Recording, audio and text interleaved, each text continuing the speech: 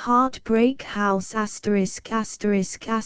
Heartbreak House, a fantasia in the Russian manner on English themes by Bernard Shaw 1913–1916. Contents: Heartbreak House and Horseback Hall. Heartbreak House Act I, Act II, Act III. Heartbreak House and Horseback Hall. Where Heartbreak House stands. Heartbreak House is not merely the name of the play which follows this preface. It is cultured, leisured Europe before the war. When the play was begun, not a shot had been fired, and only the professional diplomatists and the very few amateurs whose hobby is foreign policy even knew that the guns were loaded. A Russian playwright, Chekhov, had produced 4 fascinating dramatic studies of Heartbreak House, of which 3, The Cherry Orchard, Uncle Vanya, and The Seagull, had been performed in England. Tolstoy, in his Fruits of Enlightenment, had shown us through it in his most ferociously contemptuous manner. Tolstoy did not waste any sympathy on it. It was to him the house in which Europe was stifling its soul, and he knew that our utter enervation and futilization in that overheated drawing-room atmosphere was delivering the world over to the control of ignorant and soulless cunning and energy, with the frightful consequences which have now overtaken it. Tolstoy was no pessimist. He was not disposed to leave the house standing if he could bring it down about the ears of its pretty and amiable voluptuaries, and he wielded the pickaxe with a will. He treated the case of the inmates as one of opium poisoning, to be dealt with by seizing the patients roughly and exercising them violently until they were broad awake. Chekhov, more of a fatalist, had no faith in these charming people extricating themselves. They would, he thought, be sold up and sent adrift by the bailiffs, and he therefore had no scruple in exploiting and even flattering their charm. The inhabitants' Chekhov's plays, being less lucrative than swings and roundabouts, got no further in England, where theatres are only ordinary commercial affairs, than a couple of performances by the Stage Society. We stared and said, "How Russian!" They did not strike me in that way. Just as Ibsen's intensely Norwegian plays exactly fitted every middle and professional class suburb in Europe, these intensely Russian plays fitted all the country houses in Europe in which the pleasures of music, art, literature, and the theatre had supplanted hunting, shooting, fishing, flirting, eating, and drinking. The same nice people, the same utter futility. The nice people could read, some of them could write, and they were the sole repositories of culture who had social opportunities of contact with our politicians, administrators, and newspaper proprietors, or any chance of sharing or influencing their activities. But they shrank from that contact. They hated politics. They did not wish to realize utopia for the common people. They wished to realize their favorite fictions and poems in their own lives, and, when they could, they lived without scruple on incomes which they did nothing to earn. The women in their girlhood made themselves look like variety theater stars, and settled down later into the types of beauty imagined by the previous generation of painters. They took the only part of our society in which there was leisure for high culture, and made it an economic, political and, as far as practicable, a moral vacuum, and as nature, abhorring the vacuum, immediately filled it up with sex and with all sorts of refined pleasures. It was a very delightful place at its best for moments of relaxation. In other moments it was disastrous. For prime ministers and their like, it was a veritable capwa. Horseback hole, but where were our front benches to nest if not here? The alternative to Heartbreak House was Horseback Hall, consisting of a prison for horses with an annex for the ladies and gentlemen who rode them, hunted them, talked about them, bought them and sold them, and gave 9/10 of their lives to them, dividing the other 10th between charity, church-going, as a substitute for religion, and conservative electioneering, as a substitute for politics. It is true that the two establishments got mixed at the edges. Exiles from the library, the music room, and the picture gallery would be found languishing among the stables, miserably discontented, and hardy horsewomen who slept at the first cord of Schoeman were born, horribly misplaced, into the garden of Klingsor, but sometimes one came upon horsebreakers and heartbreakers who could make the best of both worlds. As a rule, however, the two were apart and knew little of one another, so the Prime Minister folk had to choose between barbarism and capwa. And of the two atmospheres it is hard to say which was the more fatal to statesmanship. Revolution on the shelf. Heartbreak House was quite familiar with revolutionary ideas on paper. It aimed at being advanced and free-thinking, and hardly ever went to church or kept the Sabbath except by a little extra fun at weekends. When you spent a Friday to Tuesday in it, you found on the shelf in your bedroom not only the books of poets and novelists, but of revolutionary biologists and even economists. Without at least a few plays by myself and Mr. Granville Barker, and a few stories by Mr. H. G. Wells, Mr. Arnold Bennett, and Mr. John Galsworthy, the house would have been out of the movement. You would find Blake among the poets, and beside him Bergson, Butler, Scott Haldane, the poems of Meredith and Thomas Hardy, and, generally speaking, all the literary implements for forming the mind of the perfect modern socialist and creative evolutionist. It was a curious experience to spend Sunday in dipping into these books, and the Monday morning to read in the daily paper that the country had just been brought to the verge of anarchy because a new Home Secretary or Chief of Police, without an idea in his head that his great-grandmother might not have had to apologize for, had refused to recognize some powerful trade union, just as a gondola might refuse to recognize a 20,000-ton liner. In short, power and culture were in separate compartments.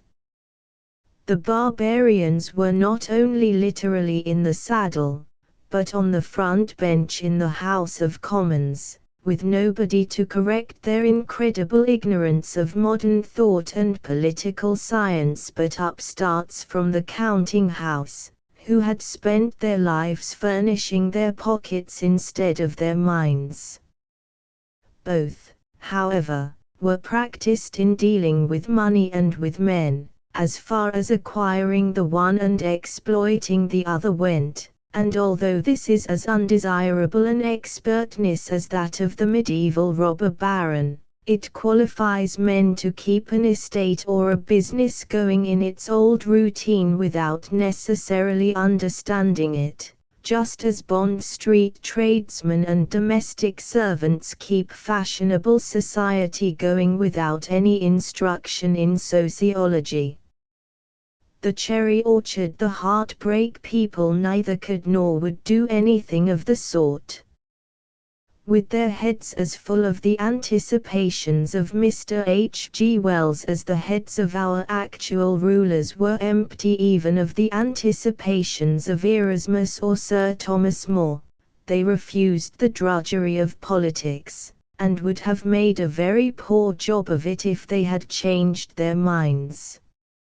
Not that they would have been allowed to meddle anyhow, as only through the accident of being a hereditary peer can anyone in these days of votes for everybody get into Parliament if handicapped by a serious modern cultural equipment, but if they had, their habit of living in a vacuum would have left them helpless and ineffective in public affairs.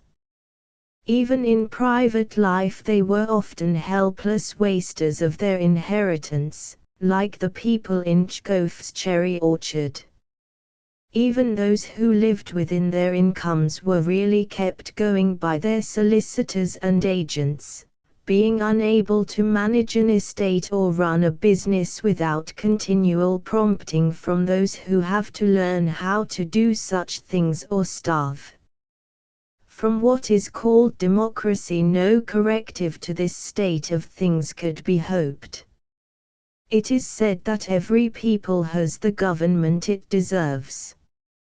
It is more to the point that every government has the electorate it deserves, for the orators of the front bench can edify or debauch an ignorant electorate at will. Thus our democracy moves in a vicious circle of reciprocal worthiness and unworthiness.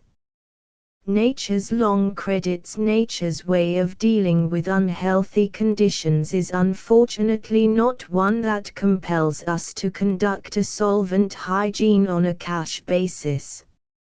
She demoralizes us with long credits and reckless overdrafts, and then pulls us up cruelly with catastrophic bankruptcies. Take, for example, common domestic sanitation. A whole city generation may neglect it utterly and scandalously, if not with absolute impunity, yet without any evil consequences that anyone thinks of tracing to it. In a hospital 2 generations of medical students tolerate dirt and carelessness, and then go out into general practice to spread the doctrine that fresh air is a fad, and sanitation an imposture set up to make profits for plumbers. Then suddenly nature takes her revenge. She strikes at the city with a pestilence and at the hospital with an epidemic of hospital gangrene, slaughtering right and left until the innocent young have paid for the guilty old, and the account is balanced. And then she goes to sleep again and gives another period of credit, with the same result. This is what has just happened in our political hygiene. Political science has been as recklessly neglected by governments and electorates during my lifetime as sanitary science was in the days of Charles II. In international relations, diplomacy has been a boyishly lawless affair of family intrigues, commercial and territorial brigandage, torpors of pseudo-good nature produced by laziness and spasms of ferocious activity produced by terror. But in these islands we muddled through. Nature gave us a longer credit than she gave to France or Germany or Russia. To British centenarians who died in their beds in 1914, any dread of having to hide underground in London from the shells of an enemy seemed more remote and fantastic than a dread of the appearance of a colony of cobras and rattlesnakes in Kensington Gardens. In the prophetic works of Charles Dickens we were warned against many evils which have since come to pass, but of the evil of being slaughtered by a foreign foe on our own doorsteps there was no shadow. Nature gave us a very long credit, and we abused it to the utmost. But when she struck at last, she struck with a vengeance. For 4 years she smote our firstborn and heaped on us plagues of which Egypt never dreamed. They were all as preventable as the Great Plague of London, and came solely because they had not been prevented. They were not undone by winning the war. The earth is still bursting with the dead bodies of the victors.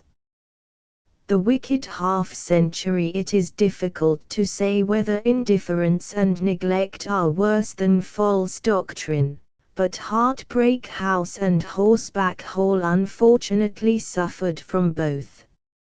For half a century before the war, civilization had been going to the devil very precipitately under the influence of a pseudoscience as disastrous as the blackest Calvinism. Calvinism taught that as we are predestinately saved or damned, nothing that we can do can alter our destiny. Still, as Calvinism gave the individual no clue as to whether he had drawn a lucky number or an unlucky one, it left him a fairly strong interest in encouraging his hopes of salvation and allaying his fear of damnation by behaving as one of the elect might be expected to behave rather than as one of the reprobate. But in the middle of the 19th century, naturalists and physicists assured the world, in the name of science, that salvation and damnation are all nonsense, and that predestination is the central truth of religion, inasmuch as human beings are produced by their environment, their sins and good deeds being only a series of chemical and mechanical reactions over which they have no control. Such figments as mind, choice, purpose, conscience, will, and so forth, are, they taught, mere illusions, produced because they are useful in the continual struggle of the human machine to maintain its environment in a favorable condition, a process incidentally involving the ruthless destruction or subjection of its competitors for the supply, assumed to be limited, of subsistence available.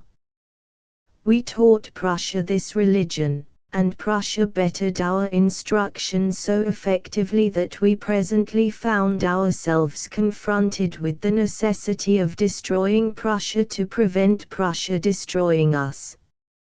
And that has just ended in each destroying the other to an extent doubtfully reparable in our time.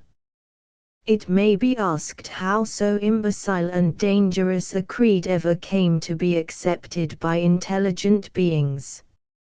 I will answer that question more fully in my next volume of plays, which will be entirely devoted to the subject. For the present I will only say that there were better reasons than the obvious one that such sham science as this opened a scientific career to very stupid men, and all the other careers to shameless rascals, provided they were industrious enough. It is true that this motive operated very powerfully, but when the new departure in scientific doctrine which is associated with the name of the great naturalist Charles Darwin began, it was not only a reaction against a barbarous pseudo-evangelical teleology intolerably obstructive to all scientific progress, but was accompanied, as it happened, by discoveries of extraordinary interest in physics, chemistry, and that lifeless method of evolution which its investigators called natural selection. Howbeit, there was only one result possible in the ethical sphere, and that was the banishment of conscience from human affairs, or, as Samuel Butler vehemently put it, of mind from the universe.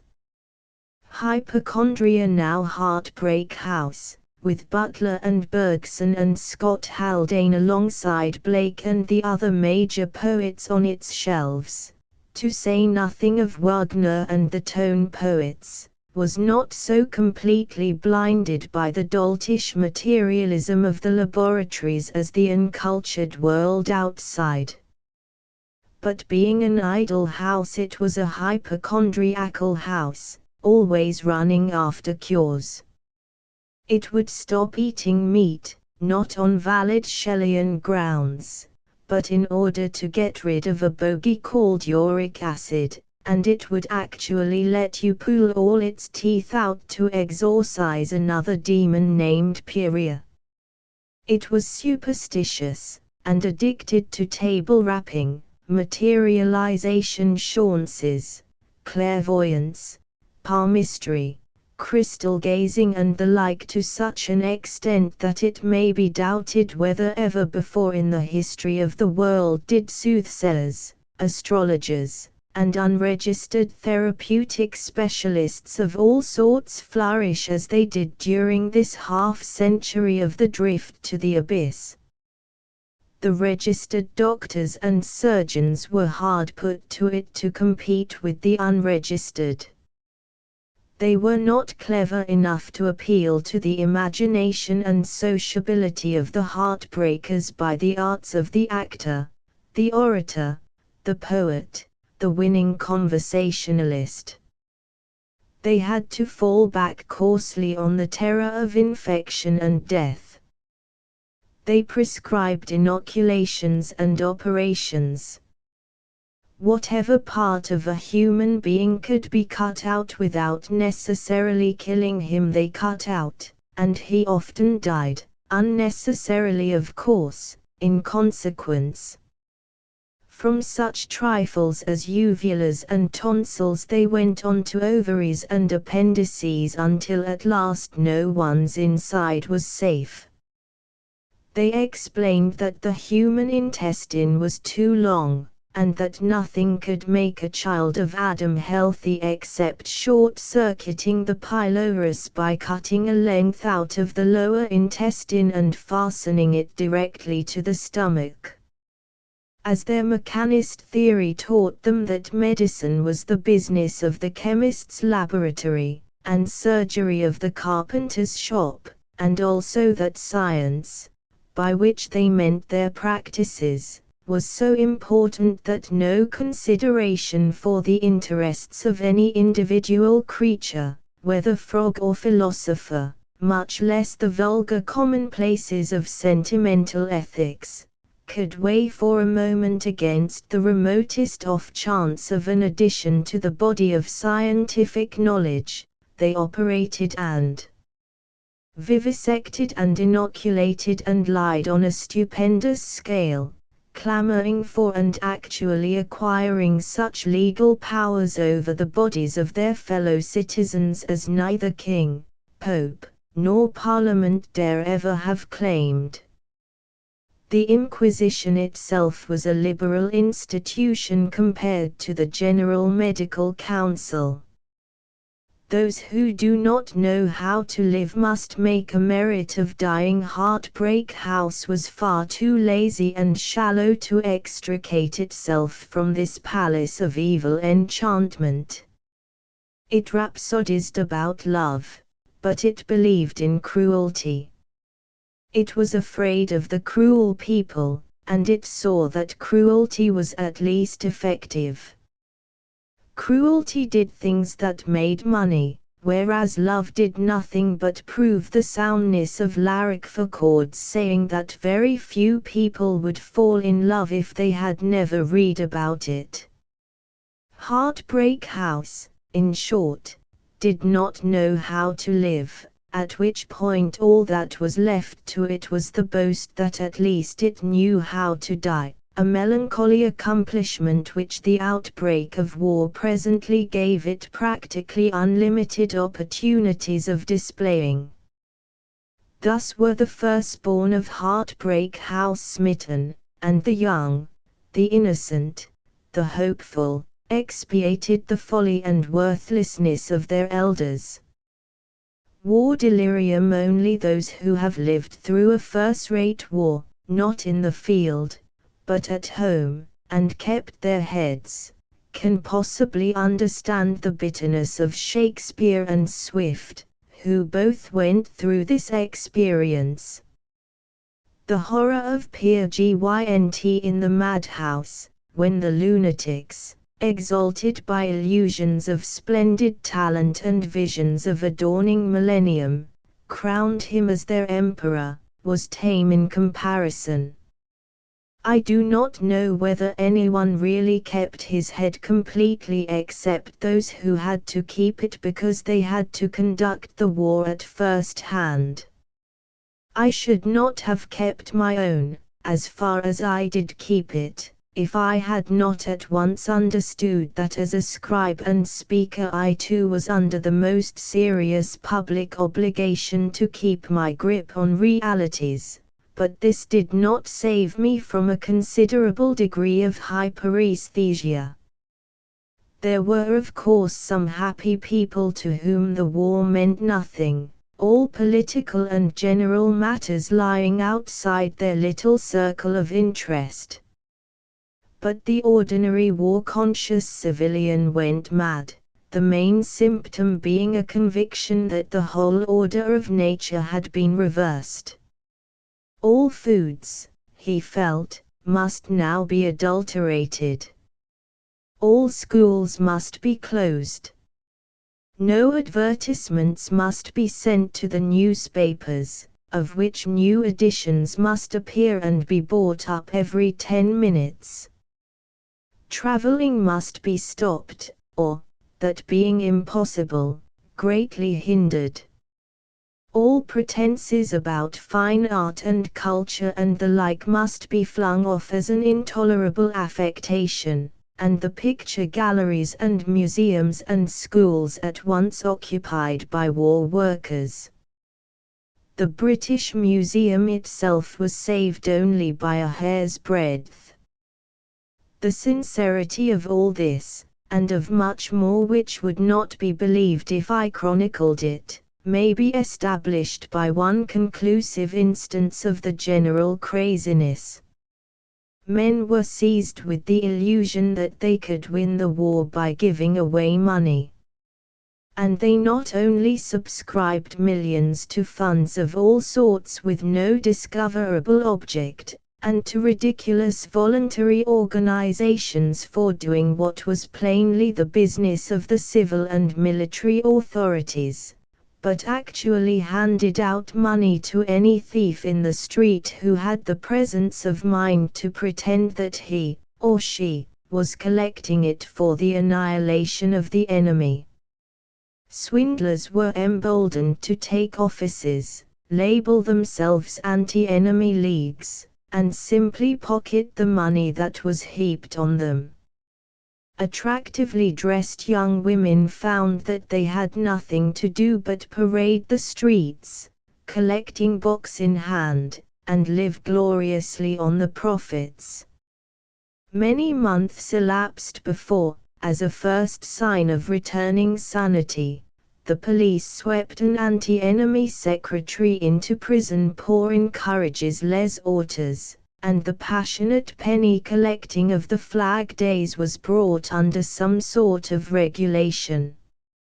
Madness in court. The demoralization did not spare the law courts. Soldiers were acquitted, even on fully proved indictments for willful murder, until at last the judges and magistrates had to announce that what was called the unwritten law, which meant simply that a soldier could do what he liked with impunity in civil life, was not the law of the land, and that a Victoria Cross did not carry with it a perpetual plenary indulgence. Unfortunately, the insanity of the juries and magistrates did not always manifest itself in indulgence. No person unlucky enough to be charged with any sort of conduct, however reasonable and salutary, that did not smack of war delirium, had the slightest chance of acquittal. There were in the country, too, a certain number of people who had conscientious objections to war as criminal or unchristian. The Act of Parliament introducing compulsory military service thoughtlessly exempted these persons, merely requiring them to prove the genuineness of their convictions. Those who did so were very ill-advised from the point of view of their own personal interest, for they were persecuted with savage logicality in spite of the law, whilst those who made no pretense of having any objection to war at all, and had not only had military training in officers' training corps, but had proclaimed on public occasions that they were perfectly ready to engage in civil war on behalf of their political opinions, were allowed the benefit of the act on the ground that they did not approve of this particular war. For the Christians there was no mercy. In cases where the evidence as to their being killed by ill treatment was so unequivocal that the verdict would certainly have been one of willful murder had the prejudice of the coroner's jury been on the other side, their tormentors were gratuitously declared to be blameless. There was only one virtue, pugnacity, only one vice, pacifism. That is an essential condition of war, but the government had not the courage to legislate accordingly, and its law was set aside for lynch law. The climax of legal lawlessness was reached in France. The greatest socialist statesman in Europe, Jules, was shot and killed by a gentleman who resented his efforts to avert the war. Clemenceau was shot by another gentleman of less popular opinions, and happily came off no worse than having to spend a precautionary couple of days in bed. The slayer of Jules was recklessly acquitted, the would-be slayer of Clemenceau was carefully found guilty. There is no reason to doubt that the same thing would have happened in England if the war had begun with a successful attempt to assassinate Keir Hardie, and ended with an unsuccessful one to assassinate Mr. Lloyd George. The long arm of war, the pestilence which is the usual accompaniment of war, was called influenza. Whether it was really a war pestilence or not was made doubtful by the fact that it did its worst in places remote from the battlefields, notably on the west coast of North America and in India. But the moral pestilence, which was unquestionably a war pestilence, reproduced this phenomenon. One would have supposed that the war fever would have raged most furiously in the countries actually under fire, and that the others would be more reasonable. Belgium and Flanders, where over large districts literally not one stone was left upon another as the opposed armies drove each other back and forward over it after terrific preliminary bombardments, might have been pardoned for relieving their feelings more emphatically than by shrugging their shoulders and saying, "C'est la guerre." England, inviolate for so many centuries that the swoop of war on her homesteads had long ceased to be more credible than a return of the flood, could hardly be expected to keep her temper sweet when she knew at last what it was to hide in cellars and underground railway stations, or like waking in bed, whilst bombs crashed, houses crumbled, and aircraft guns distributed shrapnel on friend and foe alike until certain shop windows in London, formerly full of fashionable hats, were filled with steel helmets. Slain and mutilated women and children, and burnt and wrecked dwellings, excuse a good deal of violent language, and produce a wrath on which many suns go down before it is appeased. Yet it was in the United States of America, where nobody slept the worse for the war, that the war fever went beyond all sense and reason.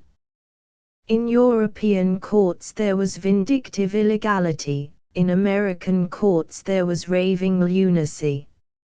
It is not for me to chronicle the extravagances of an ally, let some candid American do that.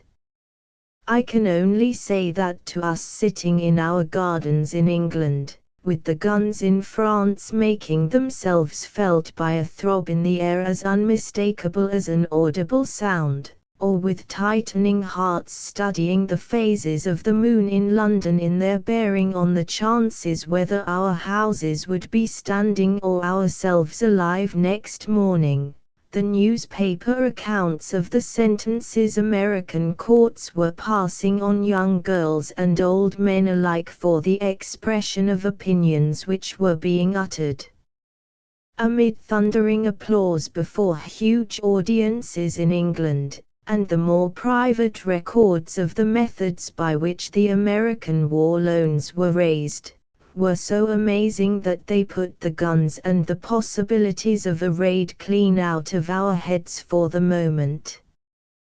The rabid watchdogs of liberty, not content with these rancorous abuses of the existing law, the war maniacs made a frantic rush to abolish all constitutional guarantees of liberty and well-being. The ordinary law was superseded by acts under which newspapers were seized and their printing machinery destroyed by simple police raids à la Russe, and persons arrested and shot without any pretense of trial by jury or publicity of procedure or evidence. Though it was urgently necessary that production should be increased by the most scientific organization and economy of labor, and though no fact was better established than that excessive duration and intensity of toil reduces production heavily instead of increasing it, the factory laws were suspended, and men and women recklessly overworked until the loss of their efficiency became too glaring to be ignored. Remonstrances and warnings were met either with an accusation of pro-Germanism or the formula, "Remember that we are at war now." I have said that men assumed that war had reversed the order of nature, and that all was lost unless we did the exact opposite of everything we had found necessary and beneficial in peace. But the truth was worse than that. The war did not change men's minds in any such impossible way. What really happened was that the impact of physical death and destruction, the one reality that every fool can understand, tore off the masks of education, art, science and religion from our ignorance and barbarism, and left us glorying grotesquely in the license suddenly accorded to our vilest passions and most abject terrors. Ever since Thucydides wrote his history, it has been on record that when the angel of death sounds his trumpet, the pretenses of civilization are blown from men's heads into the mud like hats in a gust of wind. But when this scripture was fulfilled among us, the shock was not the less appalling because a few students of Greek history were not surprised by it. Indeed, these students threw themselves into the orgy as shamelessly as the illiterate. The Christian priest, joining in the war dance without even throwing off his cassock first, and the respectable school governor expelling the German professor with insult and bodily violence, and declaring that no English child should ever again be taught the language of Luther and Goethe, were kept in countenance by the most impudent repudiations of every decency of civilization and every lesson of political experience on the part of the very persons who, as university professors, historians, philosophers, and men of science, were the accredited custodians of culture. It was crudely natural, and perhaps necessary for recruiting purposes, that German militarism and German dynastic ambition should be painted by journalists and recruiters in black and red as European dangers, as in fact they are, leaving it to be inferred that our own militarism and our own political constitution are millennially democratic, which they certainly are not. But when it came to frantic denunciations of German chemistry, German biology, German poetry, German music, German literature, German philosophy, and even German engineering, as malignant abominations standing towards British and French chemistry and so forth in the relation of heaven to hell, it was clear that the utterers of such barbarous ravings had never really understood or cared for the arts and sciences they professed and were profaning, and were only the appallingly degenerate descendants of the men of the 17th and 18th centuries who, recognizing no national frontiers in the great realm of the human mind, kept the European comity of that realm loftily and even ostentatiously above the rances of the battlefield. Tearing the garter from the Kaiser's leg, striking the German dukes from the roll of our peerage, changing the king's illustrious and historically appropriate surname, for the war was the old war of Gulf against Ghibelline, with the Kaiser as Arch-Ghibelline, to that of a traditionless locality. One felt that the figure of St. George and the dragon on our coinage should be replaced by that of the soldier driving his spear through Archimedes.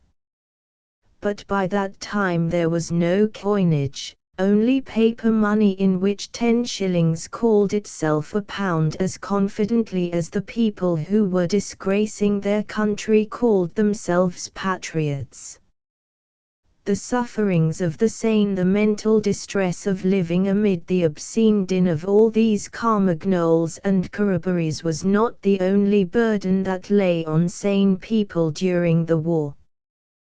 There was also the emotional strain, complicated by the offended economic sense, produced by the casualty lists.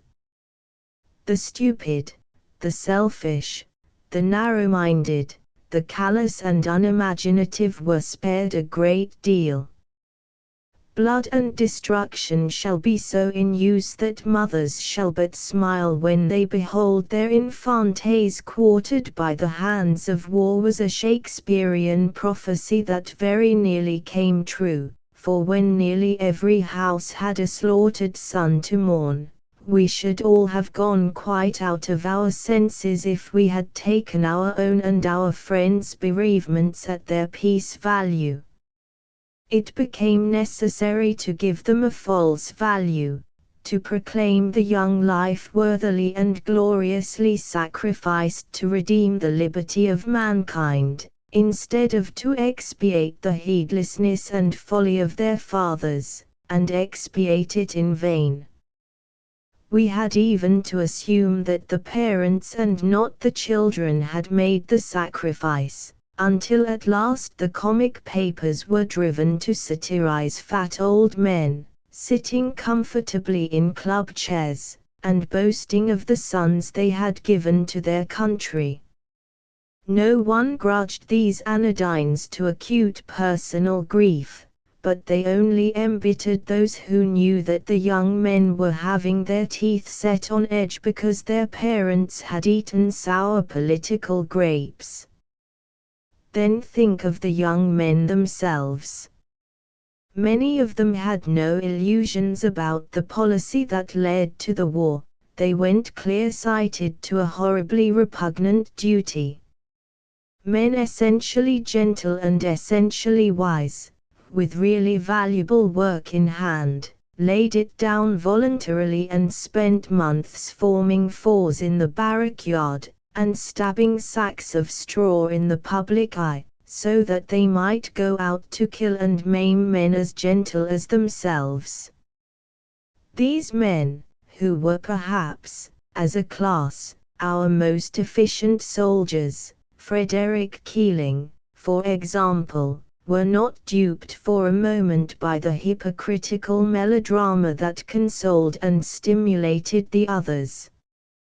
They left their creative work to drudge at destruction, exactly as they would have left it to take their turn at the pumps in a sinking ship. They did not, like some of the conscientious objectors, hold back because the ship had been neglected by its officers and scuttled by its wreckers. The ship had to be saved, even if Newton had to leave his fluxions and Michelangelo his marbles to save it, so they threw away the tools of their beneficent and ennobling trades, and took up the blood-stained bayonet and the murderous bomb, forcing themselves to pervert their divine instinct for perfect artistic execution to the effective handling of these diabolical things, and their economic faculty for organization to the contriving of ruin and slaughter. For it gave an ironic edge to their tragedy that the very talents they were forced to prostitute made the prostitution not only effective, but even interesting, so that some of them were rapidly promoted, and found themselves actually becoming artists in wax, with a growing relish for it, like Napoleon and all the other scourges of mankind, in spite of themselves. For many of them there was not even this consolation. They stuck it and hated it, to the end. Evil in the throne of good. This distress of the gentle was so acute that those who shared it in civil life, without having to shed blood with their own hands, or witness destruction with their own eyes, hardly care to obtrude their own woes. Nevertheless, even when sitting at home in safety, it was not easy for those who had to write and speak about the war to throw away their highest conscience, and deliberately work to a standard of inevitable evil instead of to the ideal of life more abundant. I can answer for at least one person who found the change from the wisdom of Jesus and Saint Francis to the morals of Richard III and the madness of Don Quixote extremely irksome. But that change had to be made, and we are all the worse for it, except those for whom it was not really a change at all, but only a relief from hypocrisy. Think, too, of those who, though they had neither to write nor to fight, and had no children of their own to lose, yet knew the inestimable loss to the world of 4 years of the life of a generation wasted on destruction. Hardly one of the epoch-making works of the human mind might not have been aborted or destroyed by taking their authors away from their natural work for 4 critical years. Not only were Shakespeare's and Plato's being killed outright, but many of the best harvests of the survivors had to be sown in the barren soil of the trenches. And this was no mere British consideration. To the truly civilized man, to the good European, the slaughter of the German youth was as disastrous as the slaughter of the English. Fools exulted in German losses. They were our losses as well. Imagine exulting in the death of Beethoven because Bill Sikes dealt him his death blow. Straining at the gnat and swallowing the camel, but most people could not comprehend these sorrows. There was a frivolous exultation in death for its own sake, which was at bottom an inability to realize that the deaths were real deaths and not stage ones. Again and again, when an air raider dropped a bomb which tore a child and its mother limb from limb, the people who saw it, though they had been reading with great cheerfulness of thousands of such happenings day after day in their newspapers, suddenly burst into furious imprecations on the Huns as murderers, and shrieked for savage and satisfying vengeance. At such moments it became clear that the deaths they had not seen meant no more to them than the mimic death of the cinema screen. Sometimes it was not necessary that death should be actually witnessed, it had only to take place under circumstances of sufficient novelty and proximity to bring it home almost as sensationally and effectively as if it had been actually visible. For example, in the spring of 1915 there was an appalling slaughter of our young soldiers at Neuve Chapel and at the Gallipoli landing. I will not go so far as to say that our civilians were delighted to have such exciting news to read at breakfast. But I cannot pretend that I noticed either in the papers, or in general intercourse, any feeling beyond the usual one that the cinema show at the front was going splendidly, and that our boys were the bravest of the brave. Suddenly there came the news that an Atlantic liner, the Lusitania, had been torpedoed, and that several well-known first-class passengers, including a famous theatrical manager and the author of a popular farce, had been drowned, among others. The others included Sir Hugh Lane, but as he had only laid the country under great obligations in the sphere of the fine arts, no great stress was laid on that loss. Immediately an amazing frenzy swept through the country. Men who up to that time had kept their heads now lost them utterly. Killing saloon passengers. What next, was the essence of the whole agitation, but it is far too trivial a phrase to convey the faintest notion of the rage which possessed us. To me, with my mind full of the hideous cost of Neuve Chapel, Ypres, and the Gallipoli landing, the fuss about the Lusitania seemed almost a heartless impertinence, though I was well acquainted personally with the three best-known victims, and understood, better perhaps than most people, the misfortune of the death of Lane. I even found a grim satisfaction, very intelligible to all soldiers, in the fact that the civilians who found the war such splendid British sport should get a sharp taste of what it was to the actual combatants. I expressed my impatience very freely, and found that my very straightforward and natural feeling in the matter was received as a monstrous and heartless paradox. When I asked those who gaped at me whether they had anything to say about the Holocaust of Festubert, they gaped wider than before, having totally forgotten it, or rather, having never realized it. They were not heartless any more than I was, but the big catastrophe was too big for them to grasp, and the little one had been just the right size for them. I was not surprised. Have I not seen a public body for just the same reason pass a vote for £30,000 without a word, and then spend 3 special meetings, prolonged into the night, over an item of 7 shillings for refreshments?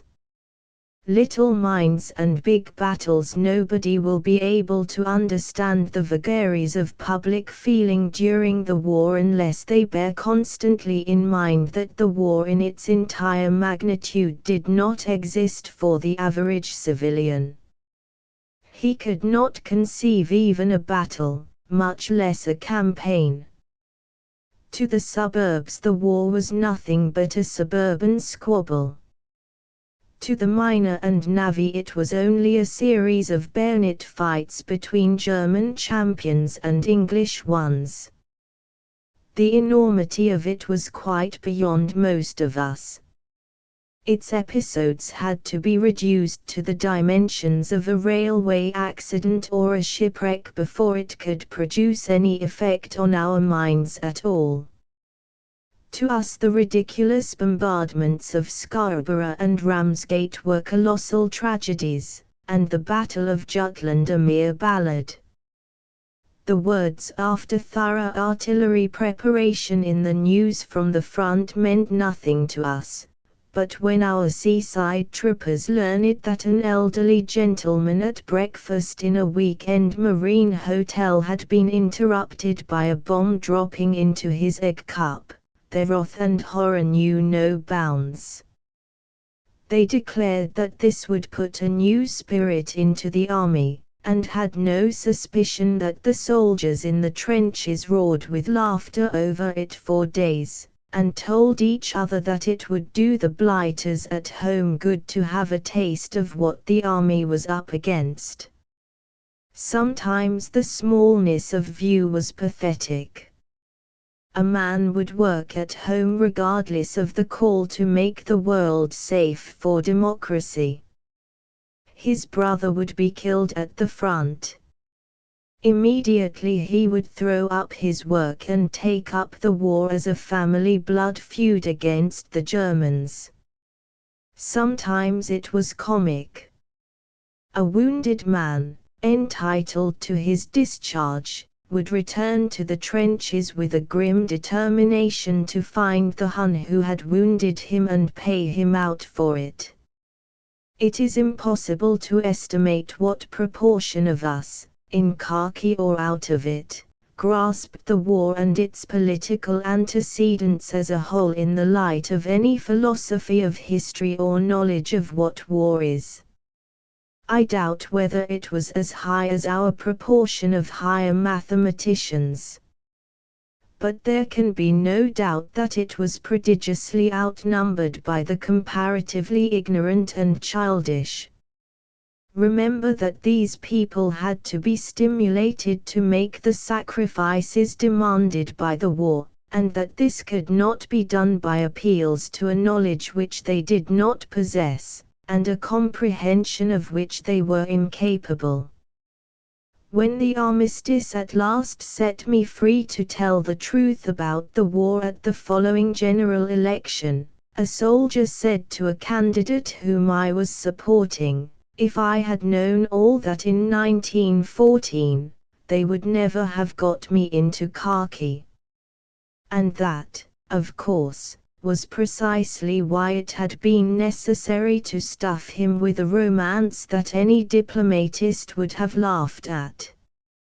Thus the natural confusion of ignorance was increased by a deliberately propagated confusion of nursery bogey stories and melodramatic nonsense, which at last overreached itself and made it impossible to stop the war before we had not only achieved the triumph of vanquishing the German army and thereby overthrowing its militarist monarchy, but made the very serious mistake of ruining the center of Europe, a thing that no sane European state could afford to do. The dumb capables and the noisy incapables confronted with this picture of insensate delusion and folly, the critical reader will immediately counter-plead that England all this time was conducting a war which involved the organization of several millions of fighting men and of the workers who were supplying them with provisions, munitions, and transport, and that this could not have been done by a mob of hysterical ranters. This is fortunately true. To pass from the newspaper offices and political platforms and club fenders and suburban drawing rooms to the army and the munition factories was to pass from Bedlam to the busiest and sanest of workaday worlds. It was to rediscover England, and find solid ground for the faith of those who still believed in her. But a necessary condition of this efficiency was that those who were efficient should give all their time to their business and leave the rabble raving to its heart's content. Indeed, the raving was useful to the efficient, because, as it was always wide of the mark, it often distracted attention very conveniently from operations that would have been defeated or hindered by publicity. A precept which I endeavored vainly to popularize early in the war: if you have anything to do, go and do it; if not, for heaven's sake get out of the way, was only half carried out. Certainly the capable people went and did it, but the incapables would by no means get out of the way. They fussed and bawled and were only prevented from getting very seriously into the way by the blessed fact that they never knew where the way was. Thus, whilst all the efficiency of England was silent and invisible, all its imbecility was deafening the heavens with its clamour and blotting out the sun with its dust. It was also unfortunately intimidating the government by its blusterings into using the irresistible powers of the state to intimidate the sensible people, thus enabling a despicable minority of would-be lynchers to set up a reign of terror which could at any time have been broken by a single stern word from a responsible minister. But our ministers had not that sort of courage. Neither Heartbreak House nor Horseback Hall had bred it, much less the suburbs. When matters at last came to the looting of shops by criminals under patriotic pretexts, it was the police force and not the government that put its foot down. There was even one deplorable moment, during the submarine scare, in which the government yielded to a childish cry for the maltreatment of naval prisoners of war, and, to our great disgrace, was forced by the enemy to behave itself. And yet behind all this public blundering and misconduct and futile mischief, the effective England was carrying on with the most formidable capacity and activity. The ostensible England was making the Empire sick with its incontinences, its ignorances, its ferocities, its panics, and its endless and intolerable blarings of allied national anthems in season and out. The esoteric England was proceeding irresistibly to the conquest of Europe. The practical businessmen, from the beginning the useless people, set up a shriek for practical businessmen.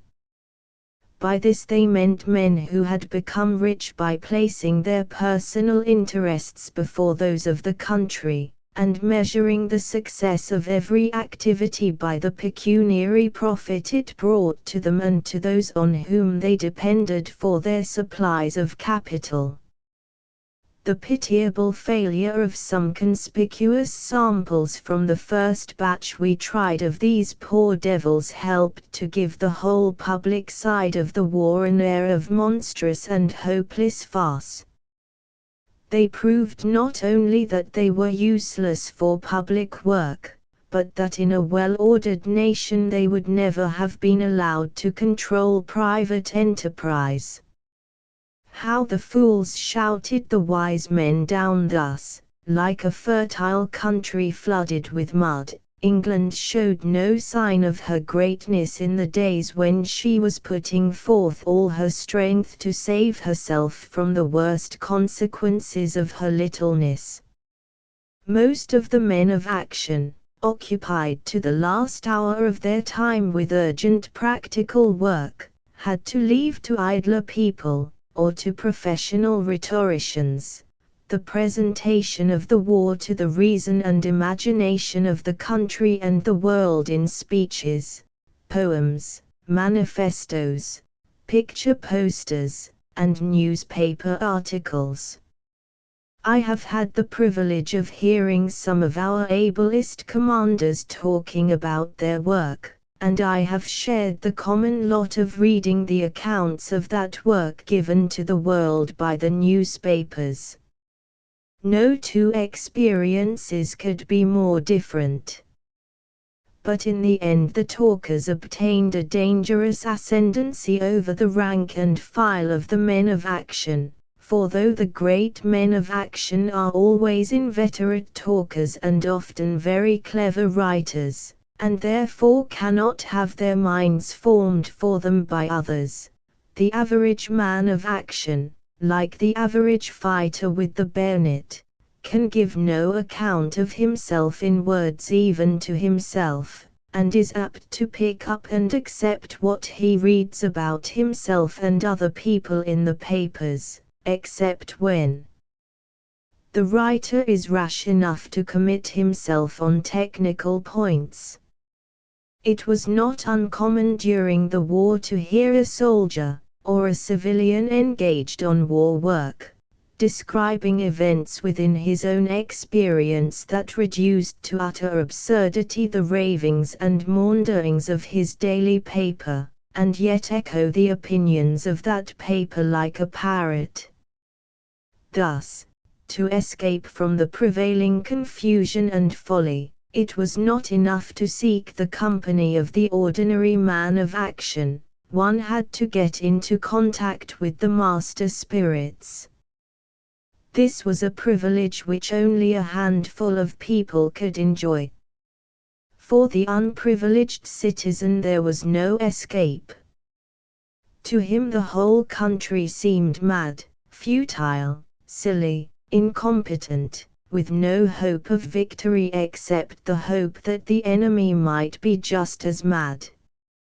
Only by very resolute reflection and reasoning could he reassure himself that if there was nothing more solid beneath their appalling appearances, the war could not possibly have gone on for a single day without a total breakdown of its organization. The mad election happy were the fools and the thoughtless men of action in those days. The worst of it was that the fools were very strongly represented in Parliament, as fools not only elect fools, but can persuade men of action to elect them too. The election that immediately followed the armistice was perhaps the maddest that has ever taken place. Soldiers who had done voluntary and heroic service in the field were defeated by persons who had apparently never run a risk or spent a farthing that they could avoid, and who even had in the course of the election to apologize publicly for bawling pacifist or pro-German at their opponent. Party leaders seek such followers, who can always be depended on to walk tamely into the lobby at the party whip's orders, provided the leader will make their seats safe for them by the process which was called, in derisive reference to the war rationing system, giving them the coupon. Other incidents were so grotesque that I cannot mention them without enabling the reader to identify the parties, which would not be fair, as they were no more to blame than thousands of others who must necessarily be nameless. The general result was patently absurd, and the electorate, disgusted at its own work, instantly recoiled to the opposite extreme, and cast out all the coupon candidates at the earliest by-elections by equally silly majorities. But the mischief of the general election could not be undone, and the government had not only to pretend to abuse its European victory as it had promised, but actually to do it by starving the enemies who had thrown down their arms. It had, in short, won the election by pledging itself to be thriftlessly wicked, cruel, and vindictive, and it did not find it as easy to escape from this pledge as it had from nobler ones. The end, as I write, is not yet, but it is clear that this thoughtless savagery will recoil on the heads of the Allies so severely that we shall be forced by the sternest necessity to take up our share of healing the Europe we have wounded almost to death instead of attempting to complete her destruction. The Yahoo and the angry ape, contemplating this picture of a state of mankind so recent that no denial of its truth is possible. One understands Shakespeare comparing man to an angry ape, Swift describing him as a Yahoo rebuked by the superior virtue of the horse, and Wellington declaring that the British can behave themselves neither in victory nor defeat. Yet none of the three had seen war as we have seen it. Shakespeare blamed great men, saying that could great men thunder as Jove himself does, Jove would ne'er be quiet, for every pelting petty officer would use his heaven for thunder, nothing but thunder. What would Shakespeare have said if he had seen something far more destructive than thunder in the hand of every village laborer, and found on the Messings Ridge the craters of the 19 volcanoes that were let loose there at the touch of a finger that might have been a child's finger without the result being a whit less ruinous? Shakespeare may have seen a Stratford cottage struck by one of Jove's thunderbolts, and have helped to extinguish the lighted thatch and clear away the bits of the broken chimney. What would he have said if he had seen Ypres as it is now, or returned to Stratford, as French peasants are returning to their homes today, to find the old familiar signpost inscribed to Stratford, 1 mile, and at the end of the mile nothing but some holes in the ground and a fragment of a broken churn here and there? Would not the spectacle of the angry ape endowed with powers of destruction that Jove never pretended to, have beggared even his command of words? And yet, what is there to say except that war puts a strain on human nature that breaks down the better half of it, and makes the worse half a diabolical virtue? Better, for us if it broke it down altogether, for then the warlike way out of our difficulties would be barred to us, and we should take greater care not to get into them. In truth, it is, as Byron said, not difficult to die and enormously difficult to live. That explains why, at bottom, peace is not only better than war, but infinitely more arduous. Did any hero of the war face the glorious risk of death more bravely than the traitor below faced the ignominious certainty of it? Below taught us all how to die. Can we say that he taught us all how to live? Hardly a week passes now without some soldier who braved death in the field so recklessly that he was decorated or specially commended for it, being hailed before our magistrates for having failed to resist the paltriest temptations of peace, with no better excuse than the old one that a man must live. Strange that one who, sooner than do honest work, will sell his honor for a bottle of wine, a visit to the theatre, and an hour with a strange woman, all obtained by passing a worthless check, could yet stake his life on the most desperate chances of the battlefield. Does it not seem as if, after all, the glory of death were cheaper than the glory of life? If it is not easier to attain, why do so many more men attain it?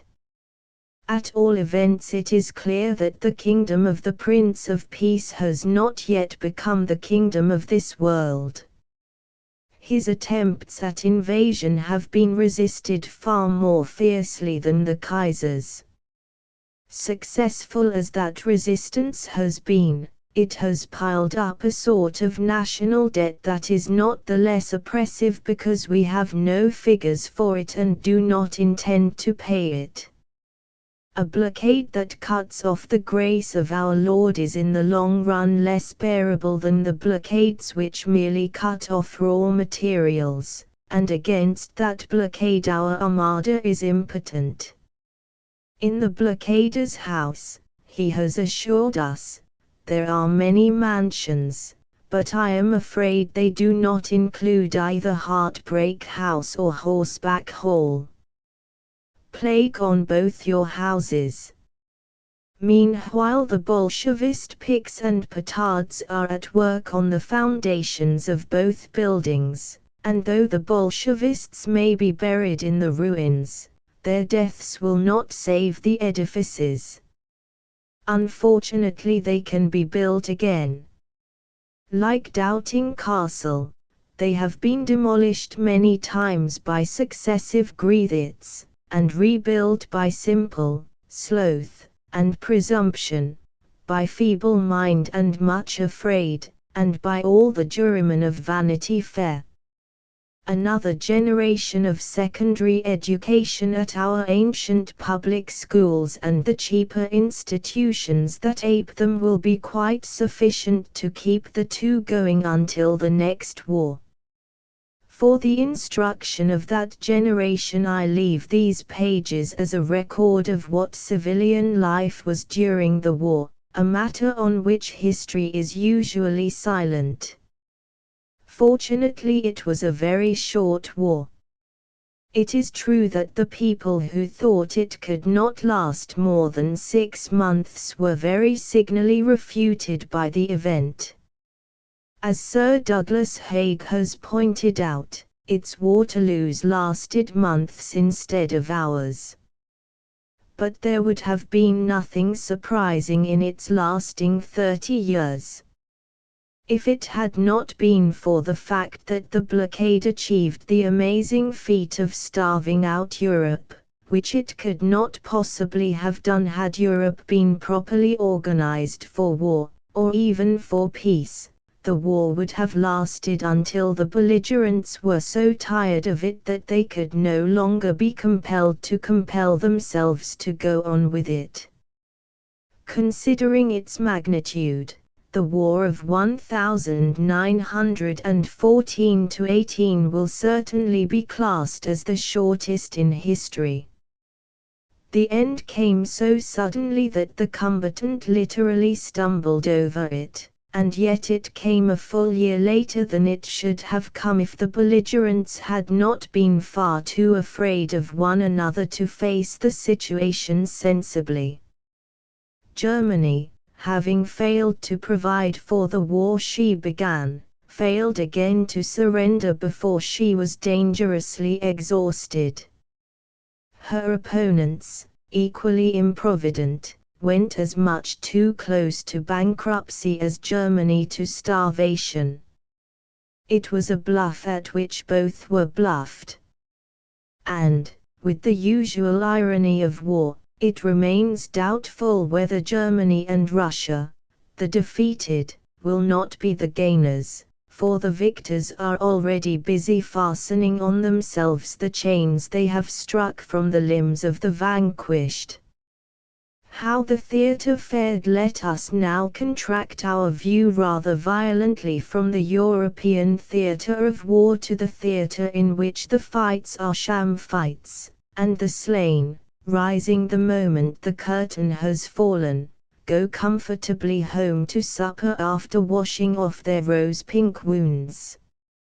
It is nearly 20 years since I was last obliged to introduce a play in the form of a book for lack of an opportunity of presenting it in its proper mode by a performance in a theatre. The war has thrown me back on this expedient. Heartbreak House has not yet reached the stage. I have withheld it because the war has completely upset the economic conditions which formerly enabled serious drama to pay its way in London. The change is not in the theatres nor in the management of them, nor in the authors and actors, but in the audiences. For 4 years the London theatres were crowded every night with thousands of soldiers on leave from the front. These soldiers were not seasoned London playgoers. A childish experience of my own gave me a clue to their condition.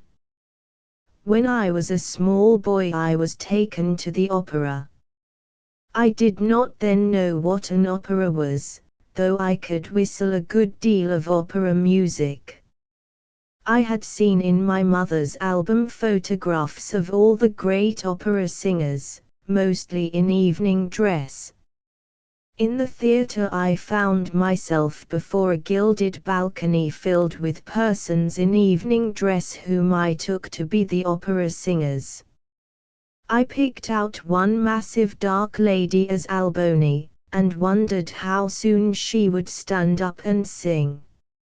I was puzzled by the fact that I was made to sit with my back to the singers instead of facing them. When the curtain went up, my astonishment and delight were unbounded. The soldier at the theatre front in 1915, I saw in the theatres men in khaki in just the same predicament. To everyone who had my clue to their state of mind it was evident that they had never been in a theatre before and did not know what it was. At one of our great variety theatres I sat beside a young officer, not at all a rough specimen, who, even when the curtain rose and enlightened him as to the place where he had to look for his entertainment, found the dramatic part of it utterly incomprehensible. He did not know how to play his part of the game. He could understand the people on the stage singing and dancing and performing gymnastic feats. He not only understood but intensely enjoyed an artist who imitated cocks crowing and pigs squeaking. But the people who pretended that they were somebody else, and that the painted picture behind them was real, bewildered him. In his presence I realized how very sophisticated the natural man has to become before the conventions of the theatre can be easily acceptable, or the purpose of the drama obvious to him. Well, from the moment when the routine of leave for our soldiers was established, such novices, accompanied by damsels, called flappers, often as innocent as themselves, crowded the theatres to the doors. It was hardly possible at first to find stuff crude enough to nurse them on. The best music hall comedians ransacked their memories for the oldest quips and the most childish antics to avoid carrying the military spectators out of their depth. I believe that this was a mistake as far as the novices were concerned. Shakespeare, or the dramatized histories of George Barnwell, Maria Martin, or the Demon Barber of Fleet Street, would probably have been quite popular with them. But the novices were only a minority after all. The cultivated soldier, who in time of peace would look at nothing theatrical except the most advanced post-Ibsen plays in the most artistic settings, found himself, to his own astonishment, thirsting for silly jokes, dances, and brainlessly sensuous exhibitions of pretty girls. The author of some of the most grimly serious plays of our time told me that after enduring the trenches for months without a glimpse of the female of his species, it gave him an entirely innocent but delightful pleasure merely to see a flapper. The reaction from the battlefield produced a condition of hyperesthesia in which all the theatrical values were altered. Trivial things gained intensity and stale things novelty. The actor, instead of having to coax his audiences out of the boredom which had driven them to the theatre in an ill humor to seek some sort of distraction, had only to exploit the bliss of smiling men who were no longer under fire and under military discipline, but actually clean and comfortable and in a mood to be pleased with anything and everything that a bevy of pretty girls and a funny man, or even a bevy of girls pretending to be pretty and a man pretending to be funny, could do for them. Then could be seen every night in the theatre's old-fashioned farcical comedies, in which a bedroom, with 4 doors on each side and a practicable window in the middle, was understood to resemble exactly the bedroom in the flats beneath and above, all 3 inhabited by couples consumed with jealousy. When these people came home drunk at night, mistook their neighbors' flats for their own, and in due course got into the wrong beds, it was not only the novices who found the resulting complications and scandals exquisitely ingenious and amusing, nor their equally verdant flappers who could not help squealing in a manner that astonished the oldest performers when the gentleman who had just come in drunk through the window pretended to undress, and allowed glimpses of his naked person to be descried from time to time. Heartbreak House men who had just read the news that Charles Wyndham was dying, and were thereby sadly reminded of pink dominoes and the torrent of farcical comedies that followed it in his heyday until every trick of that trade had become so stale that the laughter they provoked turned to loathing. These veterans also, when they returned from the field, were as much pleased by what they knew to be stale and foolish as the novices by what they thought fresh and clever. Commerce in the theatre. Wellington said that an army moves on its belly. So does a London theatre. Before a man acts he must eat. Before he performs plays he must pay rent. In London we have no theatres for the welfare of the people, they are all for the sole purpose of producing the utmost obtainable rent for the proprietor. If the twin flats and twin beds produce a guinea more than Shakespeare, out goes Shakespeare and in come the twin flats and the twin beds. If the brainless bevy of pretty girls and the funny man outbid Mozart, out goes Mozart. Answer Shakespeare. Before the war an effort was made to remedy this by establishing a national theatre in celebration of the tercentenary of the death of Shakespeare. A committee was formed, and all sorts of illustrious and influential persons lent their names to a grand appeal to our national culture. My play, The Dark Lady of the Sonnets, was one of the incidents of that appeal. After some years of effort the result was a single handsome subscription from a German gentleman. Like the celebrated swearer in the anecdote when the cart containing all his household goods lost its tailboard at the top of the hill and let its contents roll in ruin to the bottom, I can only say, I cannot do justice to this situation and let it pass without another word. The higher drama put out of action the effect of the war on the London theatres may now be imagined. The beds and the bevies drove every higher form of art out of it. Rents went up to an unprecedented figure. At the same time prices doubled everywhere except at the theatre pay boxes, and raised the expenses of management to such a degree that unless the houses were quite full every night, profit was impossible. Even bare solvency could not be attained without a very wide popularity.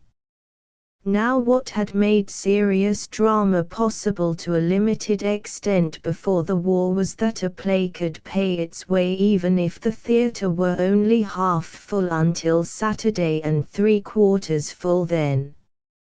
A manager who was an enthusiast and a desperately hard worker, with an occasional grant in aid from an artistically disposed millionaire, and a due proportion of those rare and happy accidents by which plays of the higher sort turn out to be potboilers as well, could hold out for some years, by which time a relay might arrive in the person of another enthusiast.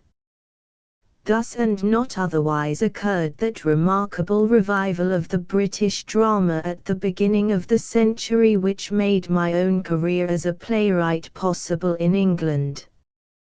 In America I had already established myself, not as part of the ordinary theatre system, but in association with the exceptional genius of Richard Mansfield.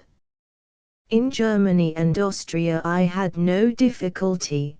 The system of publicly aided theatres there, court and municipal, kept drama of the kind I dealt in alive, so that I was indebted to the Emperor of Austria for magnificent productions of my works at a time when the sole official attention paid me by the British courts was the announcement to the English-speaking world that certain plays of mine were unfit for public performance, a substantial set-off against this being that the British court, in the course of its private play-going, paid no regard to the bad character given me by the chief officer of its household.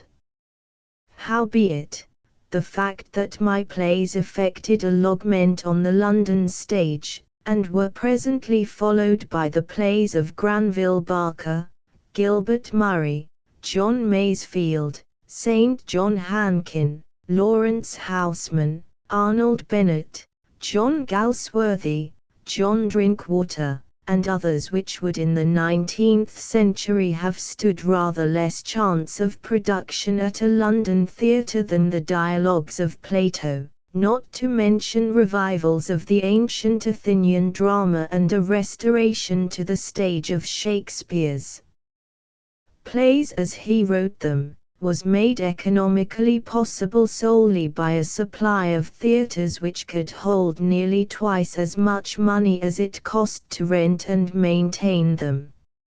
In such theatres work appealing to a relatively small class of cultivated persons, and therefore attracting only from half to three-quarters as many spectators as the more popular pastimes, could nevertheless keep going in the hands of young adventurers who were doing it for its own sake, and had not yet been forced by advancing age and responsibilities to consider the commercial value of their time and energy too closely. The war struck this foundation away in the manner I have just described. The expenses of running the cheapest West End theatres rose to a sum which exceeded by 25% the utmost that the higher drama can, as an ascertained matter of fact, be depended on to draw. Thus the higher drama, which has never really been a commercially sound speculation, now became an impossible one. Accordingly, attempts are being made to provide a refuge for it in suburban theatres in London and repertory theatres in the provinces. But at the moment when the army has at last disgorged the survivors of the gallant band of dramatic pioneers whom it swallowed, they find that the economic conditions which formerly made their work no worse than precarious now put it out of the question altogether, as far as the West End of London is concerned. Church and theatre I do not suppose many people care particularly. We are not brought up to care, and a sense of the national importance of the theatre is not born in mankind. The natural man, like so many of the soldiers at the beginning of the war, does not know what a theater is. But please note that all these soldiers who did not know what a theater was, knew what a church was. And they had been taught to respect churches. Nobody had ever warned them against a church as a place where frivolous women paraded in their best clothes, where stories of improper females like Potiphar's wife, and erotic poetry like the Song of Songs, were read aloud, where the sensuous and sentimental music of Schubert, Mendelssohn, Gounod, and Brahms was more popular than severe music by greater composers, where the prettiest sort of pretty pictures of pretty saints assailed the imagination and senses through stained glass windows, and where sculpture and architecture came to the help of painting. Nobody ever reminded them that these things had sometimes produced such developments of erotic idolatry that men who were not only enthusiastic amateurs of literature, painting, and music, but famous practitioners of them, had actually exulted when mobs and even regular troops under express command had mutilated church statues, smashed church windows, wrecked church organs, and torn up the sheets from which the church music was read and sung. When they saw broken statues in churches, they were told that this was the work of wicked, godless rioters, instead of, as it was, the work partly of zealots bent on driving the world, the flesh, and the devil out of the temple, and partly of insurgent men who had become intolerably poor because the temple had become a den of thieves. But all the sins and perversions that were so carefully hidden from them in the history of the church were laid on the shoulders of the theatre, that stuffy, uncomfortable place of penance in which we suffer so much inconvenience on the slenderest chance of gaining a scrap of food for our starving souls. When the Germans bombed the Cathedral of Reims, the world rang with the horror of the sacrilege. When they bombed the little theatre in the Adelphi, and narrowly missed bombing 2 writers of plays who lived within a few yards of it, the fact was not even mentioned in the papers.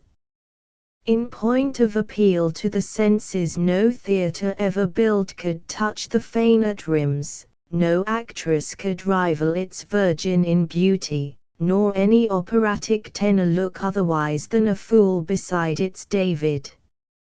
Its picture glass was glorious even to those who had seen the glass of Chartres. It was wonderful in its very grotesques. Who would look at the Blondin donkey after seeing its Leviathans?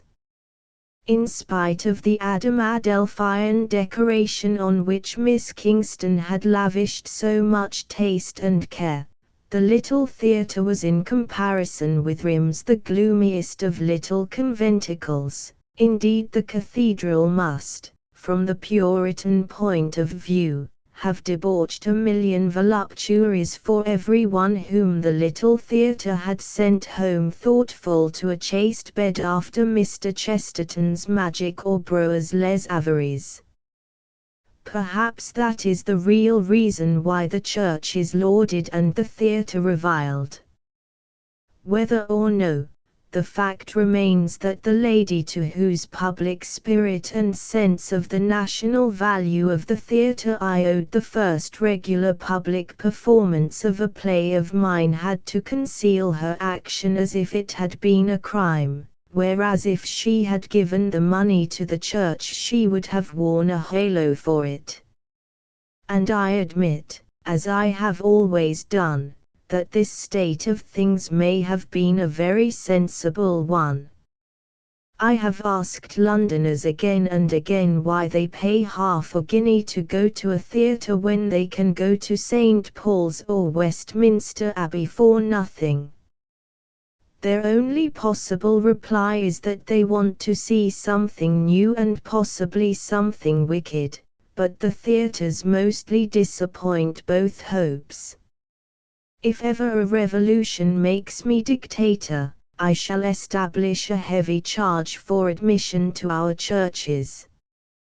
But everyone who pays at the church door shall receive a ticket entitling him or her to free admission to one performance at any theatre he or she prefers.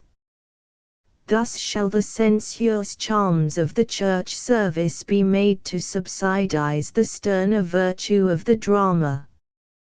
The next phase, the present situation, will not last. Although the newspaper I read at breakfast this morning before writing these words contains a calculation that no less than 23 wars are at present being waged to confirm the peace, England is no longer in khaki, and a violent reaction is setting in against the crude theatrical fare of the 4 terrible years.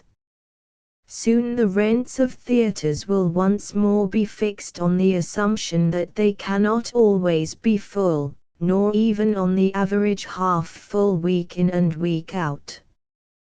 Prices will change.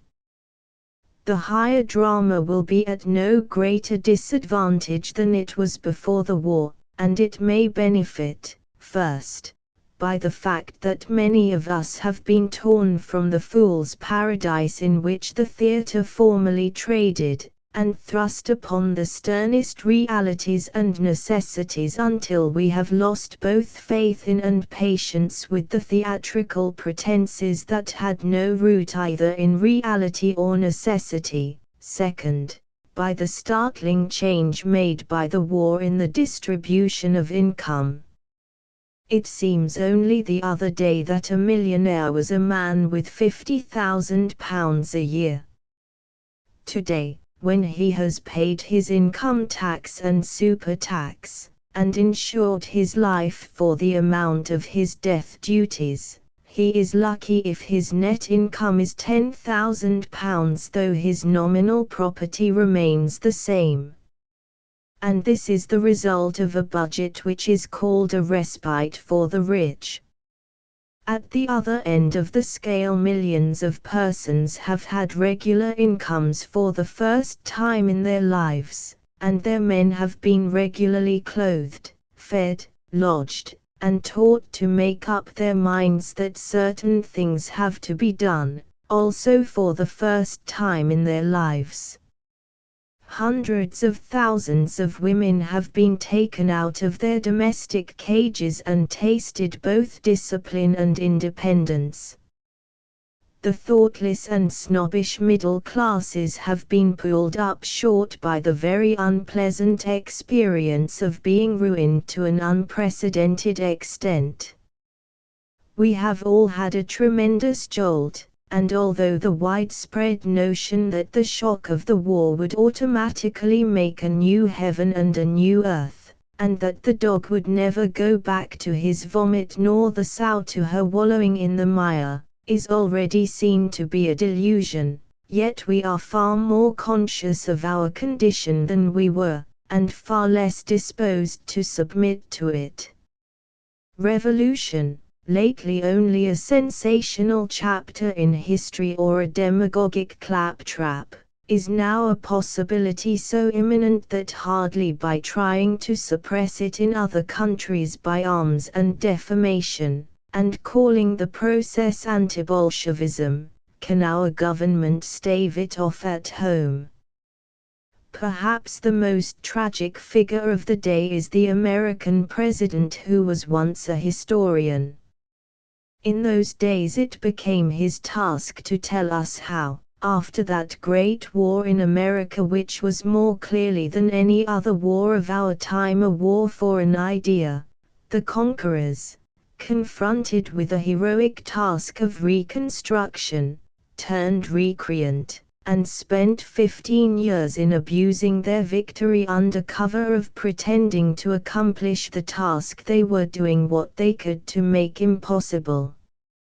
Alas!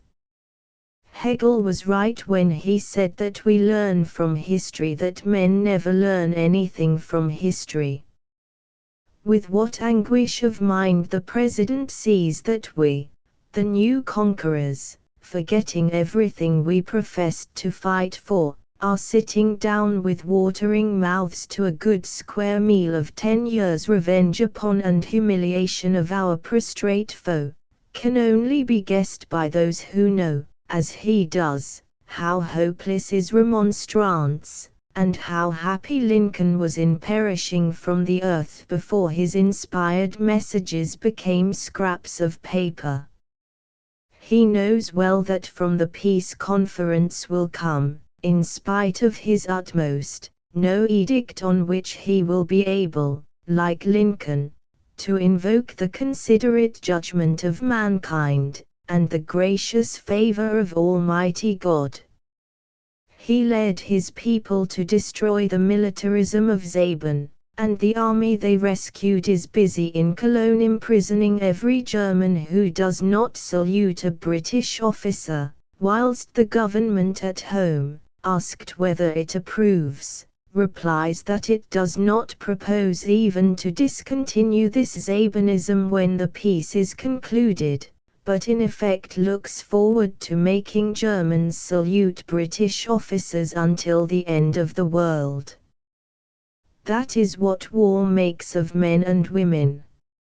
It will wear off, and the worst it threatens is already proving impracticable, but before the humble and contrite heart ceases to be despised, the President and I, being of the same age, will be dotards.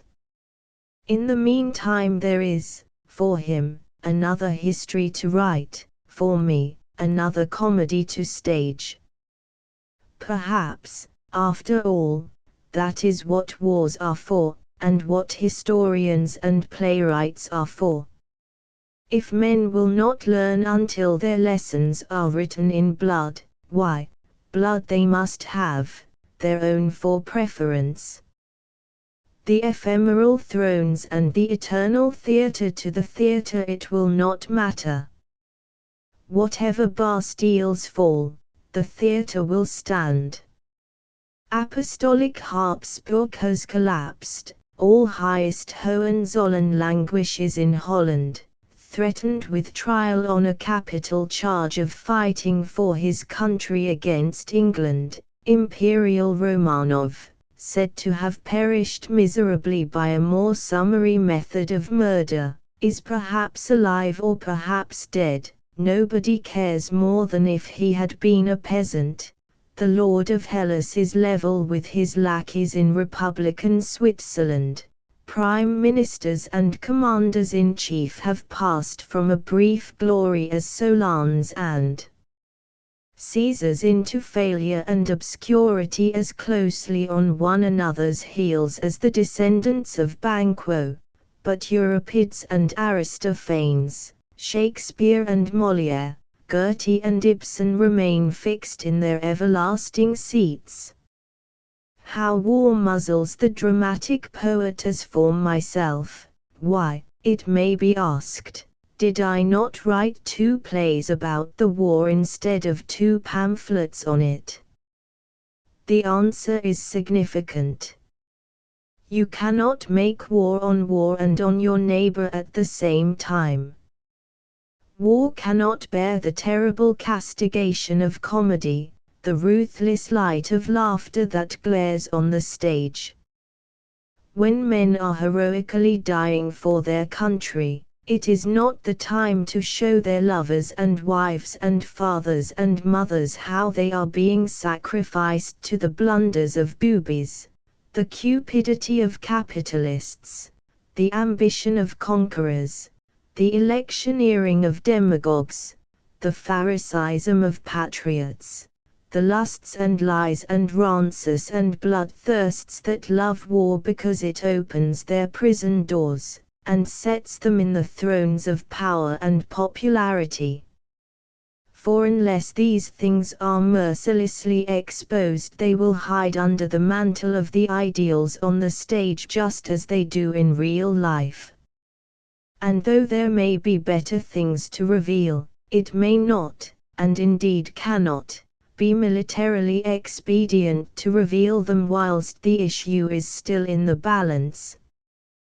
Truth-telling is not compatible with the defense of the realm. We are just now reading the revelations of our generals and admirals, unmuzzled at last by the armistice. During the war, General A, in his moving dispatches from the field, told how General B had covered himself with deathless glory in such and such a battle. He now tells us that General B came within an ace of losing us the war by disobeying his orders on that occasion, and fighting instead of running away as he ought to have done. An excellent subject for comedy now that the war is over, no doubt, but if General A had let this out at the time, what would have been the effect on General B's soldiers? And had the stage made known what the Prime Minister and the Secretary of State for War who overruled General A thought of him, and what he thought of them, as now revealed in raging controversy, what would have been the effect on the nation? That is why comedy, though sorely tempted, had to be loyally silent, for the art of the dramatic poet knows no patriotism, recognizes no obligation but truth to natural history, cares not whether Germany or England perish, is ready to cry with Brynhild, Lass uns verderben, lachen zu Grunde sooner than deceive or be deceived, and thus becomes in time of war a greater military danger than poison, steel, or trinitrotoluene. That is why I had to withhold Heartbreak House from the footlights during the war, for the Germans might on any night have turned the last act from play into earnest, and even then might not have waited for their cues. June, 1919. Heartbreak House. Act I. The hilly country in the middle of the north edge of Sussex, looking very pleasant on a fine evening at the end of September, is seen through the windows of a room which has been built so as to resemble the after part of an old-fashioned high-pooped ship, with a stern gallery, for the windows are ship-built with heavy timbering, and run right across the room as continuously as the stability of the wall allows. A row of lockers under the windows provides an unupholstered windows 8 interrupted by twin glass doors, respectively halfway between the stern post and the sides. Another door strains the illusion a little by being apparently in the ship's port side, and yet leading, not to the open sea, but to the entrance hall of the house. Between this door and the stern gallery are bookshelves. There are electric light switches beside the door leading to the hall and the glass doors in the stern gallery. Against the starboard wall is a carpenter's bench. The vice has a board in its jaws, and the floor is littered with shavings, overflowing from a waste paper basket. A couple of planes and a centrebit are on the bench. In the same wall, between the bench and the windows, is a narrow doorway with a half-door, above which a glimpse of the room beyond shows that it is a shelved pantry with bottles and kitchen crockery. On the starboard side, but close to the middle, is a plain oak drawing table with drawing board, T-square, straightedges, set squares, mathematical instruments, saucers of watercolor, a tumbler of discolored water, Indian ink, pencils, and brushes on it. The drawing board is set so that the draftsman's chair has the window on its left hand. On the floor at the end of the table, on its right, is a ship's fire bucket. On the port side of the room, near the bookshelves, is a sofa with its back to the windows. It is a sturdy mahogany article, oddly upholstered in sailcloth, including the bolster, with a couple of blankets hanging over the back. Between the sofa and the drawing table is a big wicker chair, with broad arms and a low sloping back, with its back to the light. A small but stout table of teak, with a round top and gate legs, stands against the port wall between the door and the bookcase. It is the only article in the room that suggests, not at all convincingly, a woman's hand in the furnishing. The uncarpeted floor of narrow boards is corked and holystoned like a deck. The garden to which the glass doors lead dips to the south before the landscape rises again to the hills. Emerging from the hollow is the cupola of an observatory. Between the observatory and the house is a flagstaff on a little esplanade, with a hammock on the east side and a long garden seat on the west. A young lady, gloved and hatted, with a dust coat on, is sitting in the window seat with her body twisted to enable her to look out at the view. One hand props her chin, the other hangs down with a volume of the Temple Shakespeare in it, and her finger stuck in the page she has been reading. A clock strikes 6. The young lady turns and looks at her watch. She rises with an air of one who waits, and is almost at the end of her patience.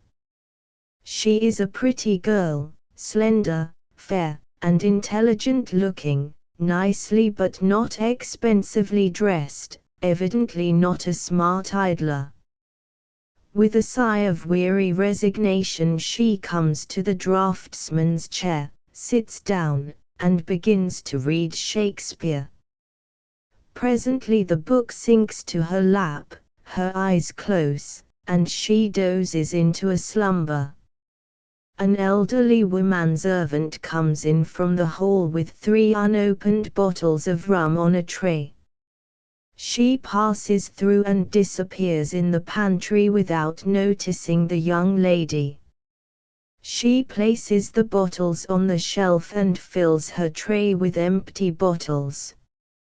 As she returns with these, the young lady lets her book drop, awakening herself, and startling the woman-servant so that she all but lets the tray fall. The woman-servant. God bless us. The young lady picks up the book and places it on the table. Sorry to wake you, miss, I'm sure, but you are a stranger to me. What might you be waiting here for now? The young lady. Waiting for somebody to show some signs of knowing that I have been invited here. The woman-servant. Oh, you're invited, are you? And has nobody come? Dear. Dear. The young lady. A wild-looking old gentleman came and looked in at the window, and I heard him calling out, "Nurse, there is a young and attractive female waiting in the poop. Go and see what she wants." Are you the nurse? The woman-servant. Yes, miss, I'm Nurse Guinness. That was old Captain Shotover, Mrs. Hushaby's father. I heard him roaring, but I thought it was for something else. I suppose it was Mrs. Hushaby that invited you, ducky. The young lady. I understood her to do so. But really I think I'd better go. Nurse Guinness. Oh, don't think of such a thing, miss. If Mrs. Hushaby has forgotten all about it, It will be a pleasant surprise for her to see you, won't it? The young lady. It has been a very unpleasant surprise to me to find that nobody expects me. Nurse Guinness. You'll get used to it, miss. This house is full of surprises for them that don't know our ways. Captain Shotover, looking in from the hall suddenly, an ancient but still hardy man with an immense white beard, in a reefer jacket with a whistle hanging from his neck. Nurse, there is a hold-all and a handbag on the front steps for everybody to fall over. Also a tennis racket. Who the devil left them there? The young lady. They are mine, I'm afraid. The captain, advancing to the drawing table. Nurse, who is this misguided and unfortunate young lady? Nurse Guinness. She says Miss Hesse invited her, sir. The captain. And had she no friend, no parents, to warn her against my daughter's invitations? This is a pretty sort of house, by heavens. A young and attractive lady is invited here. Her luggage is left on the steps for hours, and she herself is deposited in the poop and abandoned, tired and starving. This is our hospitality. These are our manners. No room ready. No hot water. No welcoming hostess. Our visitor is to sleep in the tool shed, and to wash in the duck pond. Nurse Guinness. Now it's all right, Captain, I'll get the lady some tea, and her room shall be ready before she has finished it. To the young lady. Take off your hat, ducky, and make yourself at home. She goes to the door leading to the hall. The captain, as she passes him. Ducky. Do you suppose, woman, that because this young lady has been insulted and neglected, you have the right to address her as you address my wretched children, whom you have brought up in ignorance of the commonest decencies of social intercourse? Nurse Guinness. Never mind him, Doty. Quite unconcerned, she goes out into the hall on her way to the kitchen. The captain. Madam, will you favor me with your name? He sits down in the big wicker chair. The young lady. My name is Ellie Dunn. The captain. Dunn. I had a boatswain whose name was Dunn. He was originally a pirate in China. He set up as a ship's chandler with stores which I have every reason to believe he stole from me. No doubt he became rich. Are you his daughter? Ellie, indignant. No, certainly not. I am proud to be able to say that though my father has not been a successful man, nobody has ever had one word to say against him. I think my father is the best man I have ever known. The captain. He must be greatly changed. Has he attained the 7th degree of concentration? Ellie. I don't understand. The captain. But how could he, with a daughter? I, madam, have 2 daughters. One of them is Hussein Hushaby, who invited you here. I keep this house, she upsets it. I desire to attain the 7th degree of concentration, she invites visitors and leaves me to entertain them. Nurse Guinness returns with the tea tray, which she places on the tea table. I have a second daughter who is, thank God, in a remote part of the empire with her numbskull of a husband. As a child she thought the figurehead of my ship, the Dauntless, the most beautiful thing on earth. He resembled it.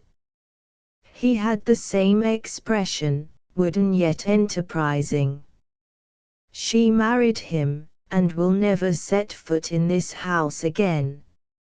Nurse Guinness, carrying the table, with the tea things on it, to Ellie's side. Indeed you never were more mistaken. She is in England this very moment. You have been told 3 times this week that she is coming home for a year for her health. And very glad you should be to see your own daughter again after all these years. The captain. I am not glad. The natural term of the affection of the human animal for its offspring is 6 years. My daughter Ariadne was born when I was 46. I am now 88. If she comes, I am not at home. If she wants anything, let her take it. If she asks for me, let her be informed that I am extremely old, and have totally forgotten her. Nurse Guinness. That's no talk to offer to a young lady. Here, ducky, have some tea, and don't listen to him. She pours out a cup of tea. The captain, rising wrathfully. Now before high heaven they have given this innocent child Indian tea, the stuff they tan their own leather insides with. He seizes the cup and the teapot and empties both into the leathern bucket. Ellie, almost in tears. Oh, please. I am so tired. I should have been glad of anything. Nurse Guinness. Oh, what a thing to do. The poor lamb is ready to drop. The captain. You shall have some of my tea.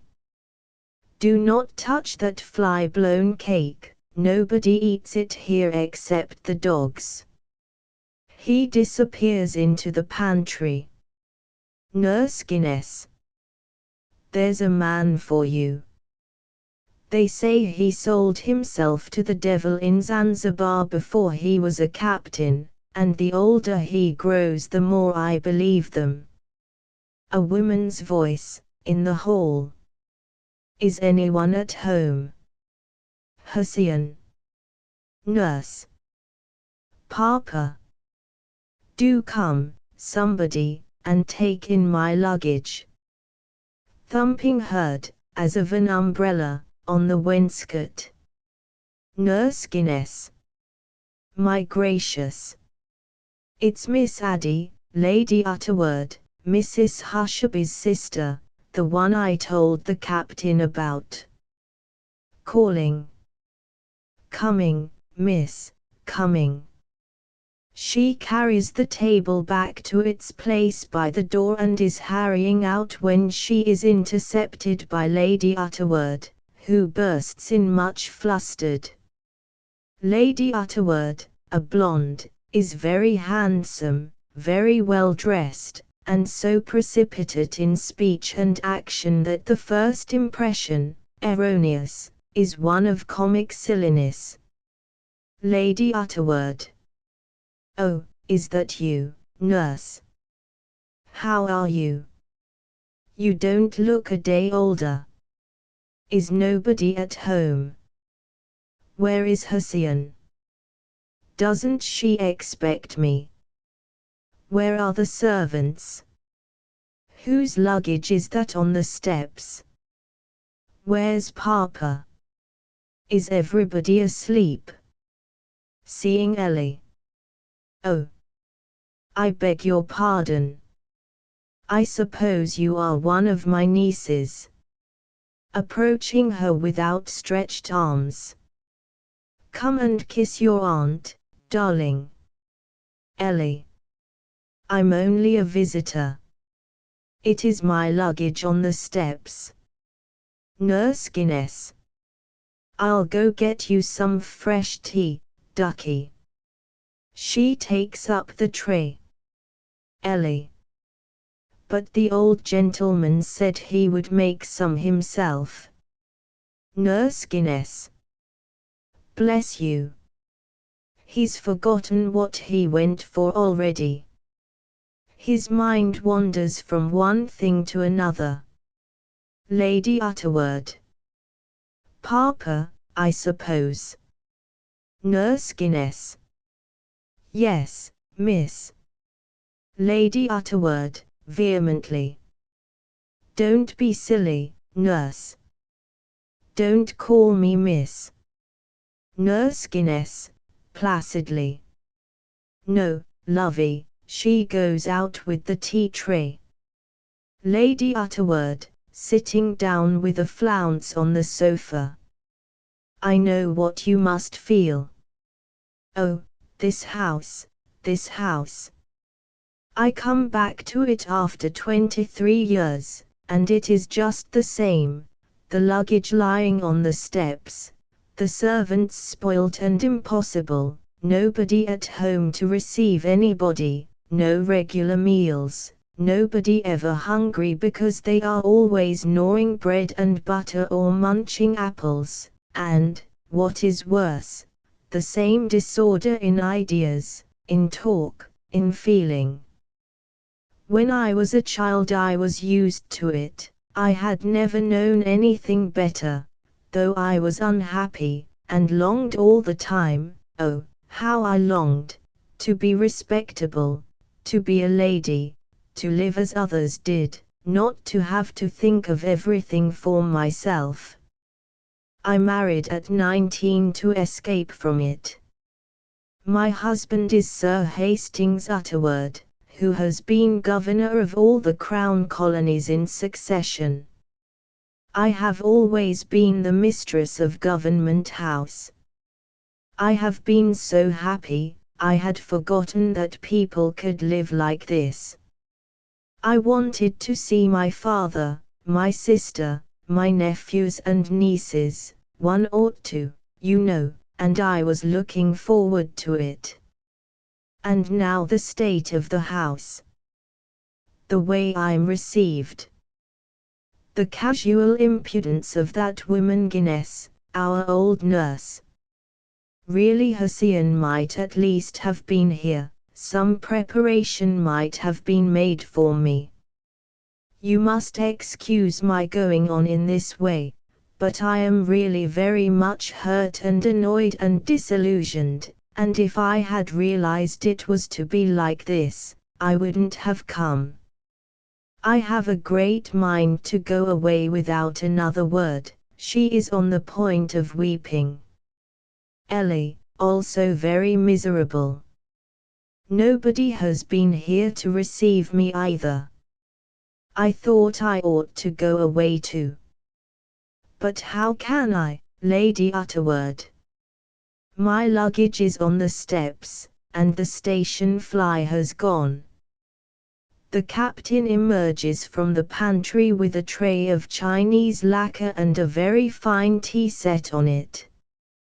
He rests it provisionally on the end of the table, snatches away the drawing board, which he stands on the floor against table legs, and puts the tray in the space thus cleared. Ellie pours out a cup greedily. The captain. Your tea, young lady. What?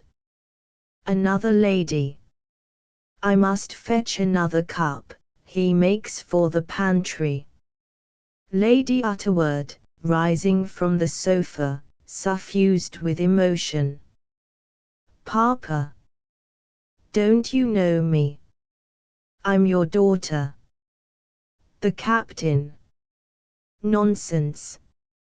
My daughter's upstairs asleep. He vanishes through the half-door.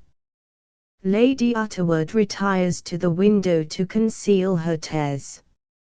Ellie, going to her with the cup. Don't be so distressed. Have this cup of tea. He is very old and very strange, he has been just like that to me. I know how dreadful it must be, my own father is all the world to me. Oh, I'm sure he didn't mean it. The captain returns with another cup. The captain. Now we are complete. He places it on the tray. Lady Utterword, hysterically. Papa, you can't have forgotten me. I am Ariadne. I'm little Paddy Patkins. Won't you kiss me? She goes to him and throws her arms round his neck. The captain, woodenly enduring her embrace. How can you be Ariadne? You are a middle-aged woman, well preserved, madam, but no longer young. Lady Utterword. But think of all the years and years I have been away, Papa. I have had to grow old, like other people. The captain, disengaging himself. You should grow out of kissing strange men, they may be striving to attain the 7th degree of concentration. Lady Utterword. But I'm your daughter. You haven't seen me for years. The captain. So much the worse. When our relatives are at home, we have to think of all their good points or it would be impossible to endure them. But when they are away, we console ourselves for their absence by dwelling on their vices. That is how I have come to think my absent daughter Ariadne a perfect fiend, so do not try to ingratiate yourself here by impersonating her. He walks firmly away to the other side of the room. Lady Utterword. Ingratiating myself indeed. With dignity. Very well, Papa. She sits down at the drawing table and pours out tea for herself. The captain. I am neglecting my social duties. You remember Dunn? Billy Dunn. Lady Utterword. Do you mean that villainous sailor who robbed you? The captain, introducing Ellie. His daughter. He sits down on the sofa. Ellie, protesting. No, Nurse Guinness returns with fresh tea. The captain. Take that hogwash away. Do you hear? Nurse.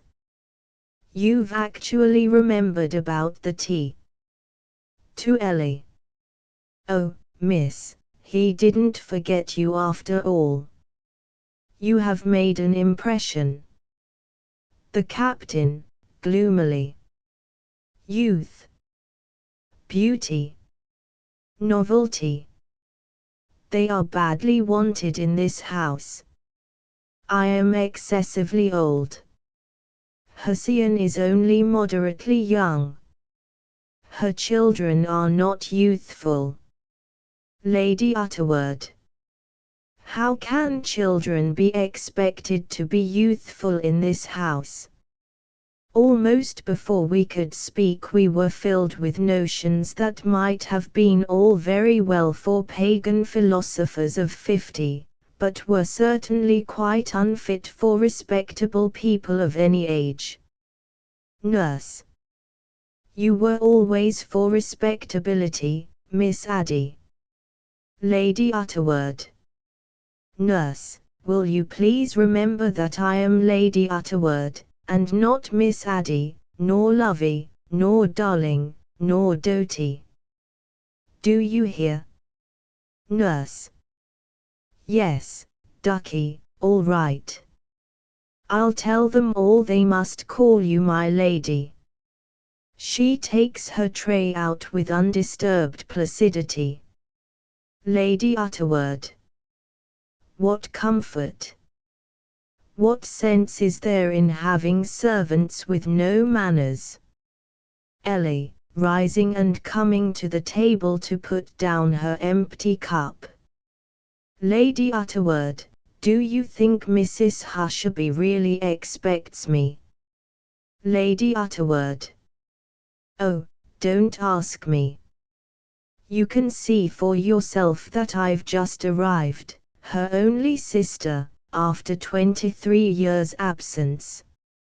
And it seems that I am not expected. The captain. What does it matter whether the young lady is expected or not? She is welcome. There are beds, there is food. I'll find a room for her myself, he makes for the door. Ellie, following him to stop him. Oh, please, he goes out. Lady Utterword, I don't know what to do. Your father persists in believing that my father is some sailor who robbed him. Lady Utterword. You had better pretend not to notice it. My father is a very clever man, but he always forgot things, and now that he is old, of course he is worse. And I must warn you that it is sometimes very hard to feel quite sure that he really forgets. Mrs. Hushabye bursts into the room tempestuously and embraces Ellie.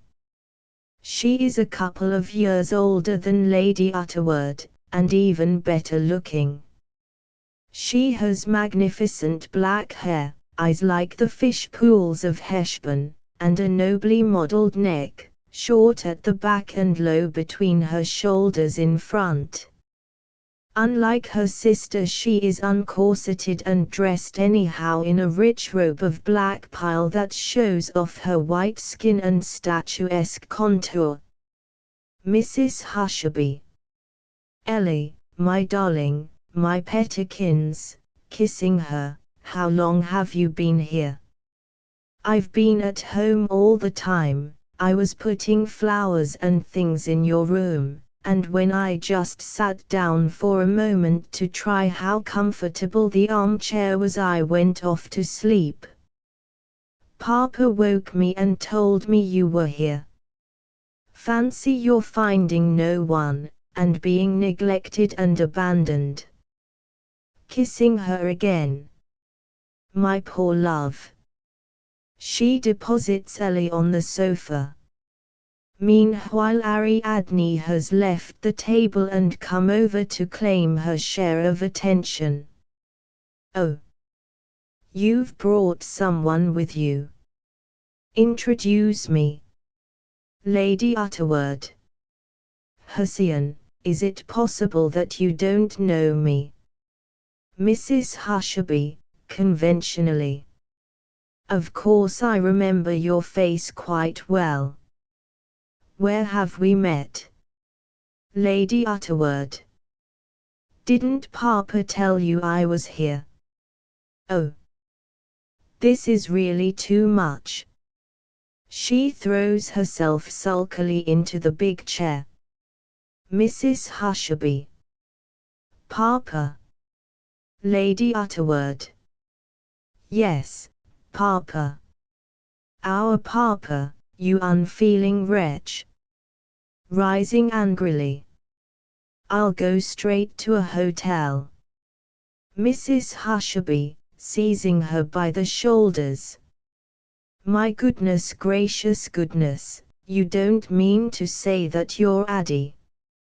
Lady Utterword. I certainly am Addie, and I don't think I can be so changed that you would not have recognized me if you had any real affection for me. And Papa didn't think me even worth mentioning. Mrs. Hushabye. What a lark. Sit down. She pushes her back into the chair instead of kissing her, and posts herself behind it. You do look a swell. You're much handsomer than you used to be. You've made the acquaintance of Ellie, of course. She is going to marry a perfect hog of a millionaire for the sake of her father, who is as poor as a church mouse, and you must help me to stop her. Ellie. Oh, please, Hussien. Mrs. Hushabye. My pettikins, the man's coming here today with your father to begin persecuting you, and everybody will see the state of the case in 10 minutes, so what's the use of making a secret of it? Ellie. He is not a hog, Hussien. You don't know how wonderfully good he was to my father, and how deeply grateful I am to him. Mrs. Hushabye, to Lady Utterword. Her father is a very remarkable man, Addie. His name is Mazinai Dunn. Mazinai was a celebrity of some kind who knew Ellie's grandparents. They were both poets, like the Brownings, and when her father came into the world, Mazinai said, "Another soldier born for freedom." So they christened him Mazinai, and he has been fighting for freedom in his quiet way ever since. That's why he is so poor. Ellie. I am proud of his poverty. Mrs. Hushabye. Of course you are, pettikins. Why not leave him in it, and marry someone you love? Lady Utterword, rising suddenly and explosively. Hussien, are you going to kiss me or are you not? Mrs. Hushabye. What do you want to be kissed for? Lady Utterword. I don't want to be kissed, but I do want you to behave properly and decently. We are sisters. We have been separated for 23 years. You ought to kiss me. Mrs. Hushabye. Tomorrow morning, dear, before you make up. I hate the smell of powder. Lady Utterword. Oh. You unfeeling, she is interrupted by the return of the captain. The captain, to Ellie. Your room is ready. Ellie rises. The sheets were damp, but I have changed them. He makes for the garden door on the port side. Lady Utterword. Oh. What about my sheets? The captain, halting at the door. Take my advice, air them, or take them off and sleep in blankets. You shall sleep in Ariadne's old room. Lady Utterword. Indeed I shall do nothing of the sort. That little hole. I am entitled to the best spare room. The captain, continuing unmoved. She married a numbskull. She told me she would marry anyone to get away from home. Lard Utterword. You are pretending not to know me on purpose. I will leave the house. Mazinai Dunn enters from the hall. He is a little elderly man with bulging credulous eyes and earnest manners. He is dressed in a blue serge jacket suit with an unbuttoned mackintosh over it, and carries a soft black hat of clerical cut. Ellie. At last. Captain Shotover, here is my father. The captain. This. Nonsense. Not a bit like him, he goes away through the garden, shutting the door sharply behind him. Lady Utterword. I will not be ignored and pretended to be somebody else. I will have it out with Papa now, this instant. To Mazinai. Excuse me. She follows the captain out, making a hasty bow to Mazinai, who returns it. Mrs. Hushabye, hospitably shaking hands. How good of you to come, Mr. Dunn. You don't mind Papa, do you? He is as mad as a hatter, you know, but quite harmless and extremely clever. You will have some delightful talks with him. Mazinai. I hope so. To Ellie. So here you are, Ellie, dear. He draws her arm affectionately through his. I must thank you, Mrs. Hushabye, for your kindness to my daughter. I'm afraid she would have had no holiday if you had not invited her. Mrs. Hushabye. Not at all. Very nice of her to come and attract young people to the house for us. Mazinai, smiling.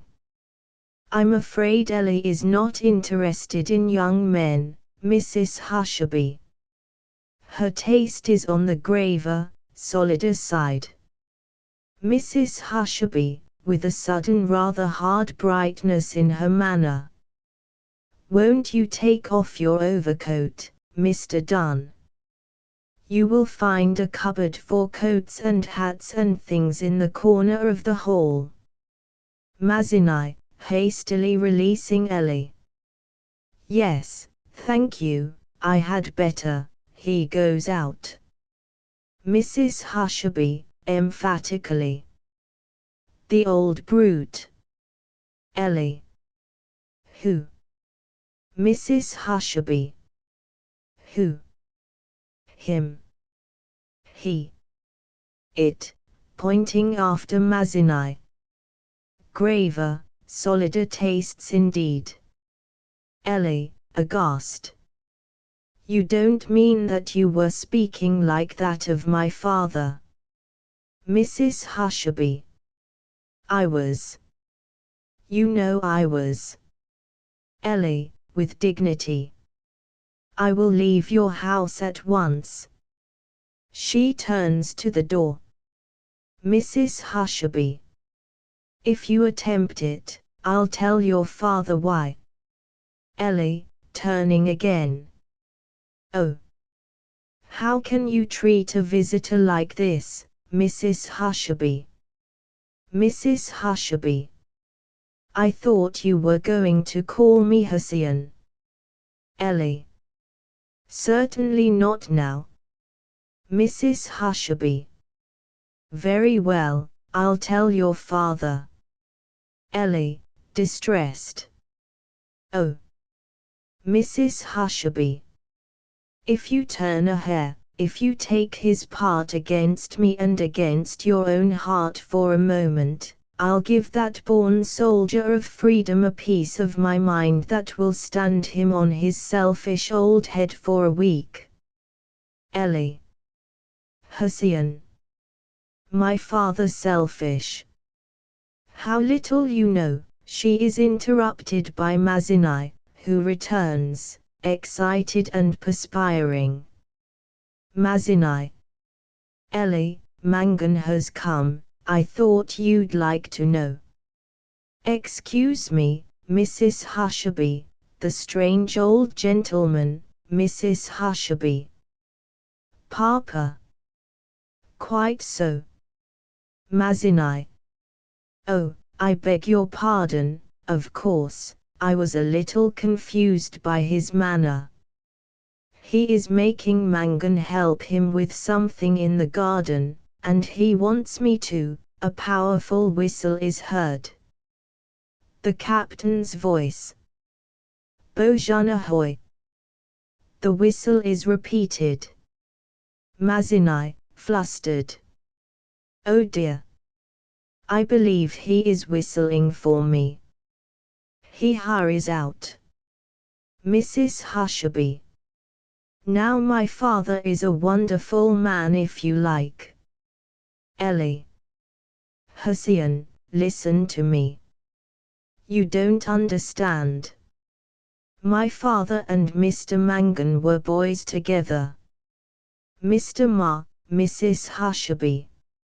I don't care what they were, we must sit down if you are going to begin as far back as that. She snatches at Ellie's waist, and makes her sit down on the sofa beside her.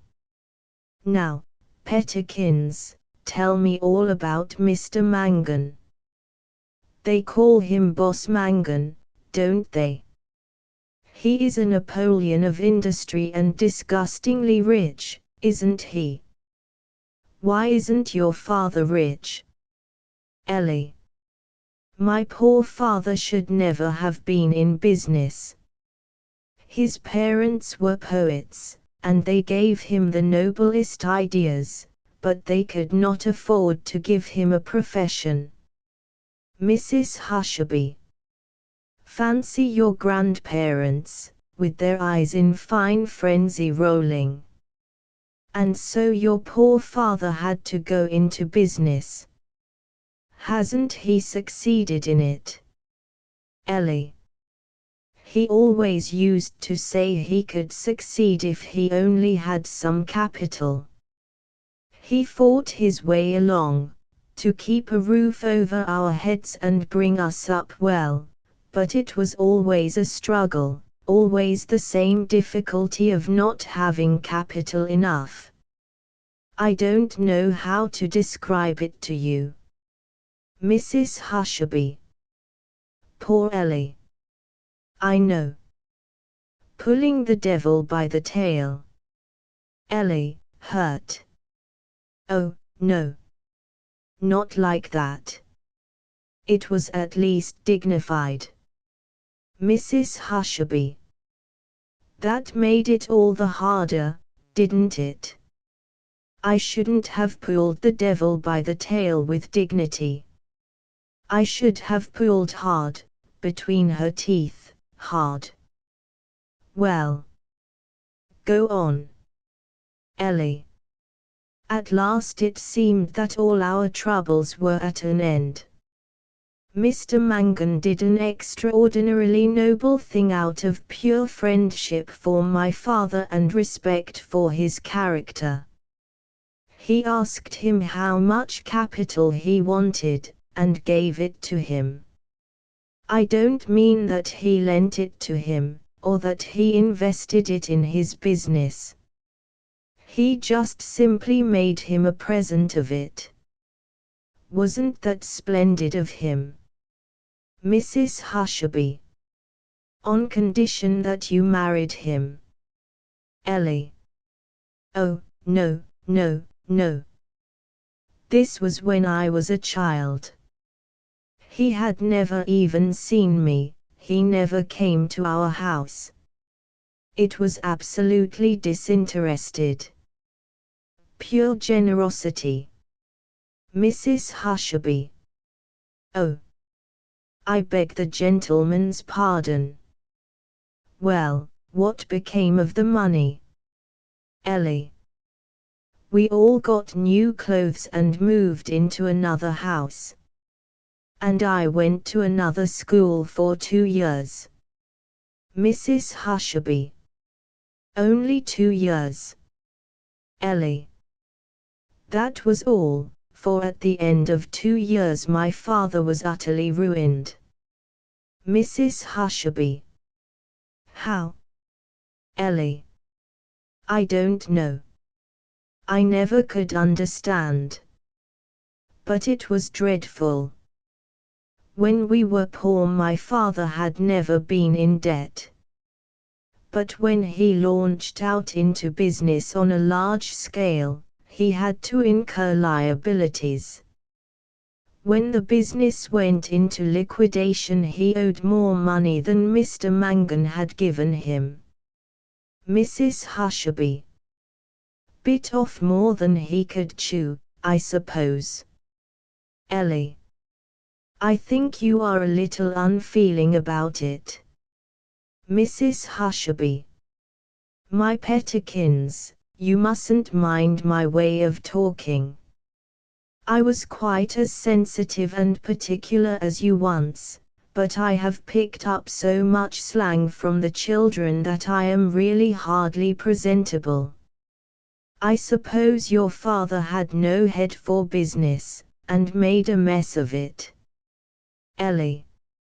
Oh, that just shows how entirely you are mistaken about him.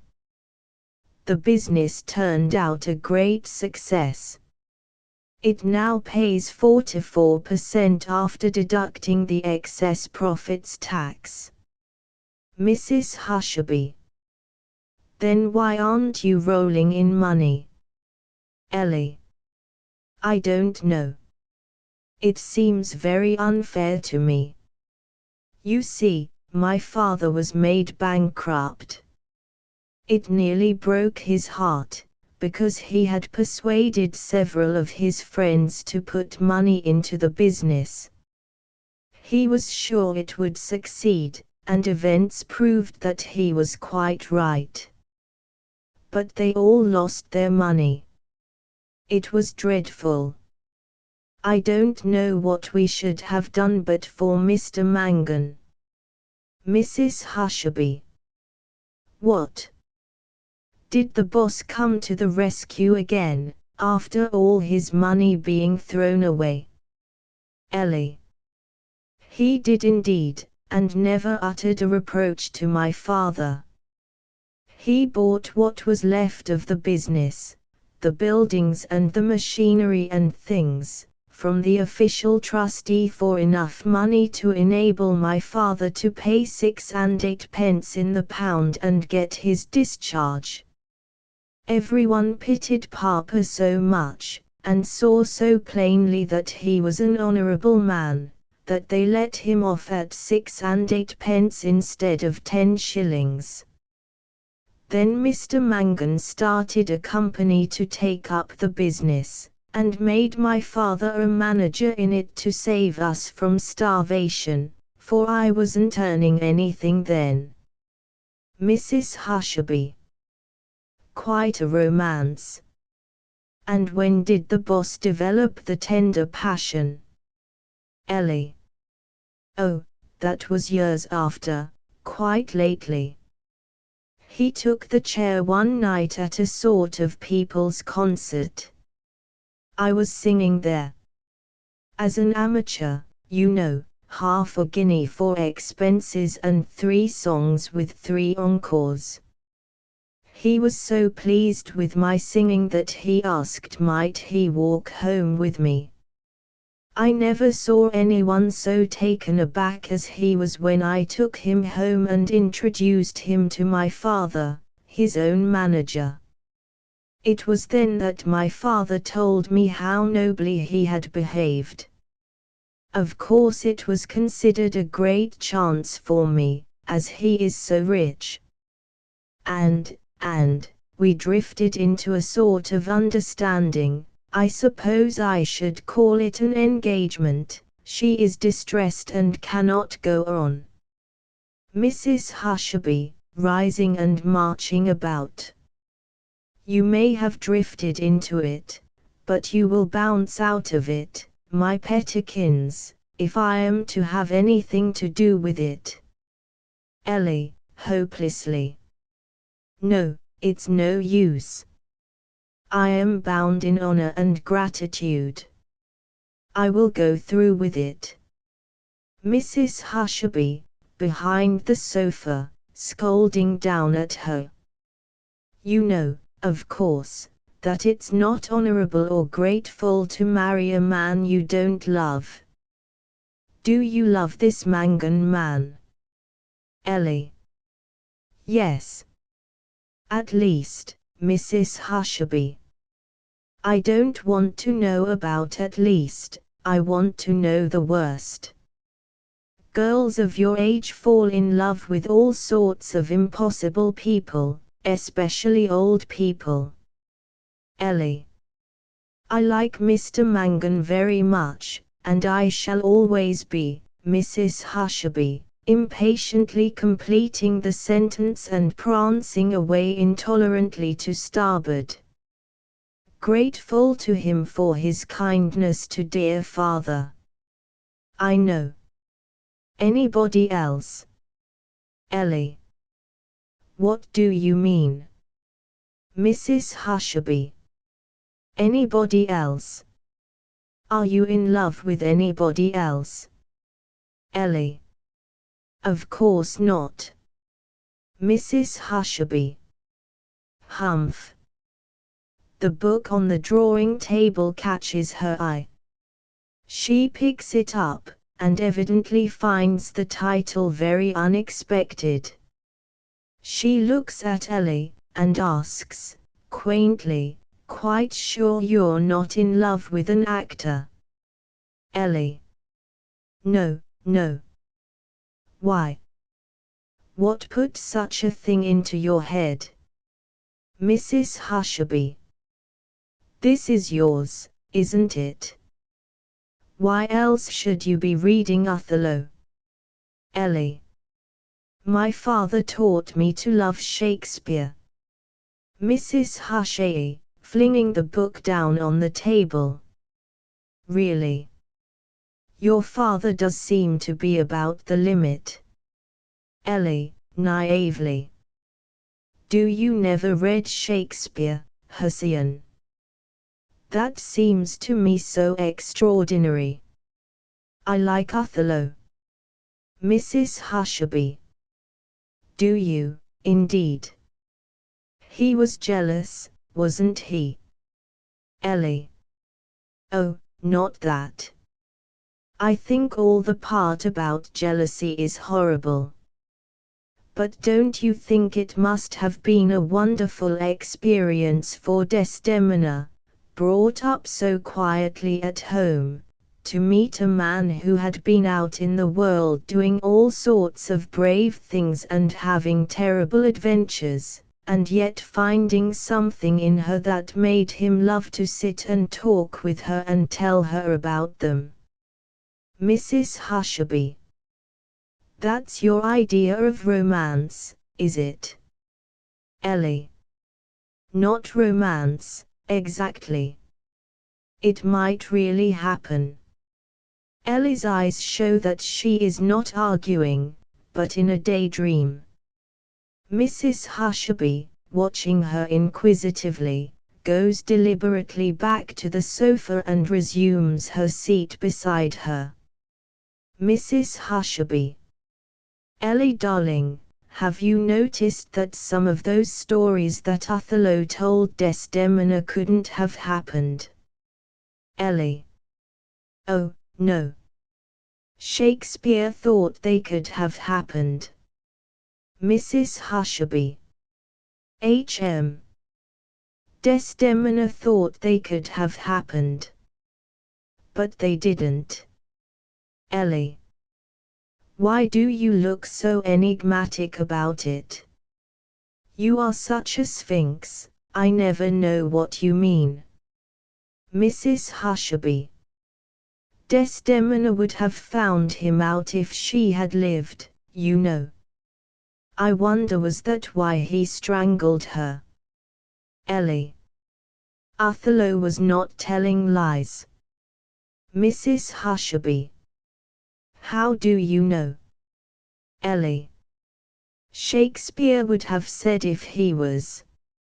Hussien, there are men who have done wonderful things, men like Othello, only, of course, white, and very handsome, and, Mrs. Hushabye. Ah.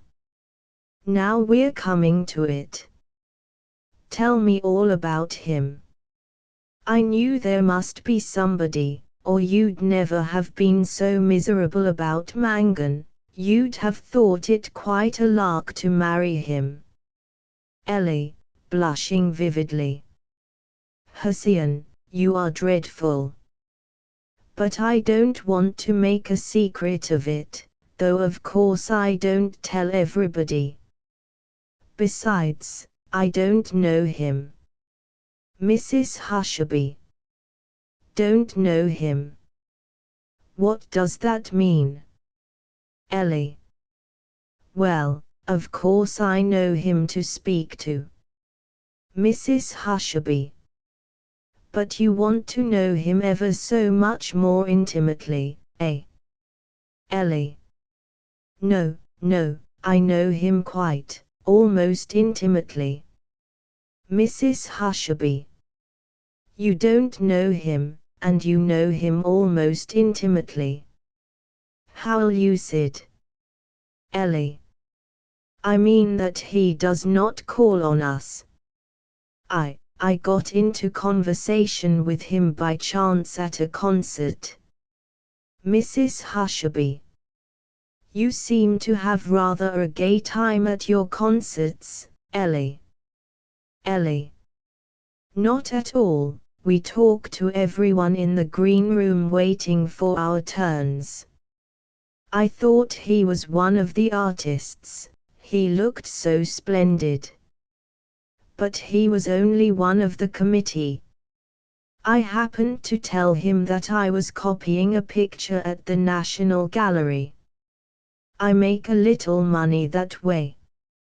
I can't paint much, but as it's always the same picture I can do it pretty quickly and get £2 or £3 for it. It happened that he came to the National Gallery one day. Mrs. Hushabye. One student's day. Paid sixpence to stumble about through a crowd of easels, when he might have come in next day for nothing and found the floor clear. Quite by accident. Ellie, triumphantly. No. On purpose. He liked talking to me. He knows lots of the most splendid people. Fashionable women who are all in love with him. But he ran away from them to see me at the National Gallery and persuade me to come with him for a drive round Richmond Park in a taxi. Mrs. Hushabye.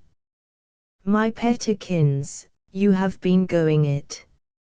It's wonderful what you good girls can do without anyone saying a word. Ellie. I am not in society, Hussien.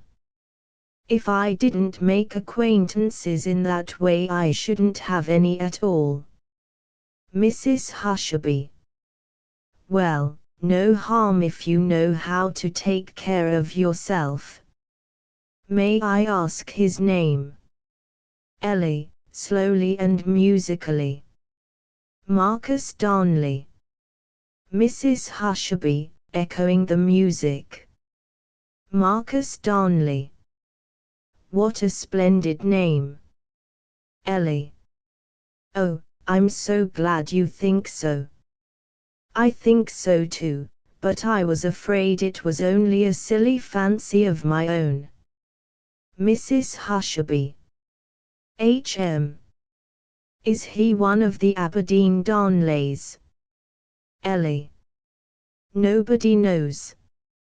Just fancy. He was found in an antique chest, Mrs. Hushabye. A what? Ellie. An antique chest, one summer morning in a rose garden, after a night of the most terrible thunderstorm. Mrs. Hushabye. What on earth was he doing in the chest? Did he get into it because he was afraid of the lightning? Ellie. Oh, no, no, he was a baby. The name Marcus Darnley was embroidered on his baby clothes. And £500 in gold. Mrs. Hushabye, looking hard at her. Ellie. Ellie. The garden of the Viscount, Mrs. Hushabye. De Rougemont. Ellie, innocently. no, de l'Hérault qui Jacqueline. A French family. A vicomte. His life has been one long romance. A tiger, Mrs. Hushabye. Slain by his own hand. Ellie. Oh, no, nothing vulgar like that. He saved the life of the tiger from a hunting party, one of King Edward's hunting parties in India. The king was furious. That was why he never had his military services properly recognized.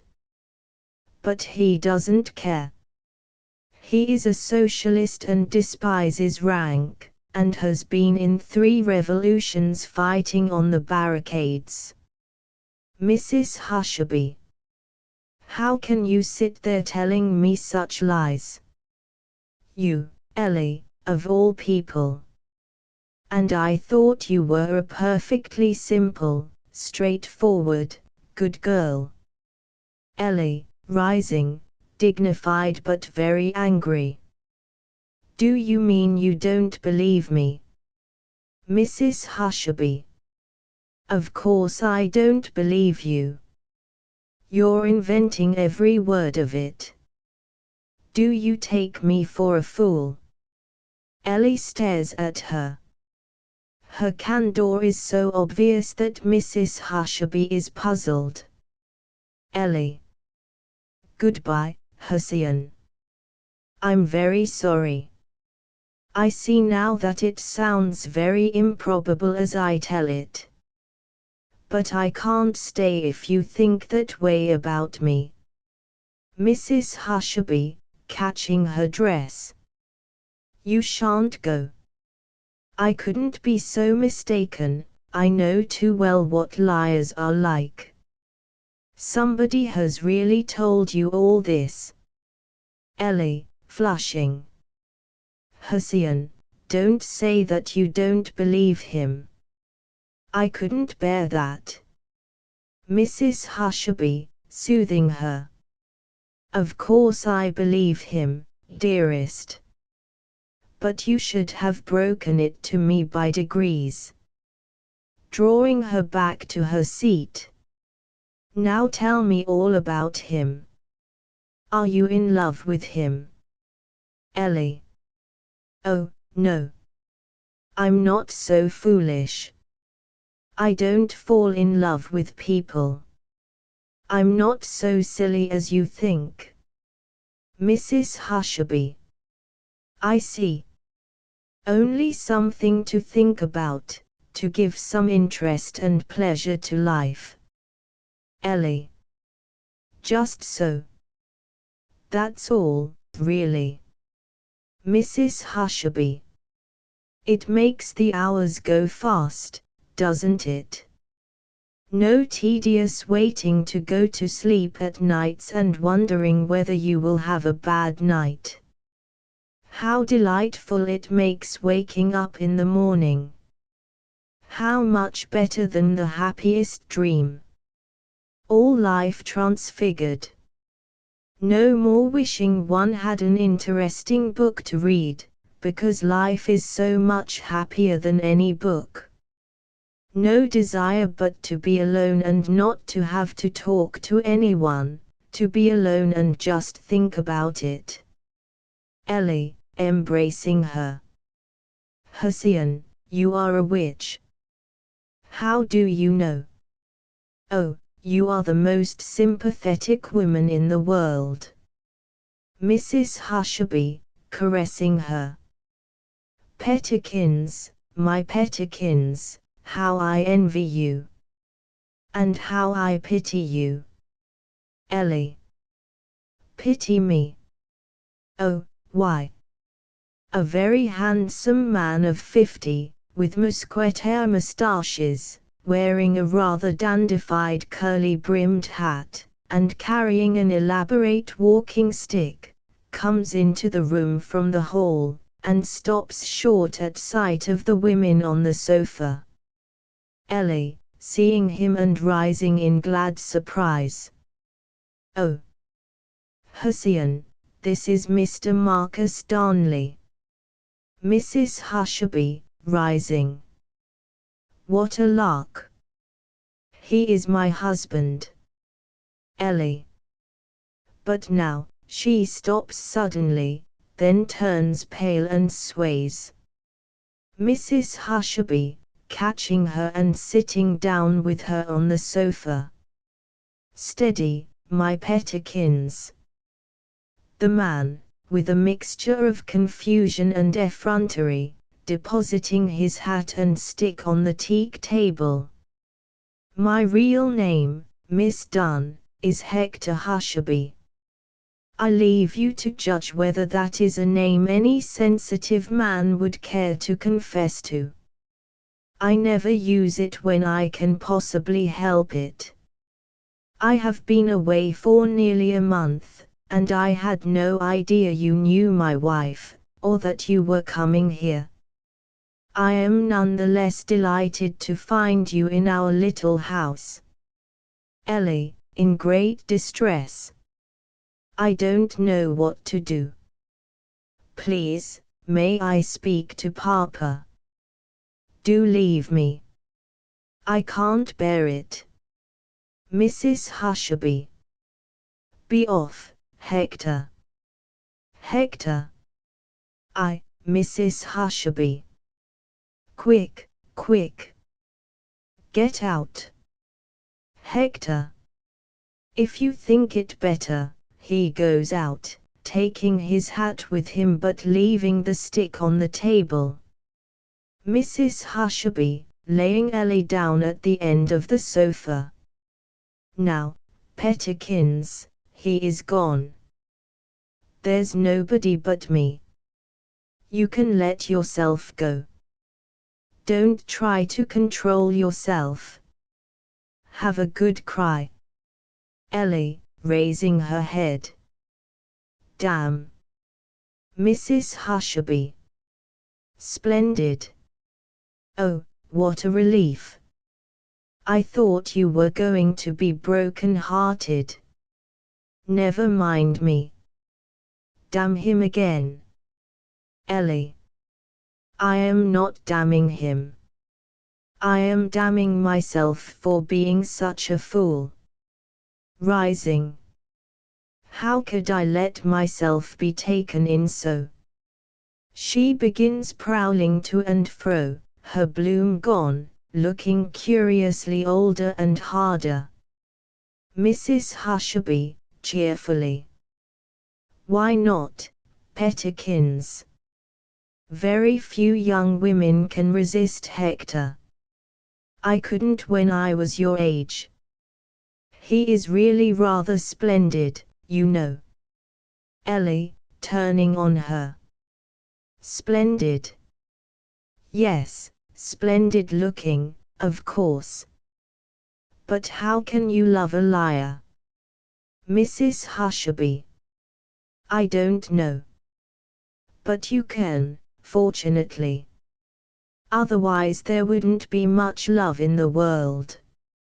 Ellie. But to lie like that. To be a boaster. A coward. Mrs. Hushabye, rising in alarm. Pettikins, none of that, if you please. If you hint the slightest doubt of Hector's courage, he will go straight off and do the most horribly dangerous things to convince himself that he isn't a coward. He has a dreadful trick of getting out of one third-floor window and coming in at another, just to test his nerve. He has a whole drawer full of Albert medals for saving people's lives. Ellie. He never told me that. Mrs. Hushabye.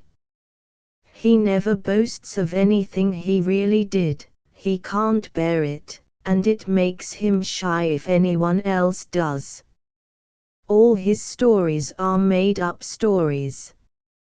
Ellie, coming to her. Do you mean that he is really brave, and really has adventures, and yet tells lies about things that he never did and that never happened. Mrs. Hushabye. Yes, Pettikins, I do. People don't have their virtues and vices in sets, they have them anyhow, all mixed. Ellie, staring at her thoughtfully. There's something odd about this house, Hussein, and even about you. I don't know why I'm talking to you so calmly. I have a horrible fear that my heart is broken, but that heartbreak is not like what I thought it must be. Mrs. Hushabye, fondling her. It's only life educating you, Pettikins. How do you feel about Boss Mangan now? Ellie, disengaging herself with an expression of distaste. Oh, how can you remind me of him, Hussein? Mrs. Hushabye. Sorry, dear. I think I hear Hector coming back. You don't mind now, do you, dear? Ellie. Not in the least. I am quite cured. Mazinai done and Hector come in from the hall. Hector, as he opens the door and allows Mazinai to pass in. 1 second more, and she would have been a dead woman. Mazinai. Dear. Dear. What an escape. Ellie, my love, Mr. Hushabye has just been telling me the most extraordinary, Ellie. Yes, I've heard it. She crosses to the other side of the room. Hector, following her. Not this one, I'll tell it to you after dinner. I think you'll like it. The truth is I made it up for you, and was looking forward to the pleasure of telling it to you. But in a moment of impatience at being turned out of the room, I threw it away on your father. Ellie, turning at bay with her back to the carpenter's bench, scornfully self-possessed. It was not thrown away. He believes it. I should not have believed it. Mazinai, benevolently. Ellie is very naughty, Mr. Hushabye. Of course she does not really think that. He goes to the bookshelves, and inspects the titles of the volumes. Boss Mangan comes in from the hall, followed by the captain. Mangan, carefully frock-coated as for church or for a Hector's meeting, is about 55, with a careworn, mistrustful expression, standing a little on an entirely imaginary dignity, with a dull complexion, straight, lusterless hair, and features so entirely commonplace that it is impossible to describe them. Captain Shotover, to Mrs. Hushabye, introducing the newcomer. Says his name is Mangan. Not able-bodied. Mrs. Hushabye, graciously. How do you do, Mr. Mangan? Mangan, shaking hands. Very pleased. Captain Shotover. Dunn's lost his muscle, but recovered his nerve. Men seldom do after 3 attacks of delirium tremens. He goes into the pantry. Mrs. Hushabye. I congratulate you, Mr. Dunn. Mazinai, dazed. I am a lifelong teetotaler. Mrs. Hushabye. You will find it far less trouble to let Papa have his own way than try to explain. Mazinai. But 3 attacks of delirium tremens, really. Mrs. Hushabye, to Mangan. Do you know my husband, Mr. Mangan? She indicates Hector. Mangan, going to Hector, who meets him with outstretched hand. Very pleased. Turning to Ellie. I hope, Miss Ellie, you have not found the journey down too fatiguing. They shake hands. Mrs. Hushabye. Hector, show Mr. Dunn his room. Hector. Certainly. Come along, Mr. Dunn. He takes Mazinai out. Ellie. You haven't shown me my room yet, Hussein. Mrs. Hushabye. How stupid of me. Come along. Make yourself quite at home, Mr. Mangan. Papa will entertain you. She calls to the captain in the pantry. Papa, come and explain the house to Mr. Mangan. She goes out with Ellie. The captain comes from the pantry. Captain Shotover. You're going to marry Dunn's daughter. Don't. You're too old. Mangan, staggered. Well. That's fairly blunt, Captain. Captain Shotover. It's true. Mangan. She doesn't think so. Captain Shotover. She does. Mangan. Older men than I have, Captain Shotover, finishing the sentence for him, made fools of themselves. That, also, is true. Mangan, asserting himself. I don't see that this is any business of yours. Captain Shotover. It is everybody's business. The stars in their courses are shaken when such things happen. Mangan. I'm going to marry her all the same. Captain Shotover. How do you know? Mangan, playing the strong man. I intend to. I mean to. See. I never made up my mind to do a thing yet that I didn't bring it off. That's the sort of man I am, and there will be a better understanding between us when you make up your mind to that, Captain. Captain Shotover. You frequent picture palaces. Mangan. Perhaps I do. Who told you? Captain Shotover.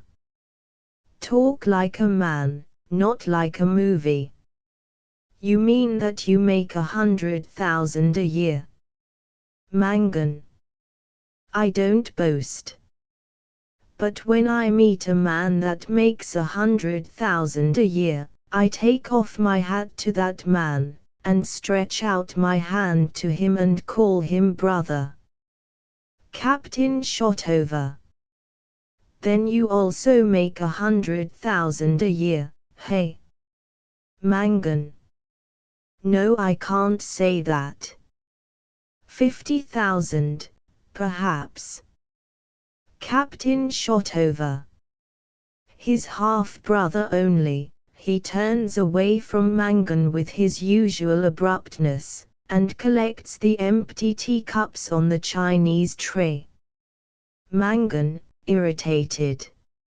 See here, Captain Shotover. I don't quite understand my position here. I came here on your daughter's invitation. Am I in her house or in yours? Captain Shotover. You are beneath the dome of heaven, in the house of God.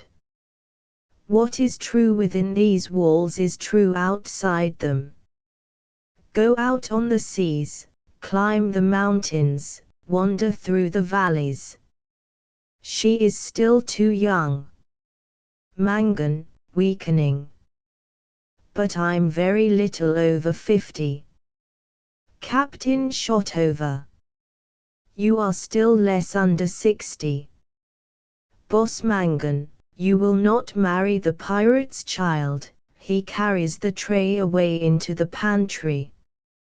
Mangan, following him to the half door. What pirate's child? What are you talking about? Captain Shotover, in the pantry. Ellie Dunn. You will not marry her. Mangan. Who will stop me? Captain Shotover, emerging. My daughter. He makes for the door leading to the hall. Mangan, following him. Mrs. Hushabye. Do you mean to say she brought me down here to break it off? Captain Shotover, stopping and turning on him. I know nothing more than I have seen in her eye. She will break it off. Take my advice. Marry a West Indian negress, they make excellent wives. I was married to one myself for 2 years. Mangan. Well, I am damned. Captain Shotover. I thought so.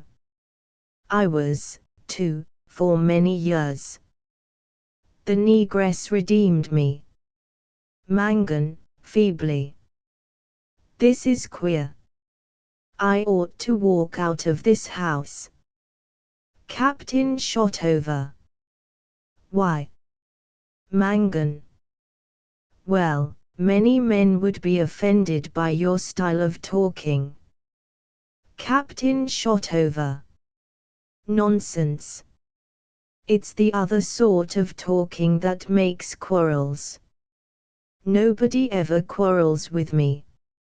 A gentleman, whose first-rate tailoring and frictionless manners proclaim the well-bred West Ender, comes in from the hall. He has an engaging air of being young and unmarried, but on close inspection is found to be at least over 40. The gentleman. Excuse my intruding in this fashion, but there is no knocker on the door and the bell does not seem to ring. Captain Shotover. Why should there be a knocker? Why should the bell ring? The door is open. The gentleman. Precisely. So I ventured to come in. Captain Shotover. Quite right. I will see about a room for you. He makes for the door. The gentleman, stopping him. But I'm afraid you don't know who I am. Captain Shotover. Do you suppose that at my age I make distinctions between one fellow creature and another? He goes out. Mangan and the newcomer stare at one another. Mangan. Strange character, Captain Shotover, sir. The gentleman. Very. Captain Shotover, shouting outside. Hussien, another person has arrived and wants a room. Man about town, well dressed, 50. The gentleman. Fancy Hussien's feelings. May I ask, are you a member of the family? Mangan. No. The gentleman. I am. At least a connection. Mrs. Hushabye comes back. Mrs. Hushabye. How do you do? How good of you to come. The gentleman. I am very glad indeed to make your acquaintance, Hussien. Instead of taking her hand he kisses her. At the same moment the captain appears in the doorway. You will excuse my kissing your daughter, Captain, when I tell you that, Captain Shotover. Stuff. Everyone kisses my daughter. Kiss her as much as you like, he makes for the pantry. The gentleman. Thank you. One moment, Captain. The captain halts and turns. The gentleman goes to him affably. Do you happen to remember, but probably you don't, as it occurred many years ago, that your younger daughter married a numbskull? Captain Shotover. Yes. She said she'd marry anybody to get away from this house. I should not have recognized you, your head is no longer like a walnut. Your aspect is softened. You have been boiled in bread and milk for years and years, like other married men. Poor devil. He disappears into the pantry. Mrs. Hushabye, going past Mangan to the gentleman and scrutinizing him. I don't believe you are Hastings Utterword. The gentleman. I am not. Mrs. Hushabye. Then what business had you to kiss me? The gentleman. I thought I would like to. The fact is, I am Randall Utterword, the unworthy younger brother of Hastings. I was abroad diplomatizing when he was married. Lady Utterword, dashing in. Hussien, where is the key of the wardrobe in my room? My diamonds are in my dressing bag, I must lock it up. Recognizing the stranger with a shock, Randall, how dare you? She marches at him past Mrs. Hushabye, who retreats and joins Mangan near the sofa. Randall. How dare I what? I am not doing anything. Lady Utterword.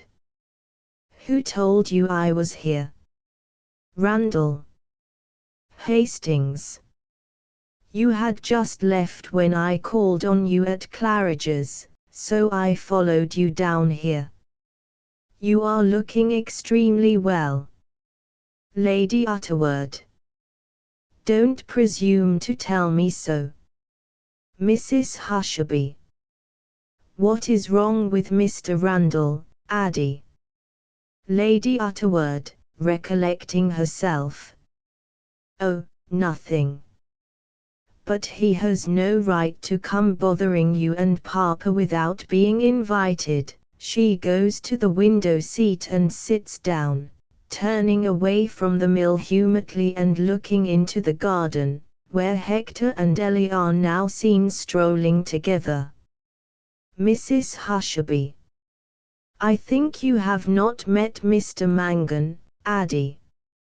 Lady Utterword, turning her head and nodding coldly to Mangan. I beg your pardon. Randall, you have flustered me so, I make a perfect fool of myself. Mrs. Hushabye. Lady Utterword. My sister. My younger sister. Mangan, bowing. Pleased to meet you, Lady Utterword. Lady Utterword, with marked interest. Who is that gentleman walking in the garden with Miss Dunn? Mrs. Hushabye. I don't know. She quarrelled mortally with my husband only 10 minutes ago, and I didn't know anyone else had come. It must be a visitor. She goes to the window to look. Oh, it is Hector. They've made it up. Lady Utterword. Your husband. That handsome man. Mrs. Hushabye. Well, why shouldn't my husband be a handsome man? Randall, joining them at the window. One's husband never is, Ariadne, he sits by Lady Utterword, on her right. Mrs. Hushabye. One's sister's husband always is, Mr. Randall. Lady Utterword. Don't be vulgar, Randall. And you, Hussien, are just as bad. Ellie and Hector come in from the garden by the starboard door. Randall rises. Ellie retires into the corner near the pantry. Hector comes forward, and Lady Utterword rises looking her very best. Mrs. Hushabye. Hector, this is Addie. Hector, apparently surprised. Not this lady. Lady Utterword, smiling. Why not? Hector, looking at her with a piercing glance of deep but respectful admiration, his moustache bristling. I thought, pulling himself together. I beg your pardon, Lady Utterword. I am extremely glad to welcome you at last under our roof, he offers his hand with grave courtesy. Mrs. Hushabye. She wants to be kissed, Hector. Lady Utterword. Hussien. But she still smiles. Mrs. Hushabye. Call her Addie, and kiss her like a good brother-in-law, and have done with it. She leaves them to themselves. Hector. Behave yourself, Hussien.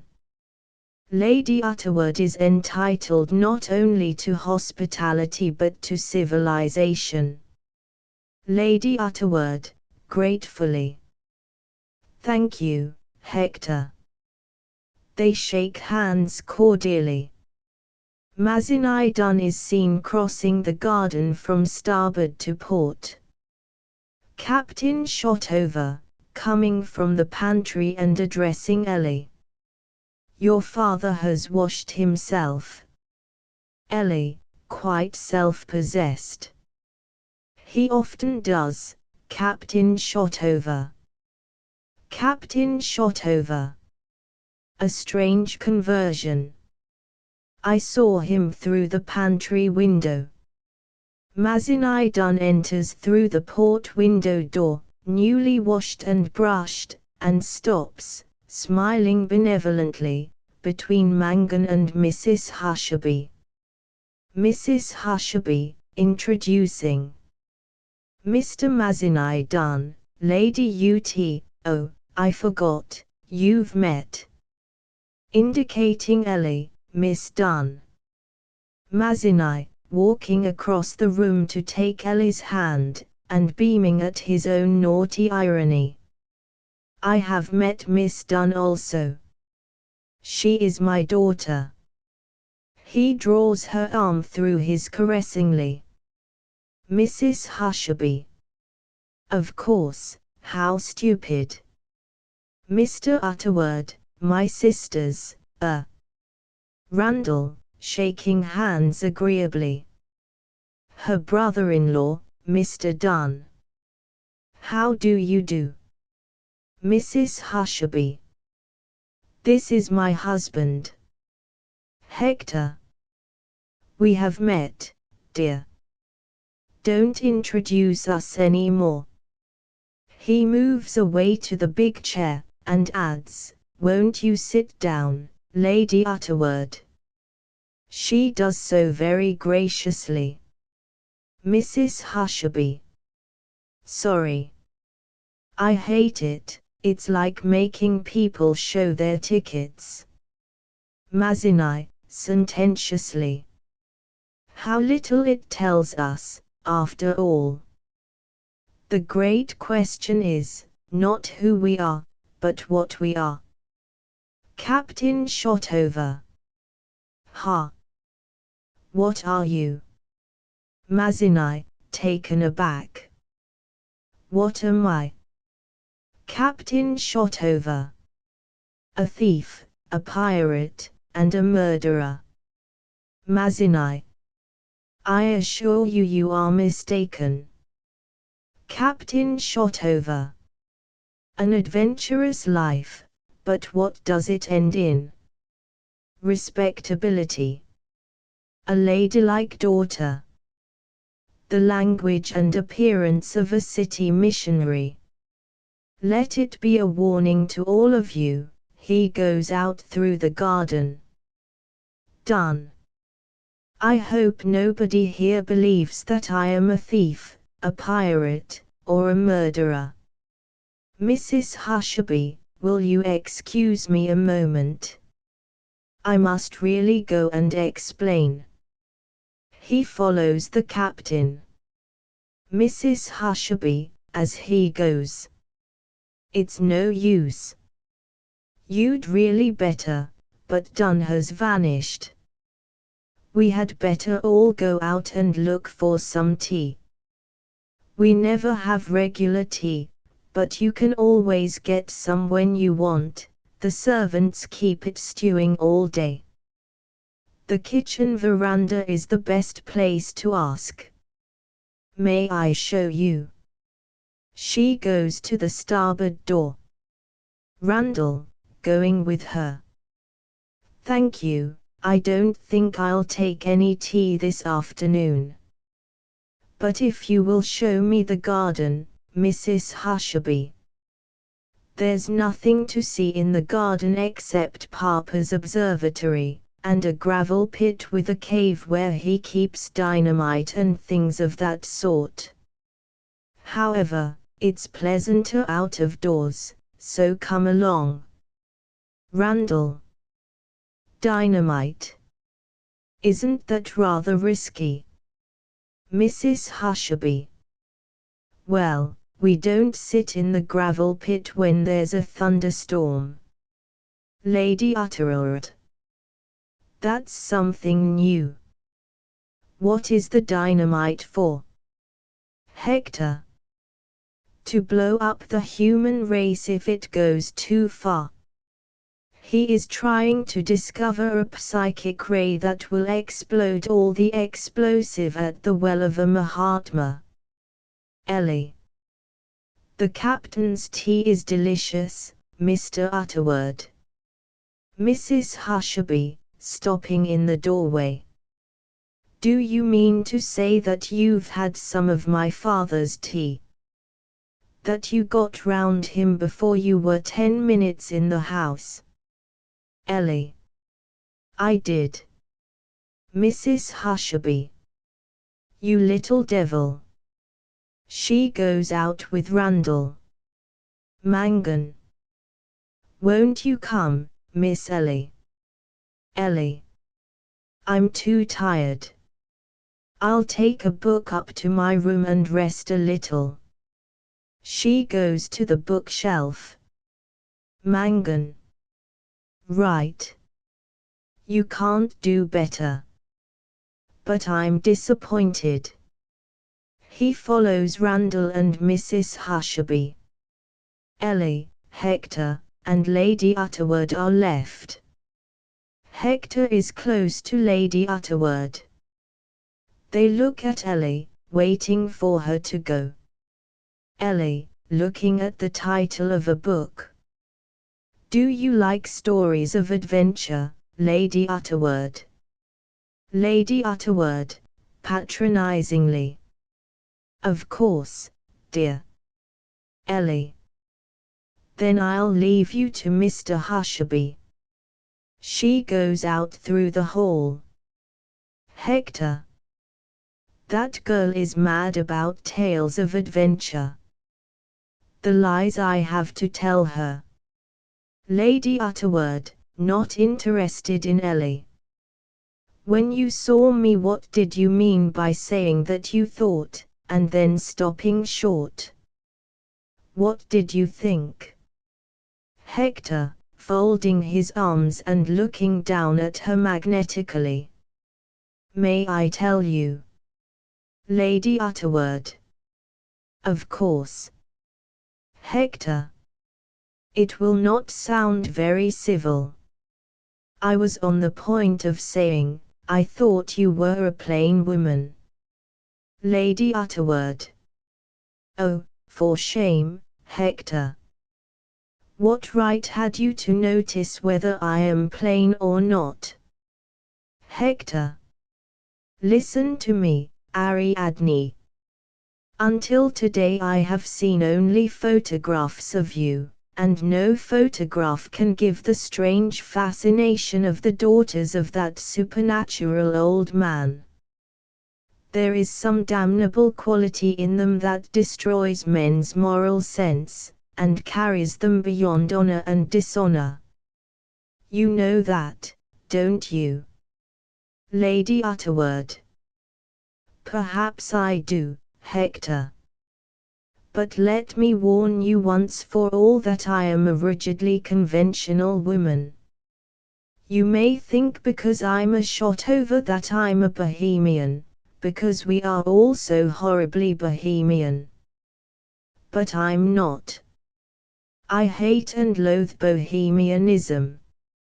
No child brought up in a strict Puritan household ever suffered from Puritanism as I suffered from our Bohemianism. Hector. Our children are like that. They spend their holidays in the houses of their respectable schoolfellows. Lady Utterword. I shall invite them for Christmas. Hector. Their absence leaves us both without our natural chaperones. Lady Utterword. Children are certainly very inconvenient sometimes. But intelligent people can always manage, unless they are Bohemians. Hector. You are no Bohemian, but you are no Puritan either. Your attraction is alive and powerful. What sort of woman do you count yourself? Lady Utterword. I am a woman of the world, Hector, and I can assure you that if you will only take the trouble always to do the perfectly correct thing, and to say the perfectly correct thing, you can do just what you like. An ill-conducted, careless woman gets simply no chance. An ill-conducted, careless man is never allowed within arm's length of any woman worth knowing. Hector. I see. You are neither a Bohemian woman nor a Puritan woman. You are a dangerous woman.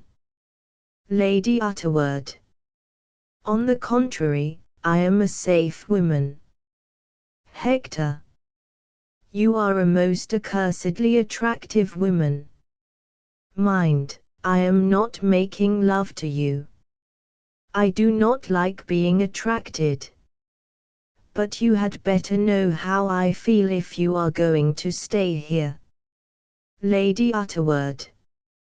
You are an exceedingly clever lady killer, Hector. And terribly handsome. I am quite a good player, myself, at that game. Is it quite understood that we are only playing? Hector. Quite. I am deliberately playing the fool, out of sheer worthlessness. Lady Utterword, rising brightly. Well, you are my brother-in-law, Hussein asked you to kiss me. He seizes her in his arms and kisses her strenuously. Oh! That was a little more than play, brother-in-law. She pushes him suddenly away. You shall not do that again. Hector. In effect, you got your claws deeper into me than I intended. Mrs. Hubbaby, coming in from the garden. Don't let me disturb you, I only want a cap to put on Daddiest. The sun is setting, and he'll catch cold. She makes for the door leading to the hall. Lady Utterword. Your husband is quite charming, darling. He has actually condescended to kiss me at last. I shall go into the garden, it's cooler now. She goes out by the port door. Mrs. Hushabye. Take care, dear child. I don't believe any man can kiss Addie without falling in love with her. She goes into the hall. Hector, striking himself on the chest. Fool. Goat. Mrs. Hushabye comes back with the captain's cap. Hector. Your sister is an extremely enterprising old girl. Where's Miss Dunn? Mrs. Hushabye. Mangan says she has gone up to her room for a nap. Addie won't let you talk to Ellie, she has marked you for her own. Hector. She has the diabolical family fascination. I began making love to her automatically. What am I to do? I can't fall in love, and I can't hurt a woman's feelings by telling her so when she falls in love with me. And as women are always falling in love with my moustache, I get landed in all sorts of tedious and terrifying flirtations in which I'm not a bit in earnest. Mrs. Hushabye. Oh, neither is Addie. She has never been in love in her life, though she has always been trying to fall in head over ears. She is worse than you, because you had one real go at least, with me. Hector. That was a confounded madness. I can't believe that such an amazing experience is common. It has left its mark on me. I believe that is why I have never been able to repeat it. Mrs. Hushabye, laughing and caressing his arm. We were frightfully in love with one another, Hector. It was such an enchanting dream that I have never been able to grudge it to you or anyone else since. I have invited all sorts of pretty women to the house on the chance of giving you another turn. But it has never come off. Hector. I don't know that I want it to come off. It was damned dangerous. You fascinated me, but I loved you, so it was heaven. This sister of yours fascinates me, but I hate her, so it is hell. I shall kill her if she persists. Mrs. Hushabye. Nothing will kill Addie, she is as strong as a horse. Releasing him. Now I am going off to fascinate somebody. Hector. The Foreign Office toff. Randall. Mrs. Hushabye. Goodness gracious, no. Why should I fascinate him? Hector. I presume you don't mean the bloated capitalist, Mangan. Mrs. Hushabye. I think he had better be fascinated by me than by Ellie. She is going into the garden when the captain comes in from it with some sticks in his hand. What have you got there, daddiest? Captain Shotover. Dynamite. Mrs. Hushabye. You've been to the gravel pit. Don't drop it about the house, there's a dear. She goes into the garden, where the evening light is now very red. Hector. Listen, O sage. How long dare you concentrate on a feeling without risking having it fixed in your consciousness all the rest of your life? Captain Shotover. 90 minutes. An hour and a half. He goes into the pantry. Hector, left alone, contracts his brows, and falls into a daydream. He does not move for some time. Then he folds his arms. Then, throwing his hands behind him, and gripping one with the other, he strides tragically once to and fro. Suddenly he snatches his walking stick from the teak table, and draws it, for it is a sword stick.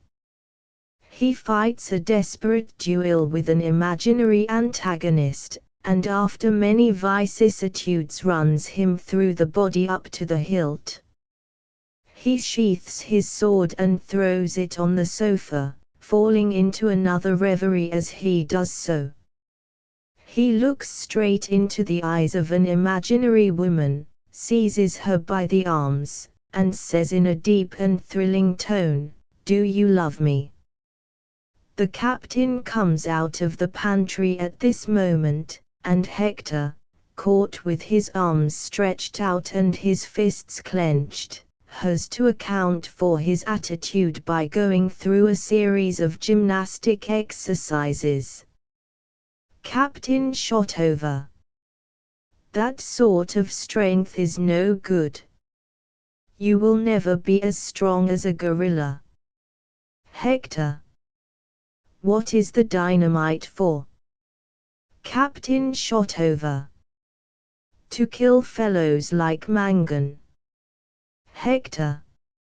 No use. They will always be able to buy more dynamite than you. Captain Shotover. I will make a dynamite that he cannot explode. Hector. And that you can, eh? Captain Shotover. Yes, when I have attained the 7th degree of concentration. Hector. What's the use of that? You never do attain it. Captain Shotover. What then is to be done? Are we to be kept forever in the mud by these hogs to whom the universe is nothing but a machine for greasing their bristles and filling their snouts? Hector. Are Mangan's bristles worse than Randall's lovelocks? Captain Shotover, we must win powers of life and death over them both. I refuse to die until I have invented the means. Hector. Who are we that we should judge them? Captain Shotover. What are they that they should judge us? Yet they do, unhesitatingly. There is enmity between our seed and their seed. They know it and act on it, strangling our souls. They believe in themselves. When we believe in ourselves, we shall kill them. Hector. It is the same seed. You forget that your pirate has a very nice daughter. Mangan's son may be a Plato, Randall's a Shelley. What was my father? Captain Shotover. The damnedest scoundrel I ever met. He replaces the drawing board, sits down at the table, and begins to mix a wash of color. Hector. Precisely. Well, dare you kill his innocent grandchildren? Captain Shotover. They are mine also. Hector. Just so. We are members one of another. He throws himself carelessly on the sofa. I tell you, I have often thought of this killing of human vermin. Many men have thought of it. Decent men are like Daniel in the lion's den. Their survival is a miracle, and they do not always survive. We live among the Mangans and Randalls and Billy Dunns as they, poor devils, live among the disease germs and the doctors and the lawyers and the parsons and the restaurant chefs and the tradesmen and the servants and all the rest of the parasites and blackmailers. What are our terrors to theirs? Give me the power to kill them, and I'll spare them in sheer. Captain shot over, cutting in sharply. Fellow feeling. Hector. No, I should kill myself if I believed that. I must believe that my spark, small as it is divine, and that the red light over their door is hellfire. I should spare them in simple magnanimous pity. Captain shot over. You can't spare them until you have the power to kill them. At present they have the power to kill you. There are millions of blacks over the water for them to train and let loose on us. They're going to do it. They're doing it already. Hector. They are too stupid to use their power. Captain shot over, throwing down his brush and coming to the end of the sofa. Do not deceive yourself, they do use it.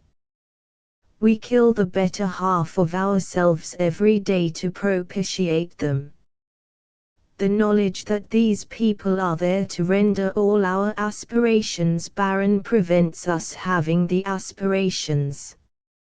And when we are tempted to seek their destruction, they bring forth demons to delude us, disguised as pretty daughters, and singers and poets and the like, for whose sake we spare them. Hector, sitting up and leaning towards him. May not Hesione be such a demon, brought forth by you lest I should slay you? Captain shot over. That is possible. She has used you up, and left you nothing but dreams, as some women do. Hector. Vampire women, demon women. Captain shot over. Men think the world well lost for them, and lose it accordingly. Who are the men that do things? The husbands of the shrew and of the drunkard, the men with the thorn in the flesh. Walking distractedly away towards the pantry. I must think these things out. Turning suddenly.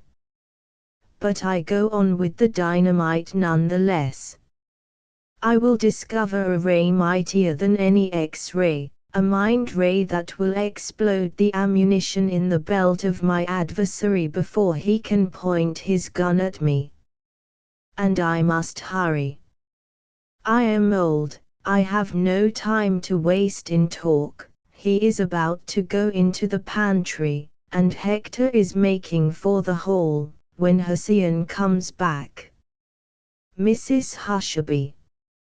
Daddiest, you and Hector must come and help me to entertain all these people. What on earth were you shouting about? Hector, stopping in the act of turning the door handle. He is madder than usual. Mrs. Hushabye. We all are. Hector. I must change, he resumes his door opening. Mrs. Hushabye. Stop, stop.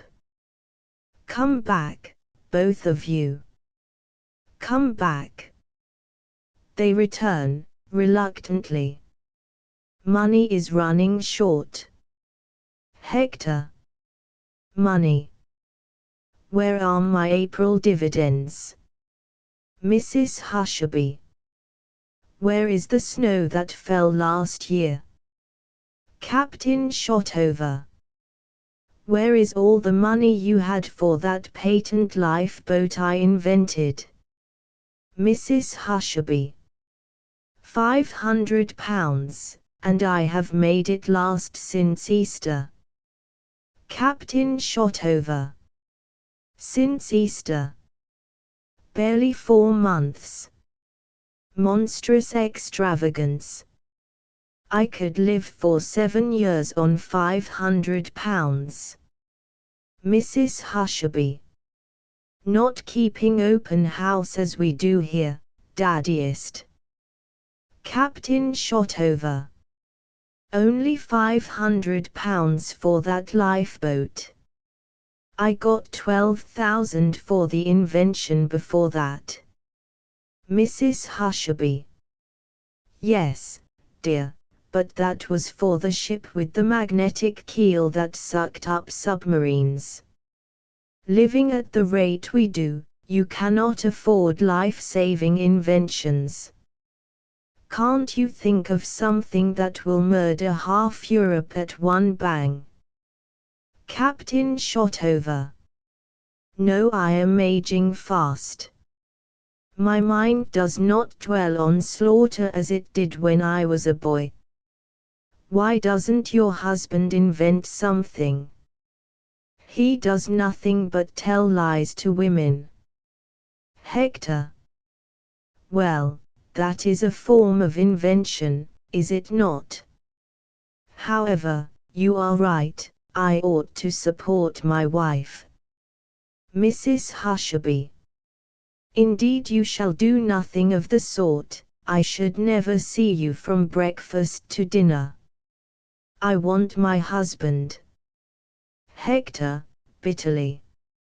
I might as well be your lapdog. Mrs. Hushabye. Do you want to be my breadwinner, like the other poor husbands? Hector. No, by thunder. What a damned creature a husband is anyhow. Mrs. Hushabye, to the captain. What about that harpoon cannon? Captain Shotover. No use. It kills whales, not men. Mrs. Hushabye. Why not? You fire the harpoon out of a cannon. It sticks in the enemy's general, you wind him in, and there you are. Hector. You are your father's daughter, Hussien. Captain Shotover. There is something in it. Not to wind in generals, they are not dangerous.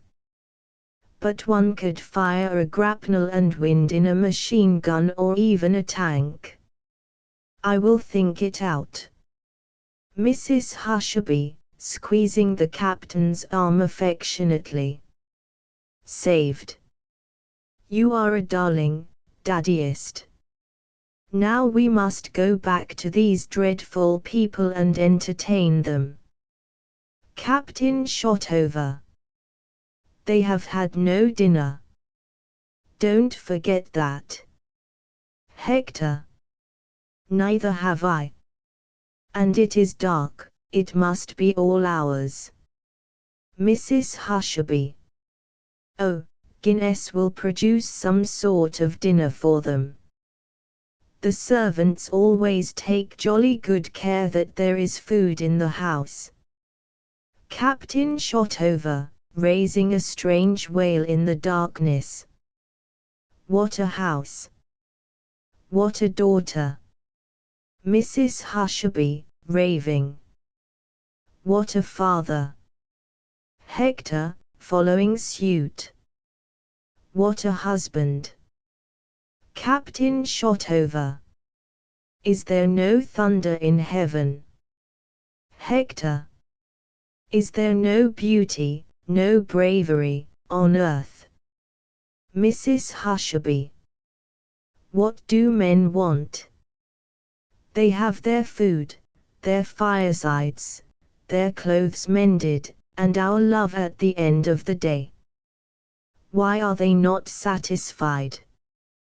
Why do they envy us the pain with which we bring them into the world, and make strange dangers and torments for themselves to be even with us? Captain Shotover, weirdly chanting. I builded a house for my daughters, and opened the doors thereof, that men might come for their choosing, and their betters spring from their love. But one of them married a numbskull, Hector, taking up the rhythm. The other a lyre wed, Mrs. Hushabye, completing the stanza. And now must she lie beside him, even as she made her bed. Lady Utterword, calling from the garden.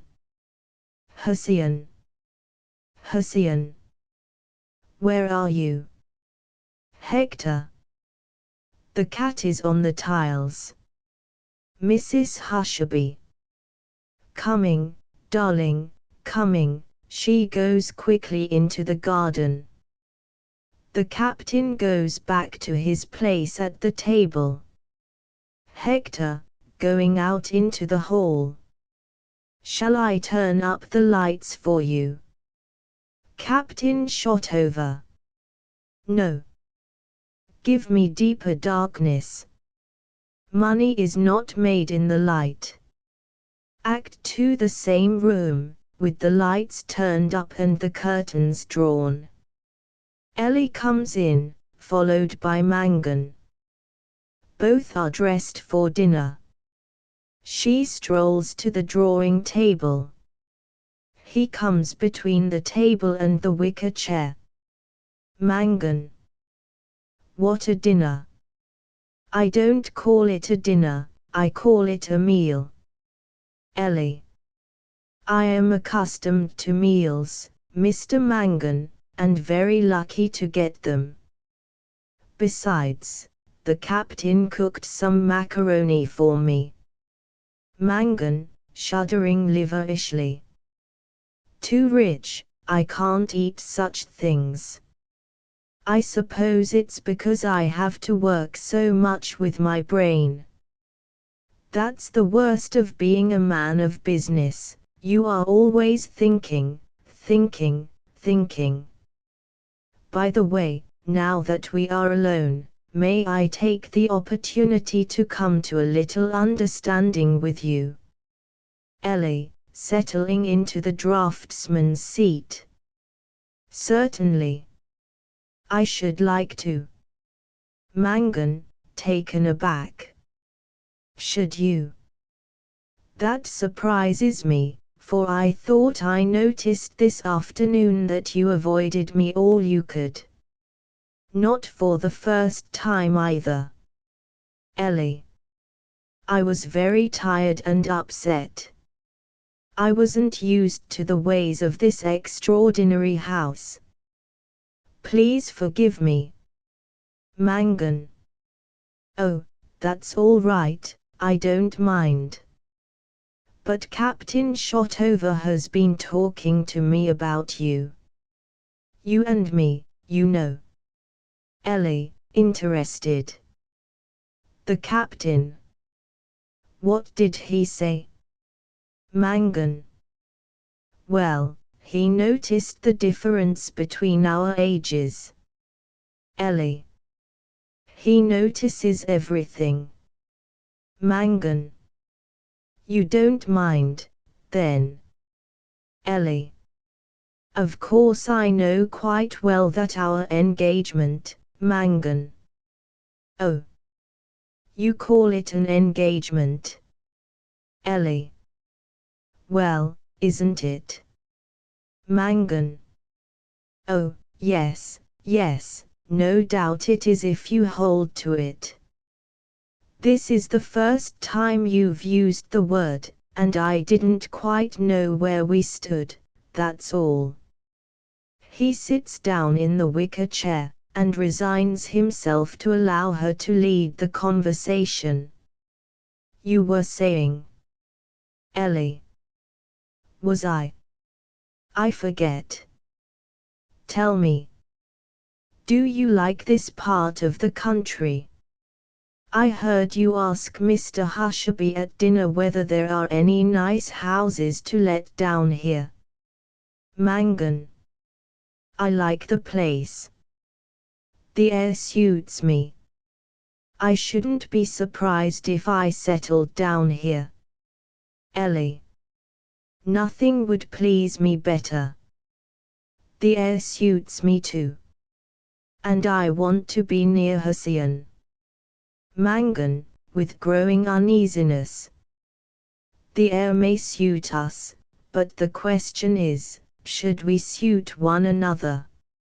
Have you thought about that? Ellie. Mr. Mangan, we must be sensible, mustn't we? It's no use pretending that we are Romeo and Juliet. But we can get on very well together if we choose to make the best of it. Your kindness of heart will make it easy for me. Mangan, leaning forward, with the beginning of something like deliberate unpleasantness in his voice. Kindness of heart, eh? I ruined your father, didn't I? Ellie. Oh, not intentionally. Mangan. Yes, I did. Ruined him on purpose. Ellie. On purpose. Mangan. Not out of ill nature, you know. And you'll admit that I kept a job for him when I had finished with him. But business is business, and I ruined him as a matter of business. Ellie. I don't understand how that can be. Are you trying to make me feel that I need not be grateful to you, so that I may choose freely? Mangan, rising aggressively. No, I mean what I say. Ellie. But how could it possibly do you any good to ruin my father? The money he lost was yours. Mangan, with a sour laugh. Was mine. It is mine, Miss Ellie, and all the money the other fellows lost too. He shoves his hands into his pockets and shows his teeth. I just smoked them out like a hive of bees. What do you say to that? A bit of shock, eh? Ellie. It would have been, this morning. Now. You can't think how little it matters. But it's quite interesting. Only, you must explain it to me. I don't understand it. Propping her elbows on the drawing board and her chin on her hands, she composes herself to listen with a combination of conscious curiosity with unconscious contempt which provokes him to more and more unpleasantness, and an attempt at patronage of her ignorance. Mangan. Of course you don't understand. What do you know about business? You just listen and learn. Your father's business was a new business, and I don't start new businesses, I let other fellows start them. They put all their money and their friends' money into starting them. They wear out their souls and bodies trying to make a success of them. They're what you call enthusiasts. But the first deadlift of the thing is too much for them, and they haven't enough financial experience. In a year or so they have either to let the whole show go bust, or sell out to a new lot of fellows for a few deferred ordinary shares, that is, if they're lucky enough to get anything at all. As likely as not the very same thing happens to the new lot. They put in more money and a couple of years more work, and then perhaps they have to sell out to a third lot.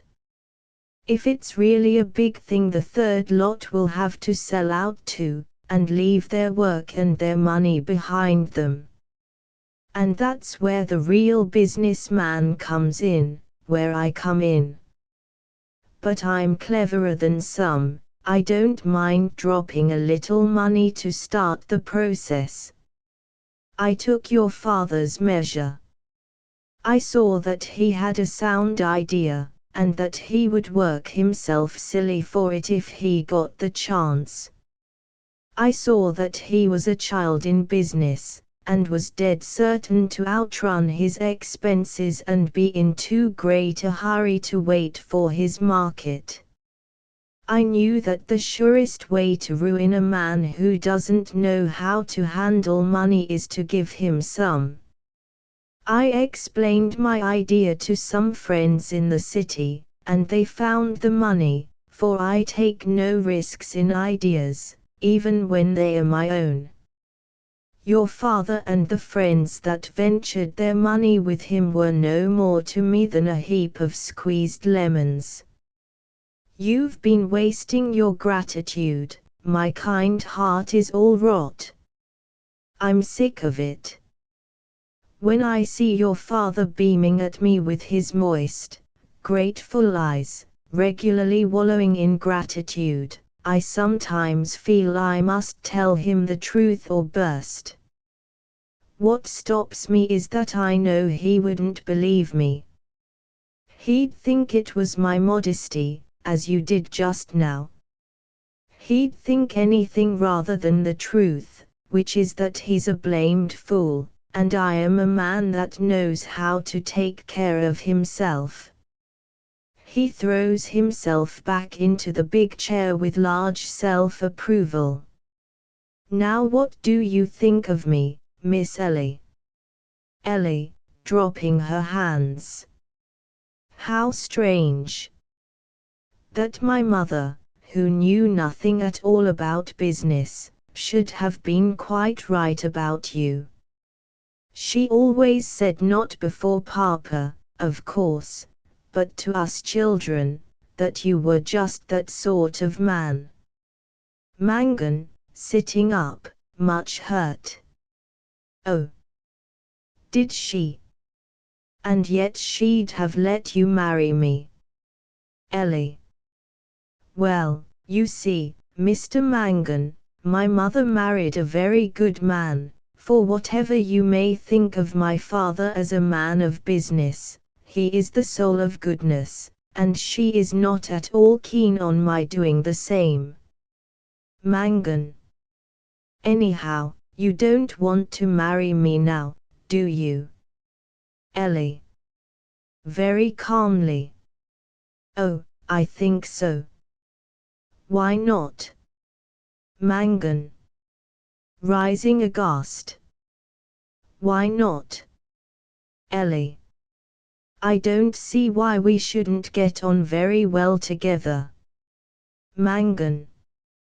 Well, but look here, you know, he stops, quite at a loss. Ellie. Patiently. Well. Mangan. Well, I thought you were rather particular about people's characters. Ellie. If we women were particular about men's characters, we should never get married at all, Mr. Mangan. Mangan. A child like you talking of we women. What next? You're not in earnest. Ellie. Yes, I am. Aren't you? Mangan. You mean to hold me to it? Ellie. Do you wish to back out of it? Mangan. Oh, no. Not exactly back out of it. Ellie. Well. He has nothing to say. With a long whispered whistle, he drops into the wicker chair and stares before him like a beggared gambler. But a cunning look soon comes into his face. He leans over towards her on his right elbow, and speaks in a low steady voice. Mangan. Suppose I told you I was in love with another woman? Ellie, echoing him. Suppose I told you I was in love with another man? Mangan, bouncing angrily out of his chair. I'm not joking. Ellie. Who told you I was? Mangan. I tell you I'm serious. You're too young to be serious, but you'll have to believe me. I want to be near your friend Mrs. Hushabye. I'm in love with her. Now the murder's out. Ellie. I want to be near your friend Mr. Hushabye. I'm in love with him. She rises and adds with a frank air, now we are in one another's confidence, we shall be real friends. Thank you for telling me. Mangan, almost beside himself. Do you think I'll be made a convenience of like this? Ellie. Come, Mr. Mangan. You made a business convenience of my father. Well, a woman's business is marriage. Why shouldn't I make a domestic convenience of you? Mangan. Because I don't choose, see. Because I'm not a silly gull like your father. That's why. Ellie, with serene contempt. You are not good enough to clean my father's boots, Mr. Mangan, and I am paying you a great compliment in condescending to make a convenience of you, as you call it. Of course you are free to throw over our engagement if you like, but, if you do, you'll never enter Hussein's house again, I will take care of that. Mangan, gasping. You little devil, you've done me. On the point of collapsing into the big chair again, he recovers himself.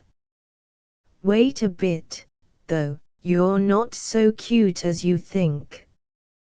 You can't beat Boss Mangan as easy as that. Suppose I go straight to Mrs. Hushabye and tell her that you're in love with her husband. Ellie. She knows it. Mangan. You told her. Ellie. She told me. Mangan, clutching at his bursting temples. Oh, this is a crazy house. Or else I'm going clean off my chump. Is she making a swope with you, she to have your husband and you to have hers? Ellie. Well, you don't want us both, do you? Mangan, throwing himself into the chair distractedly. My brain won't stand it. My head's going to split. Help. Help me to hold it. Quick, hold it, squeeze it. Save me. Ellie comes behind his chair, clasps his head hard for a moment, then begins to draw her hands from his forehead back to his ears. Thank you. Drowsily.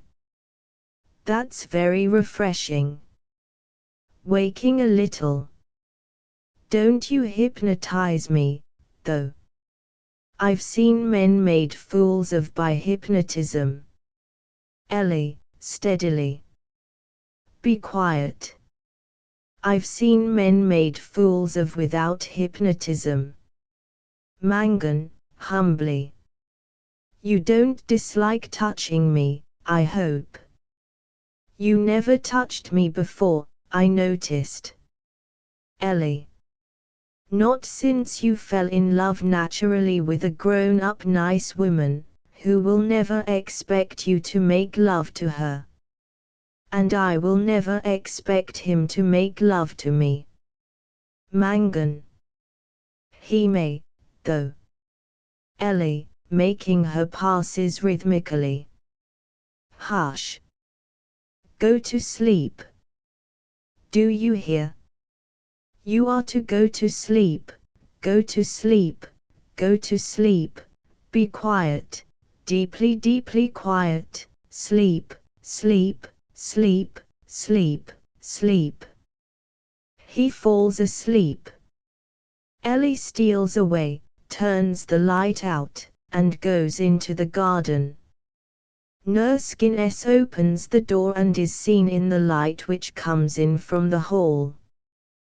Guinness, speaking to someone outside. Mr. Mangan's not here, Ducky, there's no one here. It's all dark. Mrs. Hushabye, without. Try the garden. Mr. Dunn and I will be in my boudoir. Show him the way. Guinness.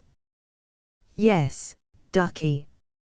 She makes for the garden door in the dark, stumbles over the sleeping Mangan and screams. "Ahoo! Oh Lord, sir! I beg your pardon, I'm sure, I didn't see you in the dark. Who is it?" She goes back to the door and turns on the light. "Oh, Mr. Mangan, sir, I hope I haven't hurt you plumping into your lap like that." Coming to him. "I was looking for you, sir." Mrs. Hushabye says, "Will you please," noticing that he remains quite insensible. "Oh, my good Lord, I hope I haven't killed him." "Sir." "Mr. Mangan." "Sir." She shakes him, and he is rolling inertly off the chair on the floor when she holds him up and props him against the cushion. "Miss Hesse! Miss Hesse! Quick, Doty darling! Miss Hesse!" Mrs. Hushabye comes in from the hall, followed by Mazinai Dunn. "Oh, Miss Hesse, I've been and killed him." Mazinai runs round the back of the chair to Mangan's right hand, and sees that the nurse's words are apparently only too true. "Mazinai, what tempted you to commit such a crime, woman?" Mrs. Hushabye, trying not to laugh. "Do you mean, you did it on purpose?" Guinness. "Now is it likely I'd kill any man on purpose? I fell over him in the dark, and I'm a pretty tidy weight. He never spoke nor moved until I shook him, and then he would have dropped dead on the floor. Isn't it tiresome?" Mrs. Hushabye, going past the nurse to Mangan's side, and inspecting him less credulously than Mazinai. "Nonsense. He is not dead, he is only asleep. I can see him breathing." Guinness. "But why won't he wake?" Mazinai, speaking very politely into Mangan's ear. "Mangan. My dear Mangan." He blows into Mangan's ear. Mrs. Hushabye. "That's no good," she shakes him vigorously. "Mr. Mangan, wake up. Do you hear?" He begins to roll over. "Oh! Nurse, nurse, he's falling, help me." Nurse Guinness rushes to the rescue. With Mazinai's assistance, Mangan is propped safely up again. Guinness, behind the chair, bending over to test the case with her nose. "Would he be drunk, do you think, pet?" Mrs. Hushabye. "Had he any of Papa's rum?" Mazinai. "It can't be that, he is most abstemious. I am afraid he drank too much formerly, and has to drink too little now. You know, Mrs. Hushabye, I really think he has been hypnotized." Guinness. "Hypno what, sir?"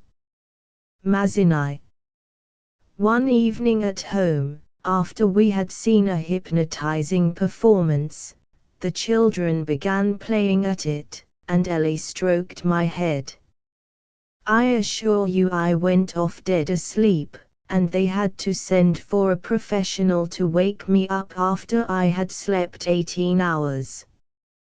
They had to carry me upstairs, and as the poor children were not very strong, they let me slip, and I rolled right down the whole flight and never woke up. Mrs. Hushabye splutters. Oh, you may laugh, Mrs. Hushabye, but I might have been killed. Mrs. Hushabye. I couldn't have helped laughing even if you had been, Mr. Dunn. So Ellie has hypnotized him. What fun. Mazinai. Oh no, no, no. It was such a terrible lesson to her, nothing would induce her to try such a thing again. Mrs. Hushabye. Then who did it? I didn't. Mazinai. I thought perhaps the captain might have done it unintentionally. He is so fearfully magnetic, I feel vibrations whenever he comes close to me. Guinness. The captain will get him out of it anyhow, sir, I'll back him for that. I'll go fetch him, she makes for the pantry. Mrs. Hushabye. Wait a bit. To Mazinai. You say he is all right for 18 hours. Mazinai. Well, I was asleep for 18 hours. Mrs. Hushabye. Were you any the worse for it? Mazinai. I don't quite remember. They had poured brandy down my throat, you see, and, Mrs. Hushabye. Quite. Anyhow, you survived. Nurse, darling, go and ask Miss Dunn to come to us here. Say I want to speak to her particularly. You will find her with Mr. Hushabye probably. Guinness. I think not, ducky, Miss Addie is with him. But I'll find her and send her to you. She goes out into the garden. Mrs. Hushabye, calling Mazinai's attention to the figure on the chair. Now, Mr. Dunn, look. Just look. Look hard. Do you still intend to sacrifice your daughter to that thing? Mazinai, troubled. You have completely upset me, Mrs. Hushabye, by all you have said to me.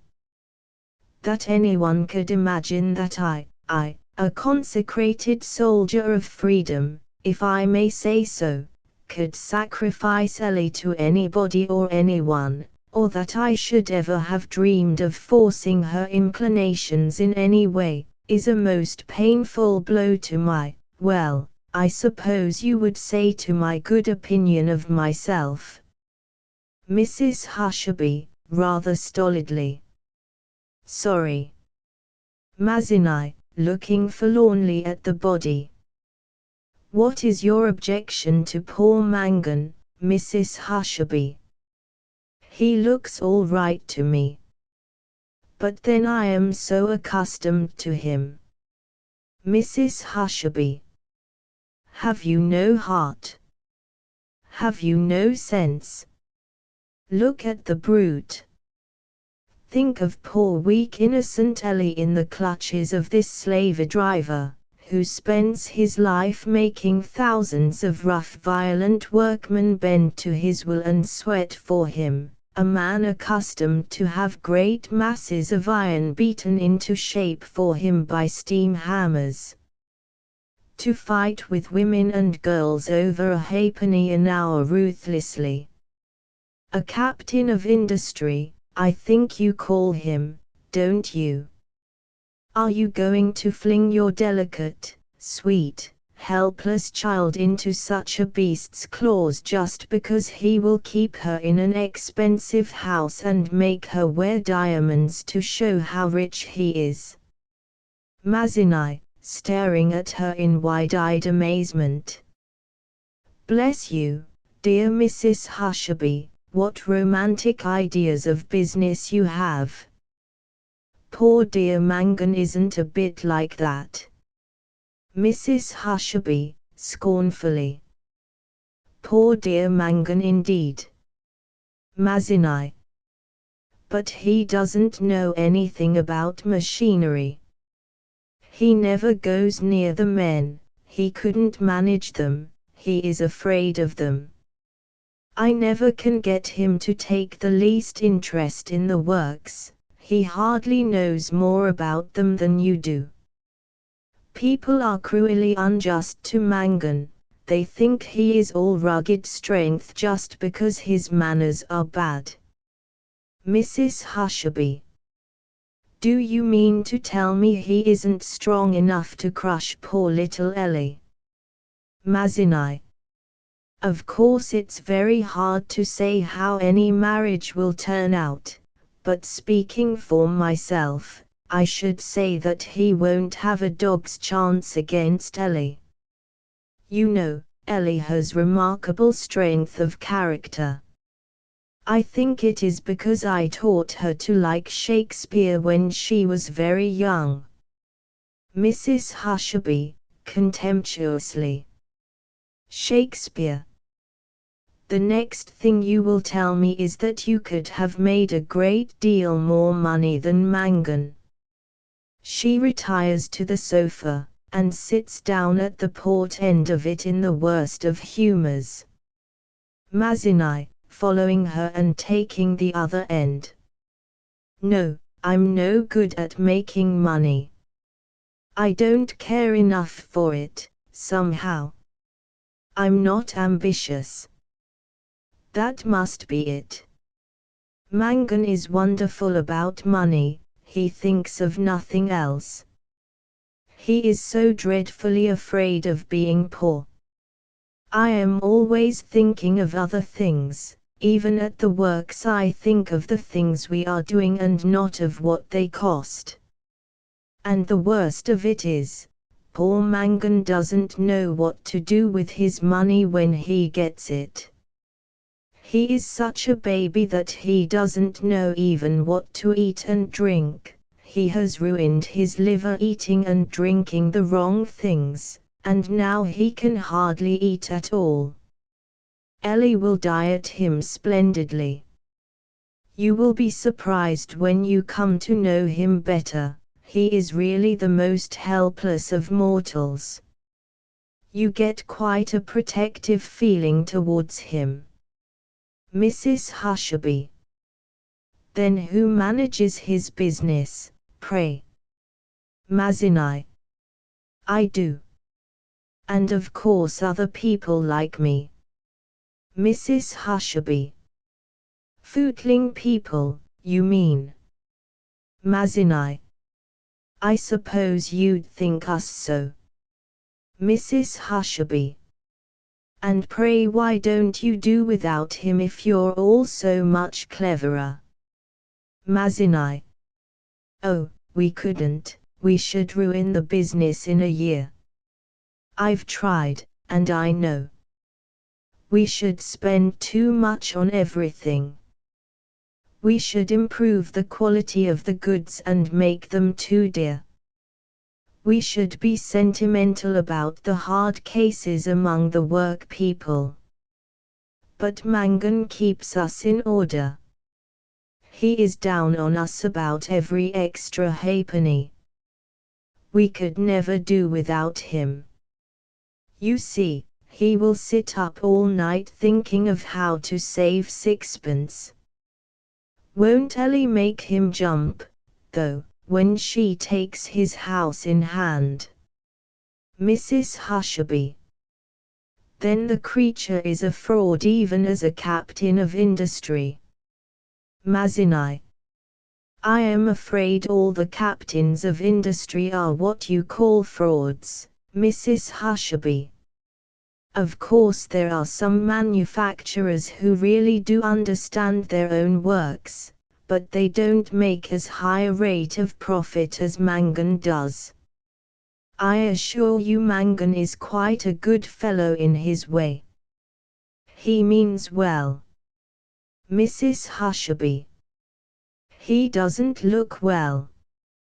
He is not in his first youth, is he? Mazinai. After all, no husband is in his first youth for very long, Mrs. Hushabye. And men can't afford to marry in their first youth nowadays. Mrs. Hushabye. Now if I said that, it would sound witty. Why can't you say it wittily? What on earth is the matter with you? Why don't you inspire everybody with confidence? With respect. Mazinai, humbly. I think that what is the matter with me is that I am poor.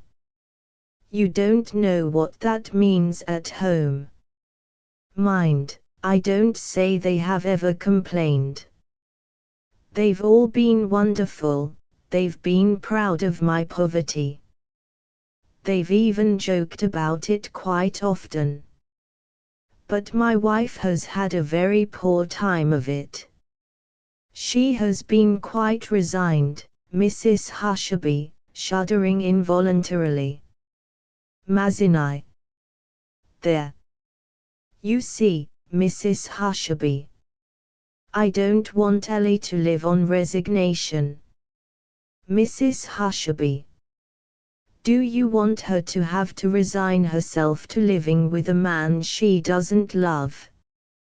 Mazinai, wistfully. Are you sure that would be worse than living with a man she did love, if he was a footling person? Mrs. Hushabye, relaxing her contemptuous attitude, quite interested in Mazinai now. You know, I really think you must love Ellie very much, for you become quite clever when you talk about her. Mazinai. I didn't know I was so very stupid on other subjects. Mrs. Hushabye. You are, sometimes. Mazinai, turning his head away, for his eyes are wet. I have learned a good deal about myself from you, Mrs. Hushabye, and I'm afraid I shall not be the happier for your plain speaking. But if you thought I needed it to make me think of Ellie's happiness, you were very much mistaken. Mrs. Hushabye, leaning towards him kindly. Have I been a beast? Mazinai, pulling himself together. It doesn't matter about me, Mrs. Hushabye. I think you like Ellie, and that is enough for me. Mrs. Hushabye. I'm beginning to like you a little. I perfectly loathed you at first. I thought you the most odious, self-satisfied, boresome elderly prig I ever met. Mazinai, resigned, and now quite cheerful. I dare say I am all that. I never have been a favorite with gorgeous women like you. They always frighten me. Mrs. Hushabye, pleased. Am I a gorgeous woman, Mazinai? I shall fall in love with you presently. Mazinai, with placid gallantry. No, you won't, Husain. But you would be quite safe. Would you believe it that quite a lot of women have flirted with me because I am quite safe? But they get tired of me for the same reason. Mrs. Hushabye, mischievously. Take care. You may not be so safe as you think. Mazinai. Oh yes, quite safe. You see, I have been in love really, the sort of love that only happens once. Softly. That's why Ellie is such a lovely girl. Mrs. Hushabye. Well, really, you are coming out. Are you quite sure you won't let me tempt you into a second grand passion? Mazinai. Quite. It wouldn't be natural. The fact is, you don't strike on my box, Mrs. Hushabye, and I certainly don't strike on yours. Mrs. Hushabye. I see. Your marriage was a safety match. Mazinai. What a very witty application of the expression I used. I should never have thought of it. Ellie comes in from the garden, looking anything but happy. Mrs. Hushabye, rising. Oh. Here is Ellie at last. She goes behind the sofa. Ellie, on the threshold of the starboard door. Guinness said you wanted me, you and Papa. Mrs. Hushabye. You have kept us waiting so long that it almost came to, well, never mind. Your father is a very wonderful man, she ruffles his hair affectionately, the only one I ever met who could resist me when I made myself really agreeable. She comes to the big chair, on Mangan's left. Come here. I have something to show you. Ellie strolls listlessly to the other side of the chair. Look. Ellie, contemplating Mangan without interest. I know. He is only asleep. We had a talk after dinner, and he fell asleep in the middle of it. Mrs. Hushabye. You did it, Ellie.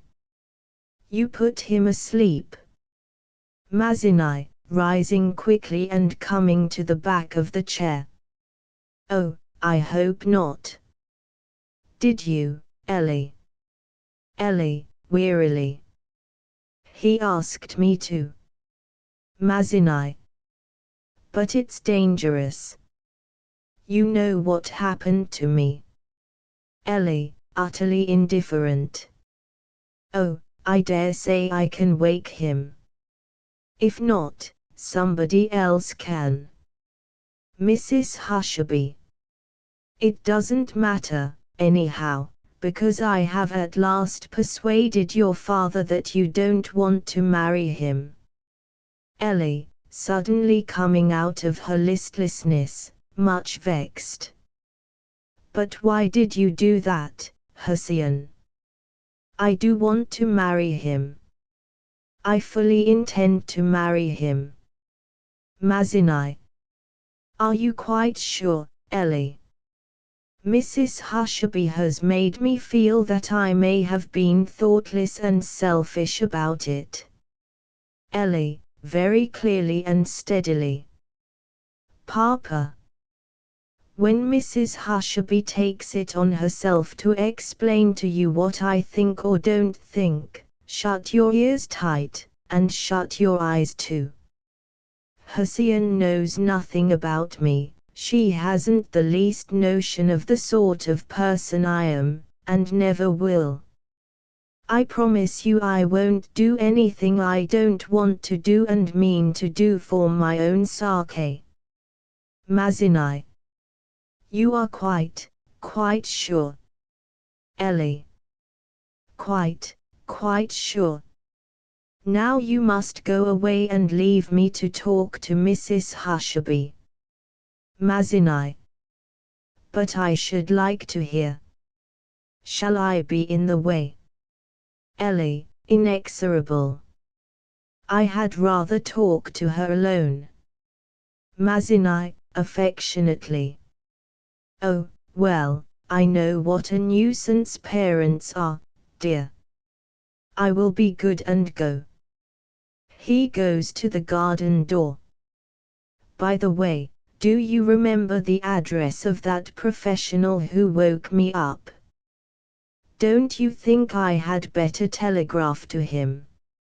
Mrs. Hushabye, moving towards the sofa. It's too late to telegraph tonight. Mazinai. I suppose so. I do hope he'll wake up in the course of the night. He goes out into the garden. Ellie, turning vigorously on Hussein the moment her father is out of the room. Hussein, what the devil do you mean by making mischief with my father about Mangan? Mrs. Hushabye, promptly losing her temper. Don't you dare speak to me like that, you little minx. Remember that you are in my house. Ellie. Stuff. Why don't you mind your own business?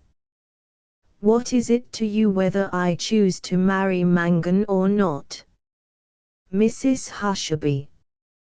Do you suppose you can bully me, you miserable little matrimonial adventurer? Ellie. Every woman who hasn't any money is a matrimonial adventurer. It's easy for you to talk, you have never known what it is to want money, and you can pick up men as if they were daisies. I am poor and respectable, Mrs. Hushabye, interrupting. Ho! Respectable. How did you pick up Mangan? How did you pick up my husband?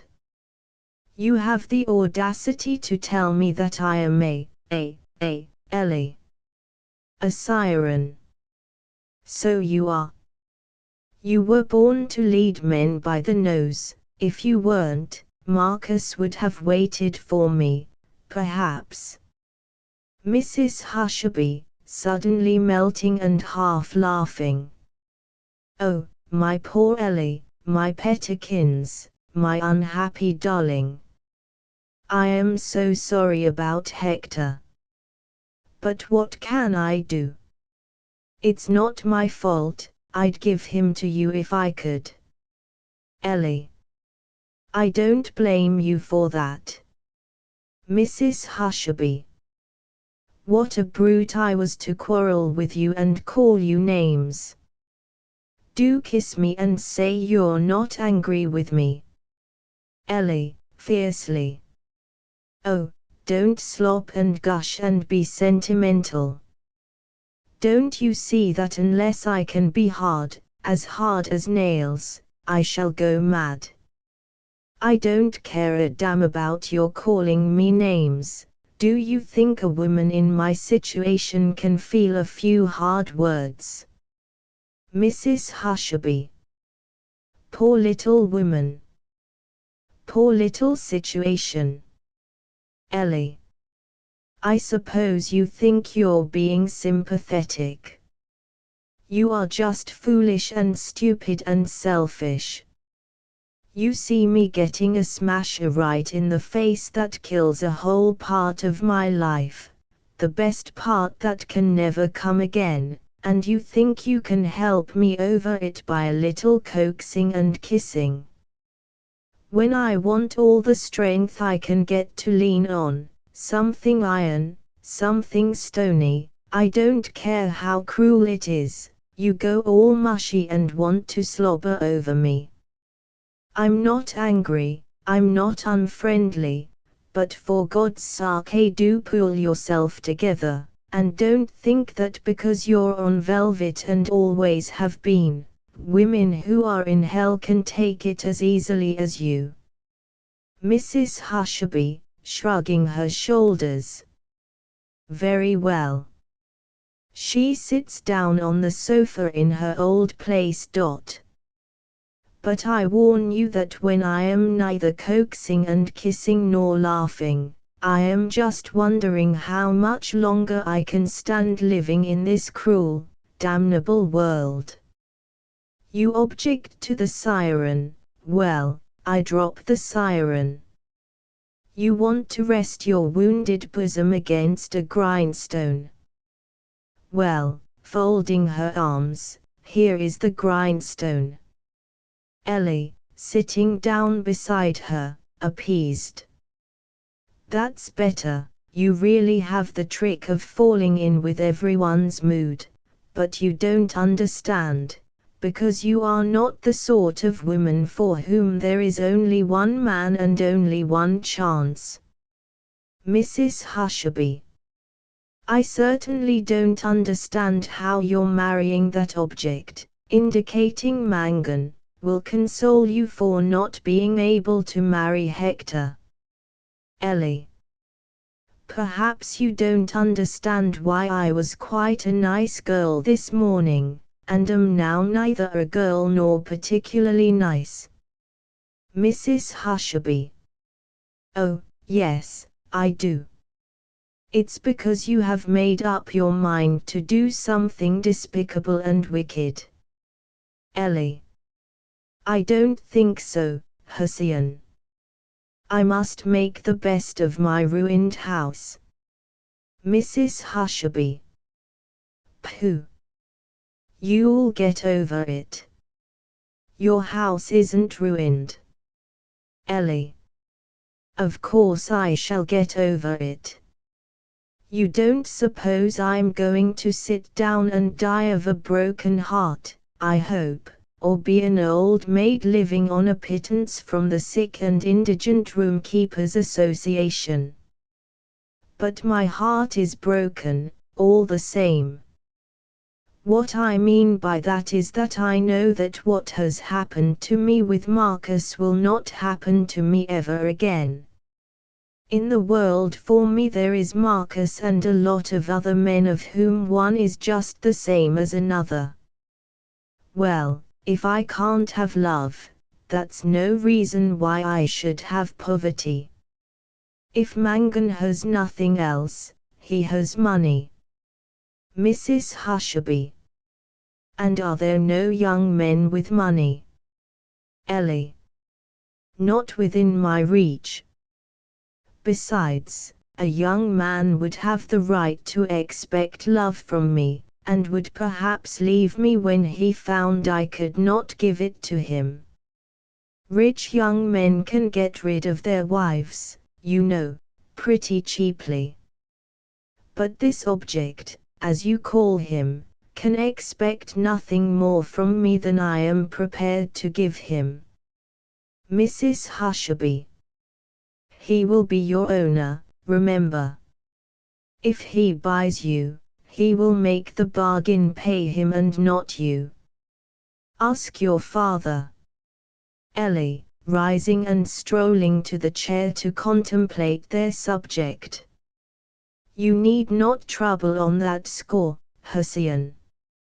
I have more to give Boss Mangan than he has to give me, it is I who am buying him, and at a pretty good price too, I think. Women are better at that sort of bargain than men.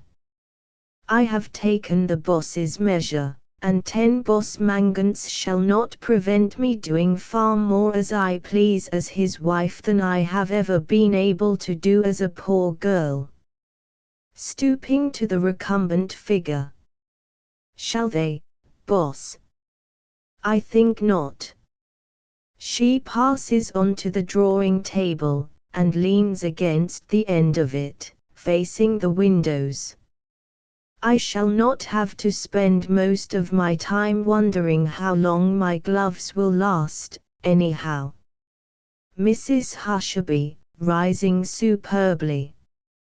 Ellie, you are a wicked, sordid little beast.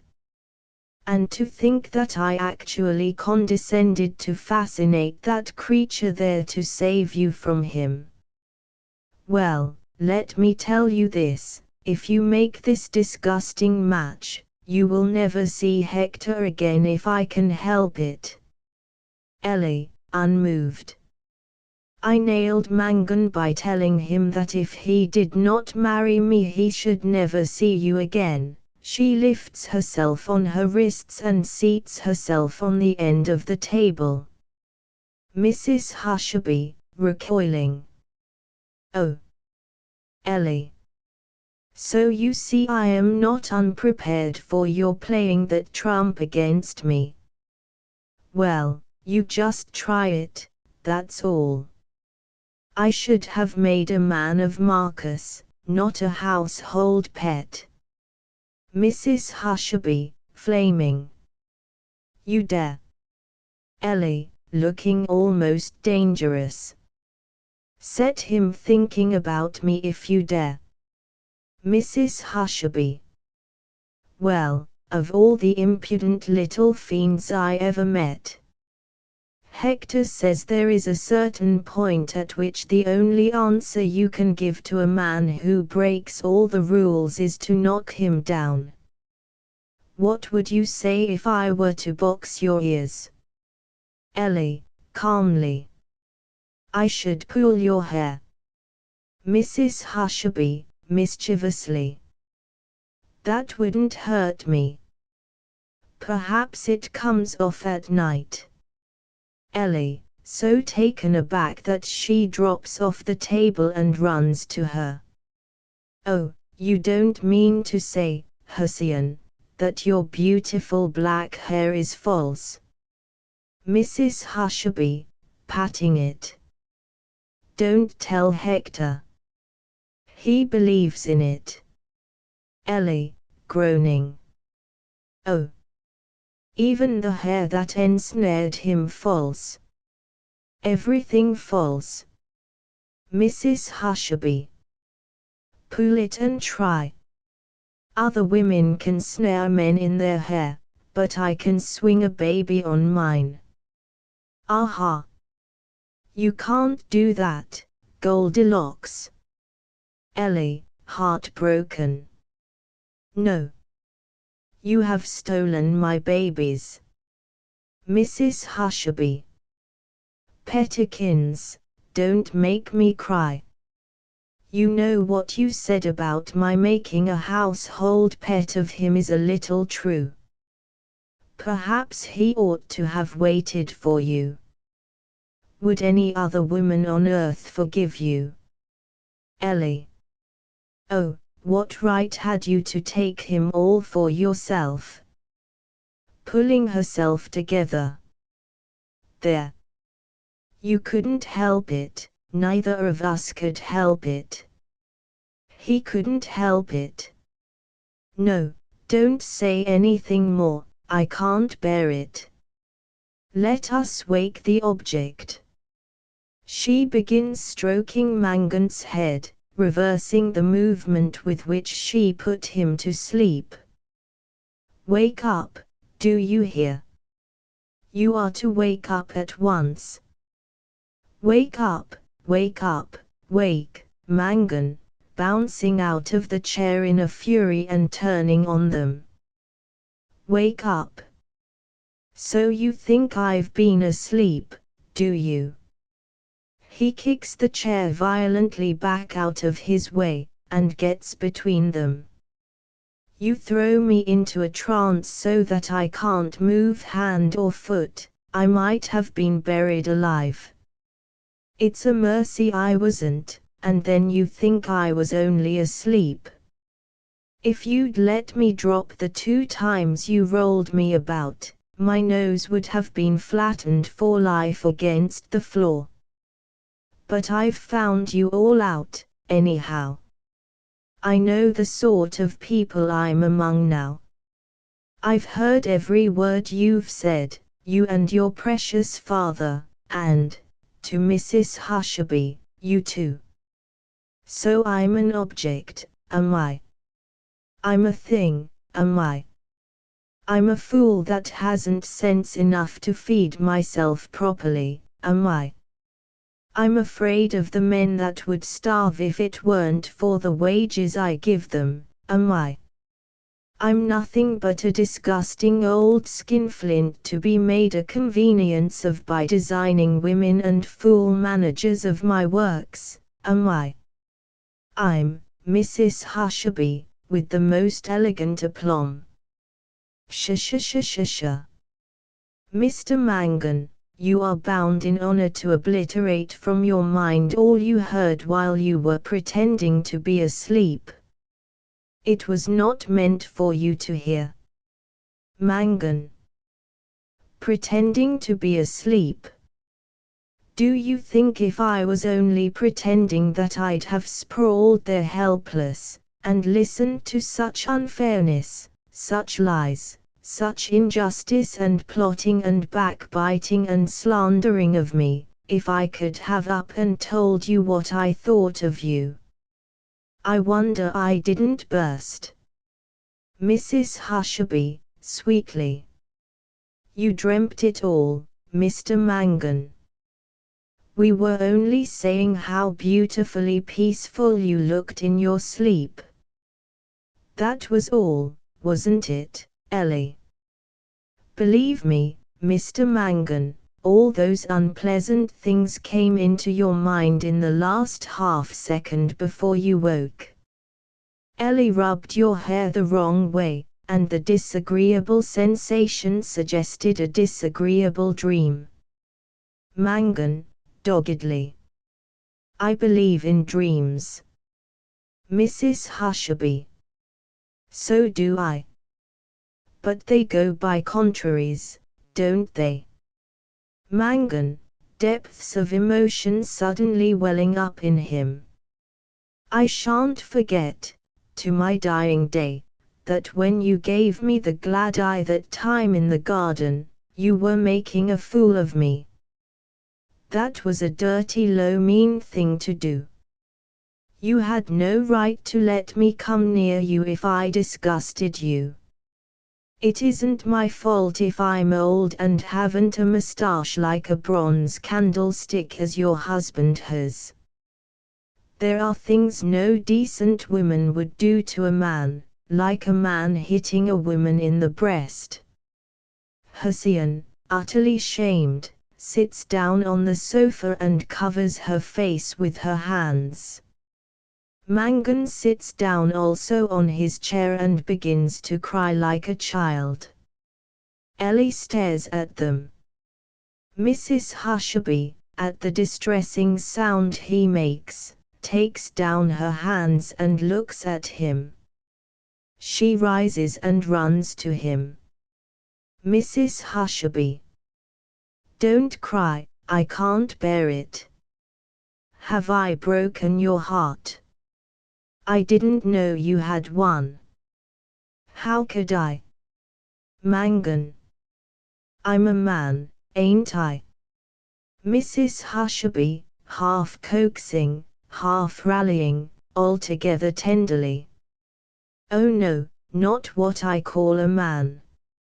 Only a boss, just that and nothing else.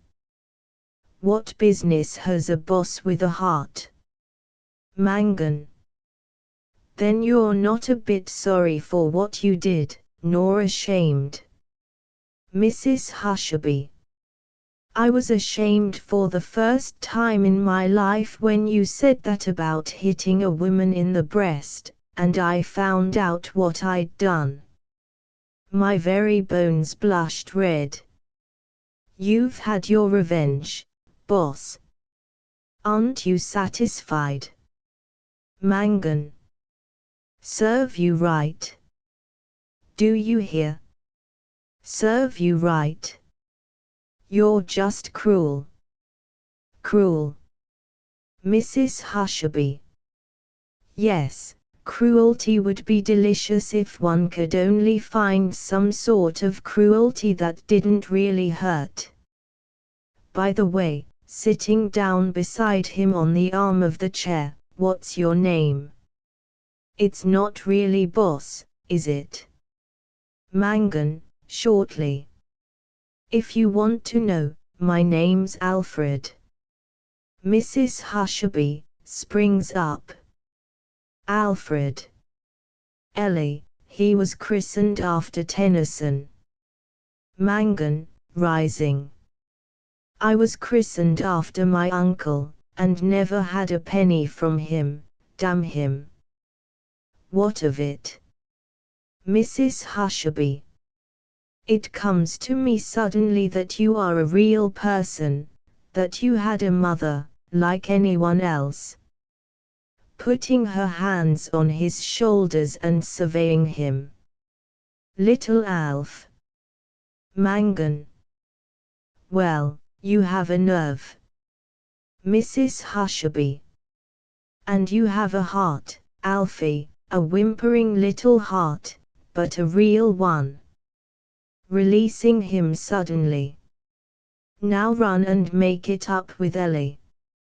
She has had time to think what to say to you, which is more than I had. She goes out quickly into the garden by the port door. Mangan. That woman has a pair of hands that go right through you. Ellie. Still in love with her, in spite of all we said about you. Mangan. Are all women like you too? Do they never think of anything about a man except what they can get out of him? You weren't even thinking that about me. You were only thinking whether your gloves would last. Ellie. I shall not have to think about that when we are married. Mangan. And you think I am going to marry you after what I heard there? Ellie. You heard nothing from me that I did not tell you before. Mangan. Perhaps you think I can't do without you. Ellie. I think you would feel lonely without us all, now, after coming to know us so well. Mangan, with something like a yell of despair.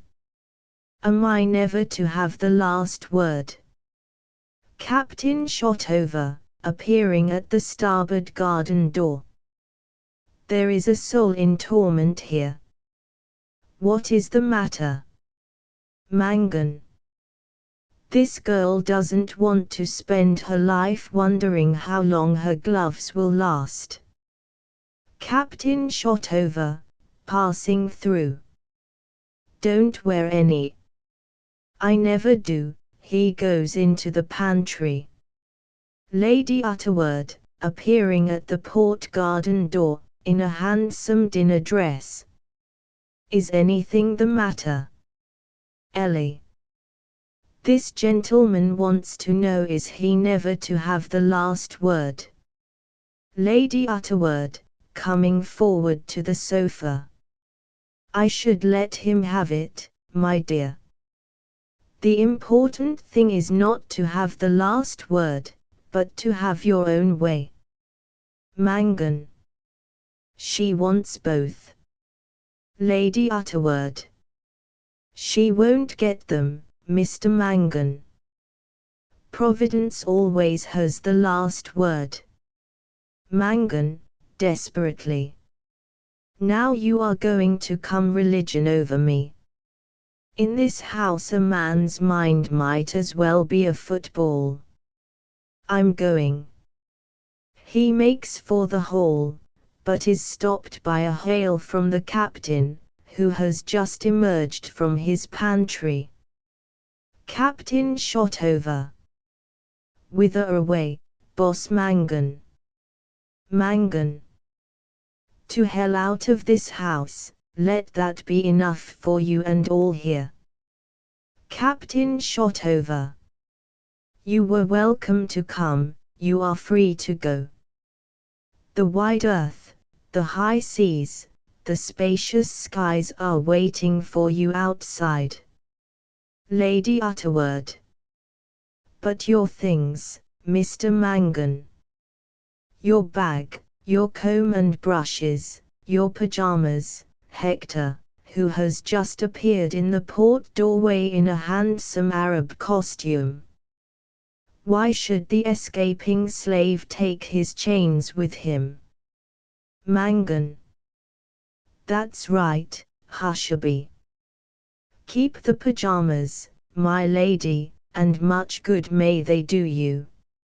Hector, advancing to Lady Utterword's left hand. Let us all go out into the night and leave everything behind us. Mangan.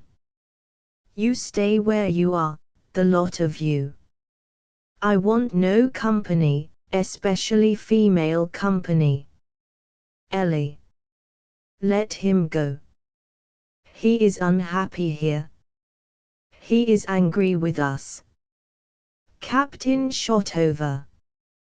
Go, Boss Mangan, and when you have found the land where there is happiness and where there are no women, send me its latitude and longitude, and I will join you there. Lady Utterword.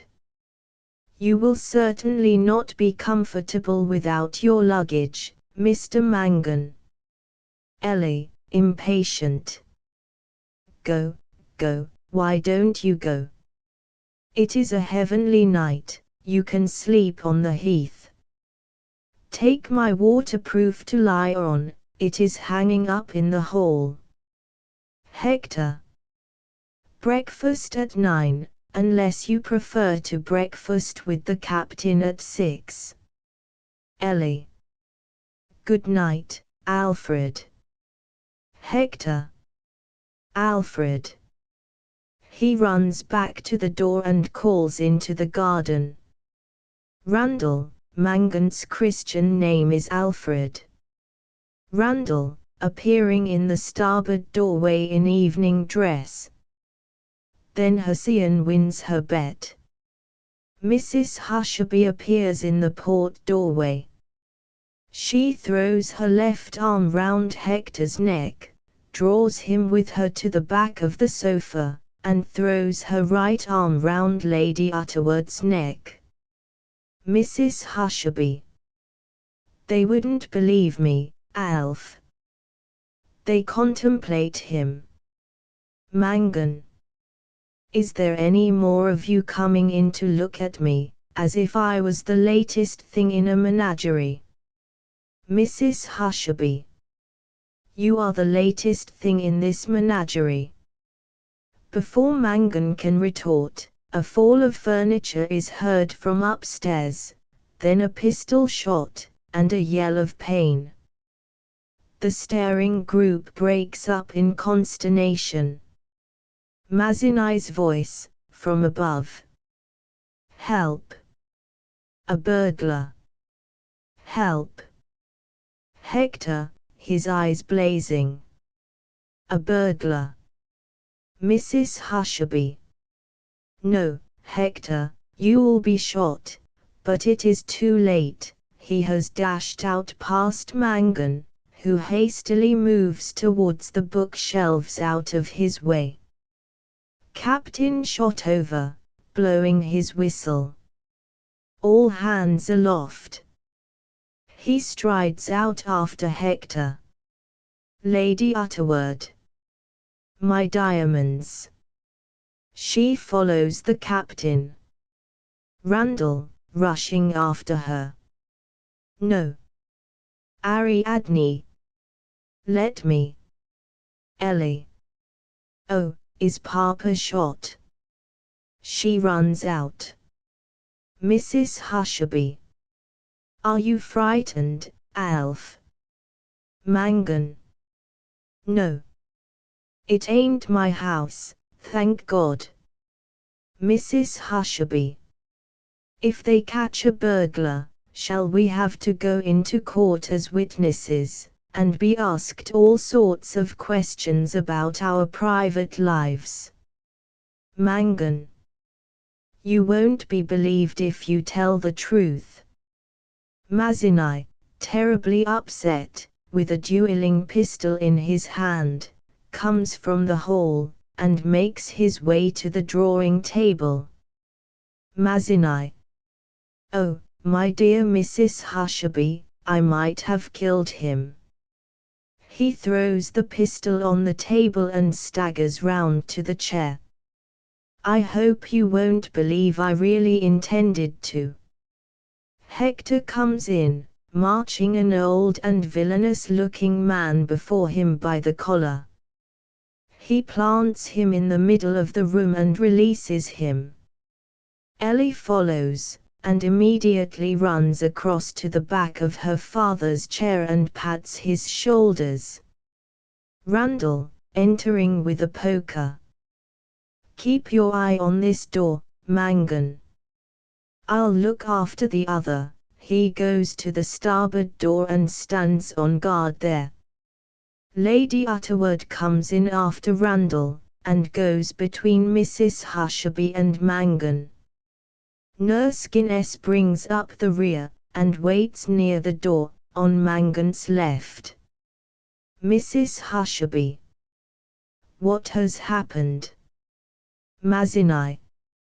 Your housekeeper told me there was somebody upstairs, and gave me a pistol that Mr. Hushabye had been practicing with. I thought it would frighten him, but it went off at a touch. The burglar. Yes, and took the skin off my ear. Precious near took the top off my head. Why don't you have a proper revolver instead of a thing like that goes off if you as much as blow on it? Hector. One of my dueling pistols. Sorry. Mazinai. He put his hands up and said it was a fair cop. The burglar. So it was. Send for the police. Hector. No, by thunder.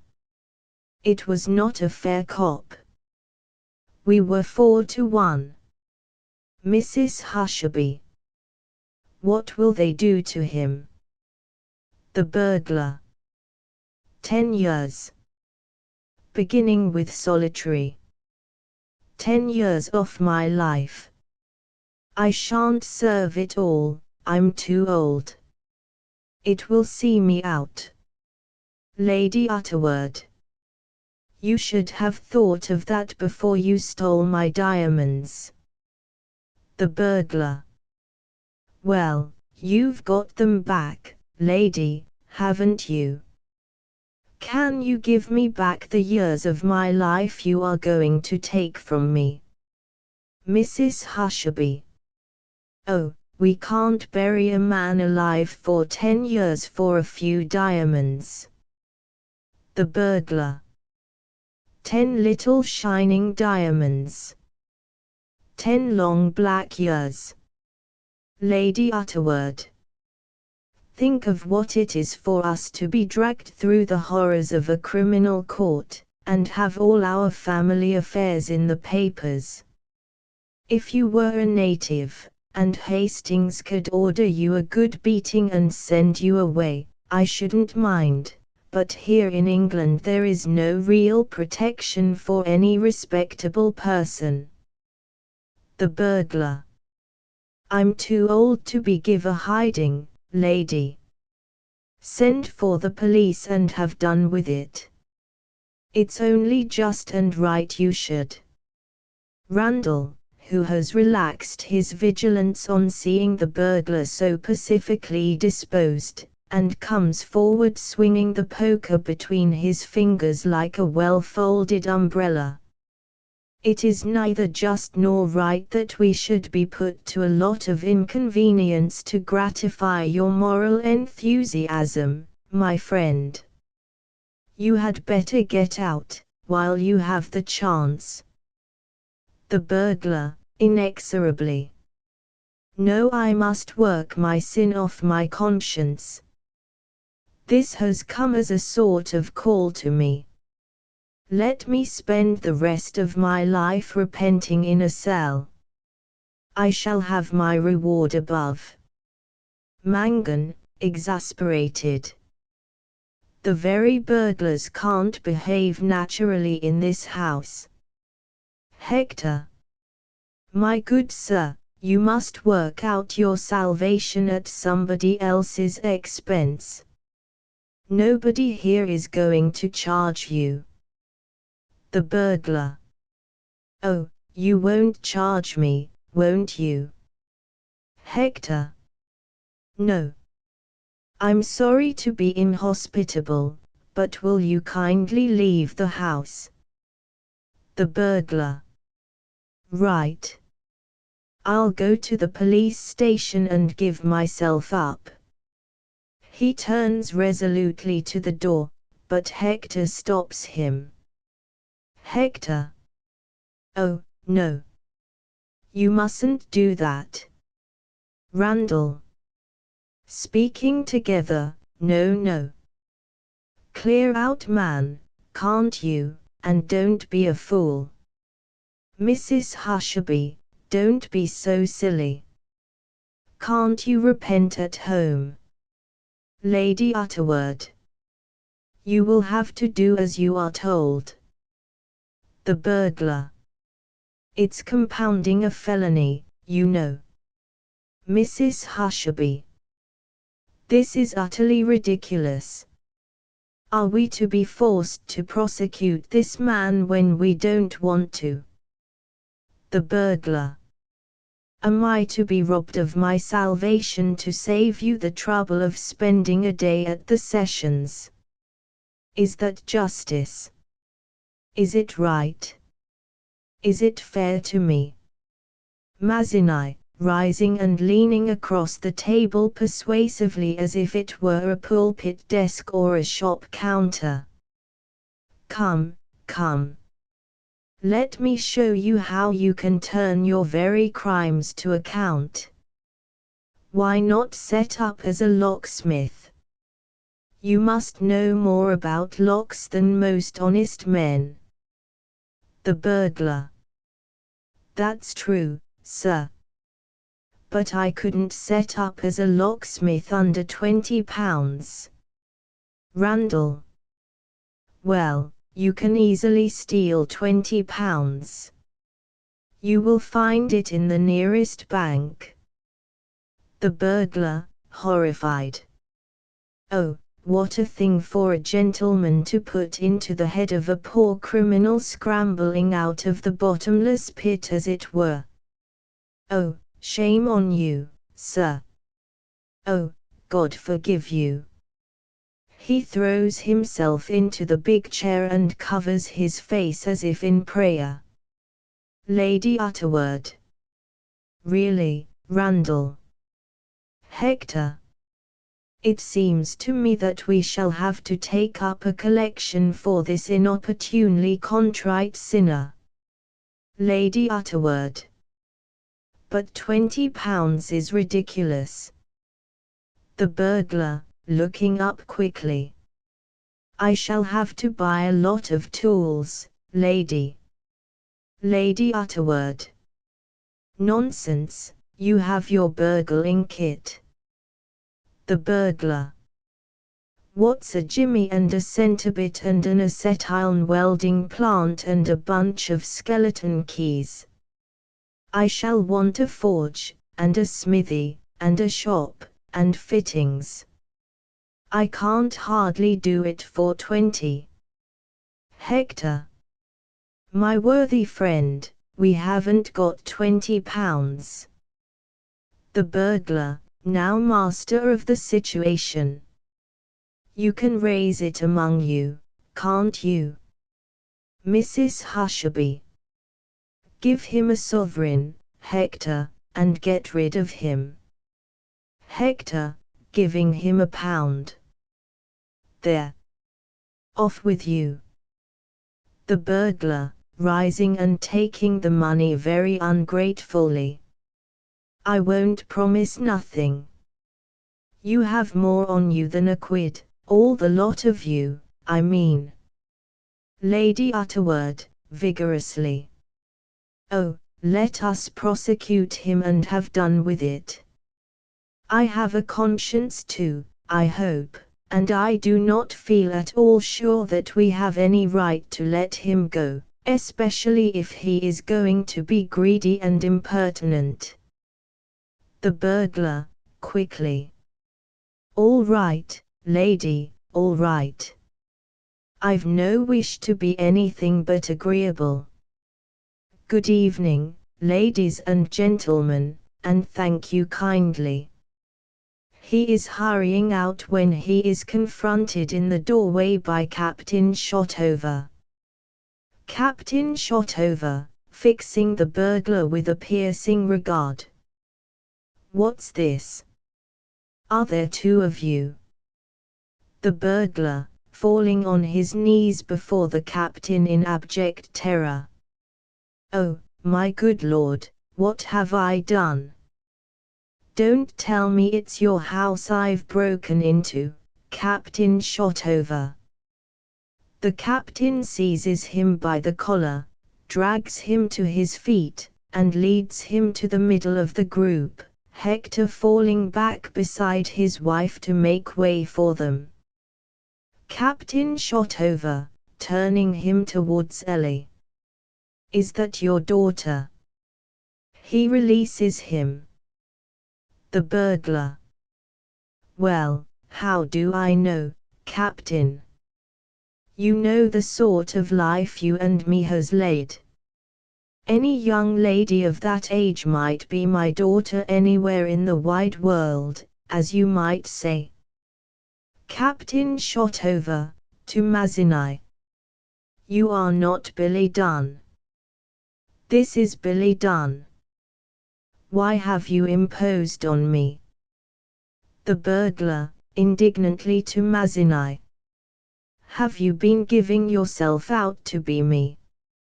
You, that nigh blew my head off. Shooting yourself, in a manner of speaking." Mazinai. "My dear Captain Shotover, ever since I came into this house I have done hardly anything else but assure you that I am not Mr. William Dunn, but Mazinai Dunn, a very different person." The burglar. "He don't belong to my branch, Captain. There's two sets in the family, the thinking Dunns and the drinking Dunns, each going their own ways. I'm a drinking Dunn, he's a thinking Dunn. But that didn't give him any right to shoot me." Captain Shotover. "So you've turned burglar, have you?" The burglar. "No, Captain, I wouldn't disgrace our old sea calling by such a thing. I am no burglar." Lady Utterword. "What were you doing with my diamonds?" Guinness. "What did you break into the house for if you're no burglar?" Randall. "Mistook the house for your own and came in by the wrong window, eh?" The burglar. "Well, it's no use my telling you a lie, I can take in most captains, but not Captain Shotover, because he sold himself to the devil in Zanzibar, and can divine water, spot gold, explode a cartridge in your pocket with a glance of his eye, and see the truth hidden in the heart of man. But I'm no burglar." Captain Shotover. "Are you an honest man?" The burglar. "I don't set up to be better than my fellow creatures, and never did, as you well know, Captain. But what I do is innocent and pious. I enquire about 4 houses where the right sort of people live. I work it on them same as I worked it here. I break into the house, put a few spoons or diamonds in my pocket, make a noise, get caught, and take up a collection. And you wouldn't believe how hard it is to get caught when you're actually trying to. I have knocked over all the chairs in a room without a soul paying any attention to me. In the end I have had to walk out and leave the job." Randall. "When that happens, do you put back the spoons and diamonds?" The burglar. "Well, I don't fly in the face of Providence, if that's what you want to know." Captain Shotover. "Guinness, you remember this man?" Guinness. "I should think I do, seeing I was married to him, the blackguard." Hussein, exclaiming together, "Married to him." Lady Utterword, Guinness. The burglar. It wasn't legal. I've been married to no end of women. No use coming that over me. Captain Shotover. Take him to the forecastle. He flings him to the door with a strength beyond his years. Guinness. I suppose you mean the kitchen. They won't have him there. Do you expect servants to keep company with thieves and all sorts? Captain Shotover. Land thieves and water thieves are the same flesh and blood. I'll have no bosun on my quarterdeck. Off with you both. The burglar. Yes, Captain. He goes out humbly. Mazinai. Will it be safe to have him in the house like that? Guinness. Why didn't you shoot him, sir? If I'd known who he was, I'd have shot him myself. She goes out. Mrs. Hushabye. Do sit down, everybody. She sits down on the sofa. They all move except Ellie. Mazinai resumes his seat. Randall sits down in the window seat near the starboard door, again making a pendulum of his poker, and studying it as Galileo might have done. Hector sits on his left, in the middle. Mangan, forgotten, sits in the port corner. Lady Utterword takes the big chair. Captain Shotover goes into the pantry in deep abstraction. They all look after him, and Lady Utterword coughs consciously. Mrs. Hushabye. So Billy Dunn was poor nurse's little romance. I knew there had been somebody. Randall. They will fight their battles over again and enjoy themselves immensely. Lady Utterword, irritably. You are not married, and you know nothing about it, Randall. Hold your tongue. Randall. Tyrant. Mrs. Hushabye. Well, we have had a very exciting evening. Everything will be an anticlimax after it. We'd better all go to bed. Randall. Another burglar may turn up. Mazinai. Oh, impossible. I hope not. Randall. Why not? There is more than one burglar in England. Mrs. Hushabye. What do you say, Alf? Mangan, huffily. Oh, I don't matter. I'm forgotten. The burglar has put my nose out of joint. Shove me into a corner and have done with me. Mrs. Hushabye, jumping up mischievously, and going to him. Would you like a walk on the heath, Alfred? With me. Ellie. Go, Mr. Mangan. It will do you good. Hussein will soothe you. Mrs. Hushabye, slipping her arm under his and pulling him upright. Come, Alfred. There is a moon, it's like the night in Tristan and Isolde. She caresses his arm and draws him to the port garden door. Mangan, writhing but yielding. How you can have the face the heart, he breaks down and is heard sobbing as she takes him out. Lady Utterword. What an extraordinary way to behave. What is the matter with the man? Ellie, in a strangely calm voice, staring into an imaginary distance. His heart is breaking, that is all. The captain appears at the pantry door, listening. It is a curious sensation, the sort of pain that goes mercifully beyond our powers of feeling. When your heart is broken, your boats are burned, nothing matters anymore. It is the end of happiness and the beginning of peace. Lady Utterword, suddenly rising in a rage, to the astonishment of the rest. How dare you? Hector! Good heavens! What's the matter? Randall, in a warning whisper. TCH, TCH, TCH.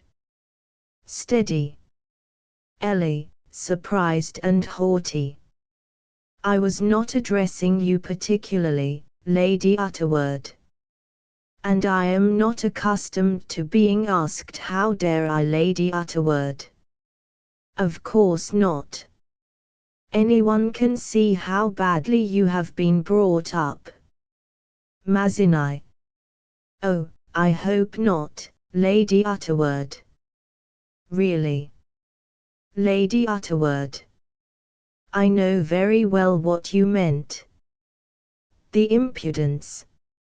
Ellie. What on earth do you mean? Captain Shotover, advancing to the table. She means that her heart will not break. She has been longing all her life for someone to break it. At last she has become afraid she has none to break. Lady Utterword, flinging herself on her knees and throwing her arms round him. Papa, don't say you think I've no heart. Captain Shotover, raising her with grim tenderness. If you had no heart, how could you want to have it broken, child? Hector, rising with a bound. Lady Utterword, you are not to be trusted. You have made a scene. He runs out into the garden through the starboard door. Lady Utterword. Oh! Hector, Hector! She runs out after him. Randall. Only nerves, I assure you. He rises and follows her, waving the poker in his agitation. Ariadne! Ariadne! For God's sake, be careful. You will, he is gone. Mazinai, rising. How distressing. Can I do anything, I wonder?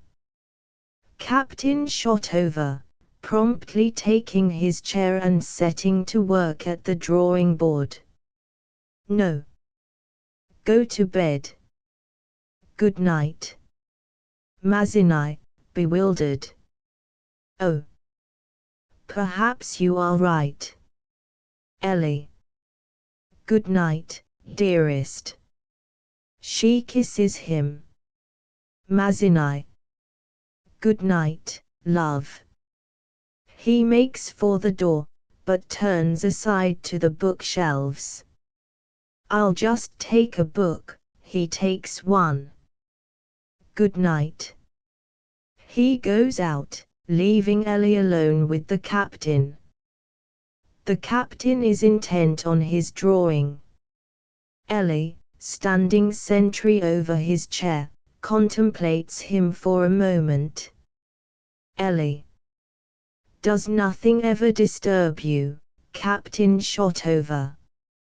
Captain Shotover. I've stood on the bridge for 18 hours in a typhoon. Life here is stormier, but I can stand it. Ellie. Do you think I ought to marry Mr. Mangan? Captain Shotover, never looking up. One rock is as good as another to be wrecked on. Ellie. I am not in love with him. Captain Shotover. Who said you were? Ellie. You are not surprised. Captain Shotover. Surprised. At my age. Ellie. It seems to me quite fair. He wants me for one thing, I want him for another. Captain Shotover. Money. Ellie. Yes. Captain Shotover. Well, one turns the cheek, the other kisses it. One provides the cash, the other spends it. Ellie. Who will have the best of the bargain, I wonder? Captain Shotover. You. These fellows live in an office all day. You will have to put up with him from dinner to breakfast, but you will both be asleep most of that time. All day you will be quit of him, and you will be shopping with his money. If that is too much for you, marry a seafaring man. You will be bothered with him only 3 weeks in the year, perhaps. Ellie. That would be best of all, I suppose. Captain Shotover. It's a dangerous thing to be married right up to the hilt, like my daughter's husband. The man is at home all day, like a damned soul in hell. Ellie. I never thought of that before. Captain Shotover. If you're marrying for business, you can't be too businesslike. Ellie. Why do women always want other women's husbands? Captain Shotover. Why do horse thieves prefer a horse that is broken into one that is wild? Ellie, with a short laugh. I suppose so. What a vile world it is. Captain Shotover. It doesn't concern me. I'm nearly out of it. Ellie. And I'm only just beginning. Captain Shotover. Yes, so look ahead. Ellie. Well, I think I am being very prudent. Captain Shotover. I didn't say prudent. I said look ahead. Ellie. What's the difference? Captain Shotover. It's prudent to gain the whole world and lose your own soul.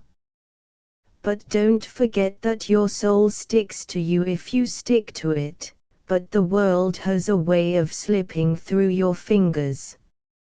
Ellie, wearily, leaving him and beginning to wander restlessly about the room. I'm sorry, Captain Shotover, but it's no use talking like that to me. Old-fashioned people are no use to me. Old-fashioned people think you can have a soul without money. They think the less money you have, the more soul you have. Young people nowadays know better. A soul is a very expensive thing to keep, much more so than a motor car. Captain Shotover. Is it? How much does your soul eat? Ellie. Oh, a lot. It eats music and pictures and books and mountains and lakes and beautiful things to wear and nice people to be with. In this country you can't have them without lots of money, that is why our souls are so horribly starved. Captain Shotover. Mangant's soul lives on pig's food. Ellie. Yes, money is thrown away on him. I suppose his soul was starved when he was young. But it will not be thrown away on me. It is just because I want to save my soul that I am marrying for money. All the women who are not fools do. Captain Shotover. There are other ways of getting money. Why don't you steal it? Ellie. Because I don't want to go to prison. Captain Shotover. Is that the only reason? Are you quite sure honesty has nothing to do with it? Ellie. Oh, you are very, very old-fashioned, Captain. Does any modern girl believe that the legal and illegal ways of getting money are the honest and dishonest ways? Mangan robbed my father and my father's friends. I should rob all the money back from Mangan if the police would let me. As they won't, I must get it back by marrying him. Captain Shotover. I can't argue, I'm too old, my mind is made up and finished. All I can tell you is that, old-fashioned or new-fashioned, if you sell yourself, you deal your soul a blow that all the books and pictures and concerts and scenery in the world won't heal. He gets up suddenly and makes for the pantry. Ellie, running after him and seizing him by the sleeve. Then why did you sell yourself to the devil in Zanzibar? Captain Shotover, stopping, startled. What? Ellie. You shall not run away before you answer. I have found out that trick of yours. If you sold yourself, why shouldn't I? Captain Shotover. I had to deal with men so degraded that they wouldn't obey me unless I swore at them and kicked them and beat them with my fists. Foolish people took young thieves off the streets, flung them into a training ship where they were taught to fear the cane instead of fearing God, and thought they'd made men and sailors of them by private subscription. I tricked these thieves into believing I'd sold myself to the devil. It saved my soul from the kicking and swearing that was damning me by inches. Ellie, releasing him. I shall pretend to sell myself to Boss Mangan to save my soul from the poverty that is damning me by inches. Captain Shotover.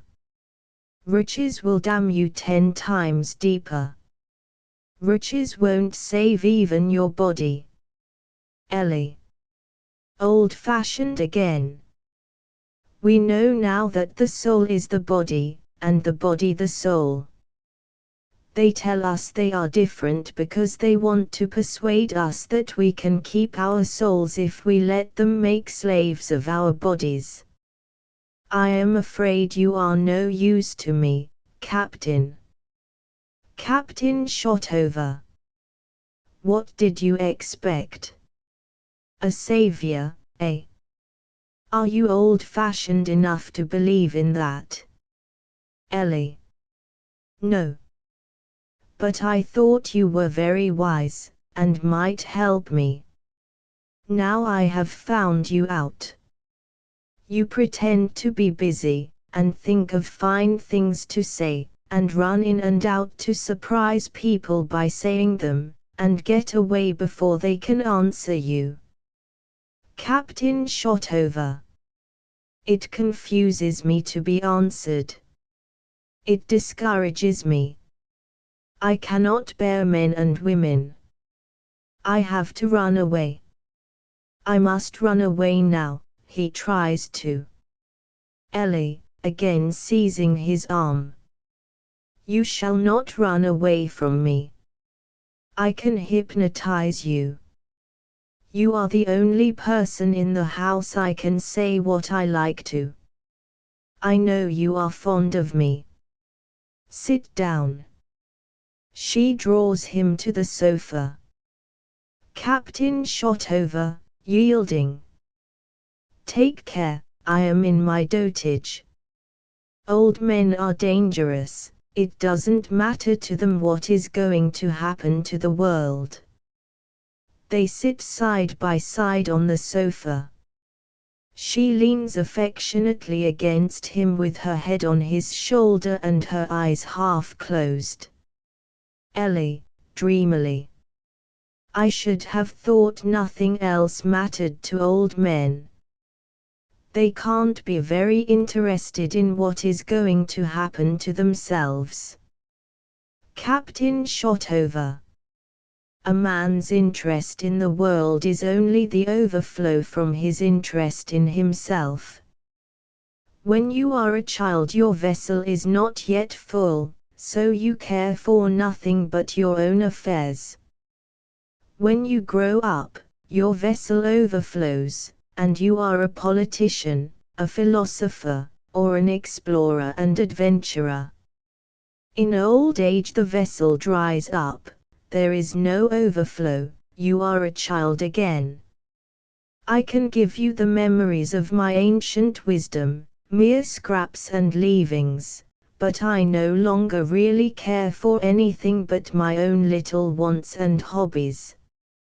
I sit here working out my old ideas as a means of destroying my fellow creatures. I see my daughters and their men living foolish lives of romance and sentiment and snobbery. I see you, the younger generation, turning from their romance and sentiment and snobbery to money and comfort and hard common sense. I was 10 times happier on the bridge in the typhoon, or frozen into Arctic ice for months in darkness, than you or they have ever been. You are looking for a rich husband. At your age I looked for hardship, danger, horror, and death, that I might feel the life in me more intensely. I did not let the fear of death govern my life, and my reward was, I had my life. You are going to let the fear of poverty govern your life, and your reward will be that you will eat, but you will not live. Ellie, sitting up impatiently. But what can I do? I am not a sea captain, I can't stand on bridges in typhoons, or go slaughtering seals and whales in Greenland's icy mountains. They won't let women be captains. Do you want me to be a stewardess? Captain Shotover. There are worse lives. The stewardesses could come ashore if they liked, but they sail and sail and sail. Ellie. What could they do ashore but marry for money? I don't want to be a stewardess, I am too bad a sailor. Think of something else for me. Captain Shotover. I can't think so long and continuously. I am too old. I must go in and out. He tries to rise. Ellie, pulling him back. You shall not. You are happy here, aren't you? Captain Shotover. I tell you it's dangerous to keep me. I can't keep awake and alert. Ellie. What do you run away for? To sleep. Captain Shotover. No. To get a glass of rum. Ellie, frightfully disillusioned. Is that it? How disgusting. Do you like being drunk? Captain Shotover. No, I dread being drunk more than anything in the world. To be drunk means to have dreams, to go soft, to be easily pleased and deceived, to fall into the clutches of women. Drink does that for you when you are young. But when you are old, very very old, like me, the dreams come by themselves. You don't know how terrible that is. You are young, you sleep at night only, and sleep soundly. But later on you will sleep in the afternoon. Later still you will sleep even in the morning, and you will awake tired, tired of life. You will never be free from dozing and dreams.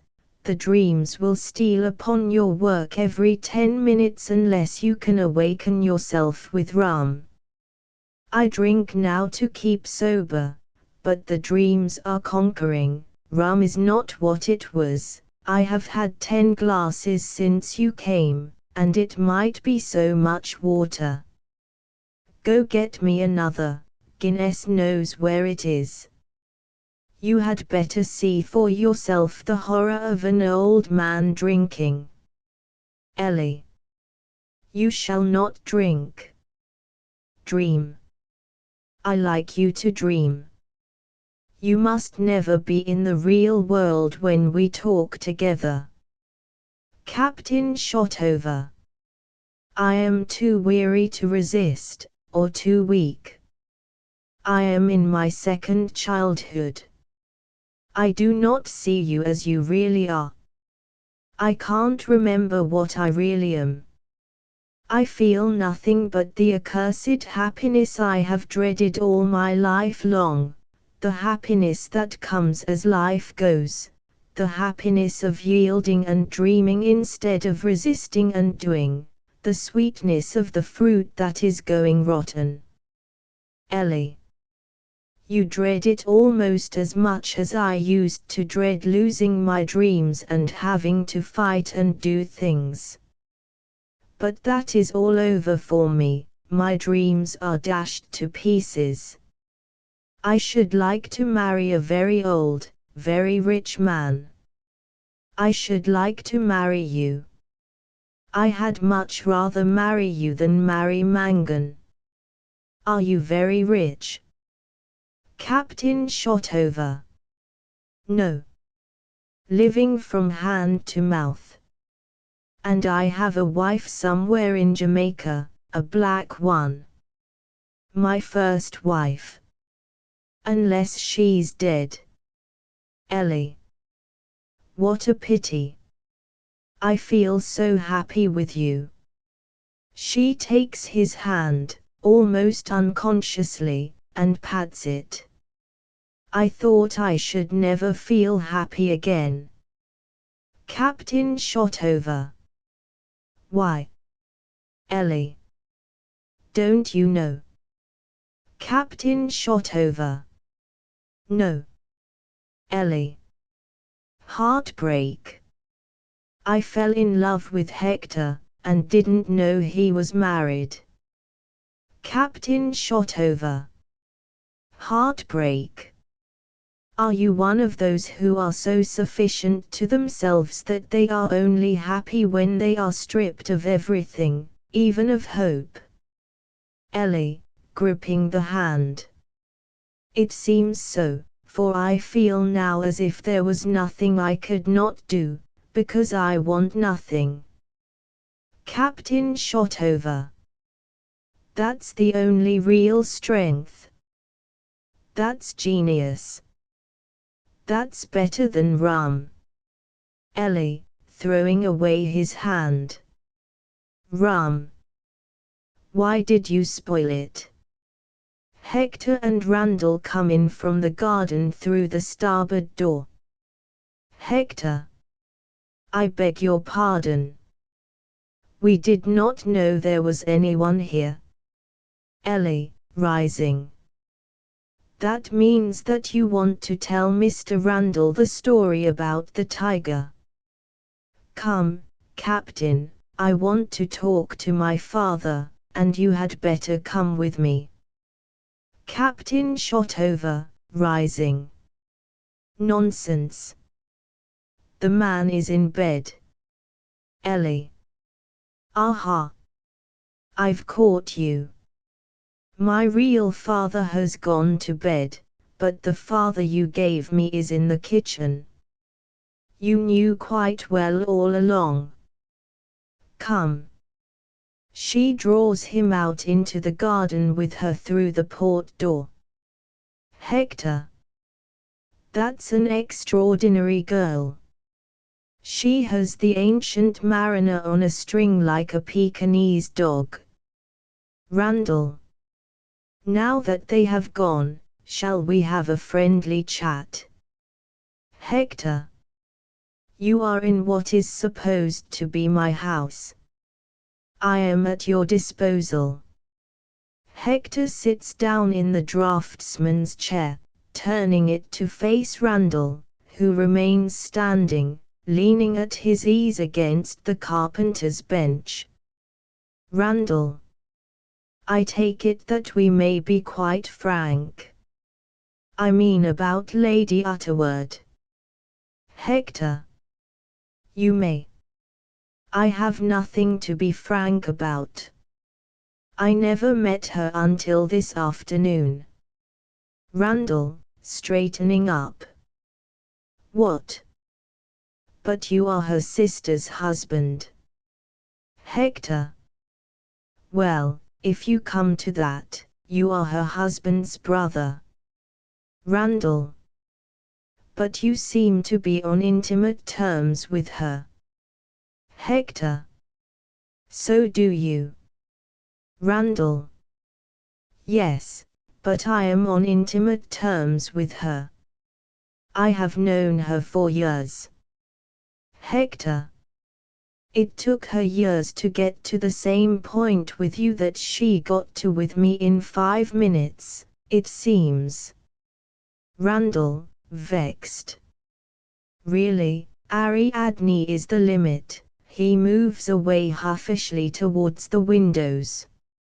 Hector, coolly. She is, as I remarked to Hesione, a very enterprising woman. Randall, returning, much troubled. You see, Hushabye, you are what women consider a good-looking man. Hector. I cultivated that appearance in the days of my vanity, and Hesione insists on my keeping it up. She makes me wear these ridiculous things, indicating his Arab costume, because she thinks me absurd in evening dress. Randall. Still, you do keep it up, old chap. Now, I assure you I have not an atom of jealousy in my disposition. Hector. The question would seem to be rather whether your brother has any touch of that sort. Randall. What? Hastings. Oh, don't trouble about Hastings. He has the gift of being able to work 16 hours a day at the dullest detail, and actually likes it. That gets him to the top wherever he goes. As long as Ariadne takes care that he is fed regularly, he is only too thankful to anyone who will keep her in good humor for him. Hector. And as she has all the Shotover fascination, there is plenty of competition for the job, eh? Randall, angrily. She encourages them. Her conduct is perfectly scandalous. I assure you, my dear fellow, I haven't an atom of jealousy in my composition, but she makes herself the talk of every place she goes to by her thoughtlessness. It's nothing more, she doesn't really care for the men she keeps hanging about her, but how is the world to know that? It's not fair to Hastings. It's not fair to me. Hector. Her theory is that her conduct is so correct, Randall. Correct. She does nothing but make scenes from morning till night. You be careful, old chap. She will get you into trouble, that is, she would if she really cared for you. Hector. Doesn't she? Randall. Not a scrap. She may want your scalp to add to her collection, but her true affection has been engaged years ago. You had really better be careful. Hector. Do you suffer much from this jealousy? Randall. Jealousy. I jealous. My dear fellow, haven't I told you that there is not an atom of Hector? Yes. And Lady Utterword told me she never made scenes. Well, don't waste your jealousy on my moustache. Never waste jealousy on a real man, it is the imaginary hero that supplants us all in the long run. Besides, jealousy does not belong to your easy man-of-the-world pose, which you carry so well in other respects. Randall. Really, Hushabye, I think a man may be allowed to be a gentleman without being accused of posing. Hector. It is a pose like any other. In this house we know all the poses, our game is to find out the man under the pose. The man under your pose is apparently Ellie's favorite, Othello. Randall. Some of your games in this house are damned annoying, let me tell you. Hector. Yes, I have been their victim for many years.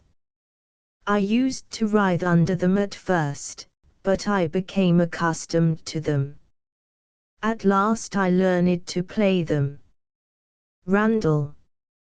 If it's all the same to you, I had rather you didn't play them on me. You evidently don't quite understand my character, or my notions of good form. Hector. Is it your notion of good form to give away Lady Utterword? Randall, a childishly plaintive note breaking into his huff. I have not said a word against Lady Utterword. This is just the conspiracy over again. Hector. What conspiracy? Randall. You know very well, sir. A conspiracy to make me out to be pettish and jealous and childish and everything I am not. Everyone knows I am just the opposite. Hector, rising.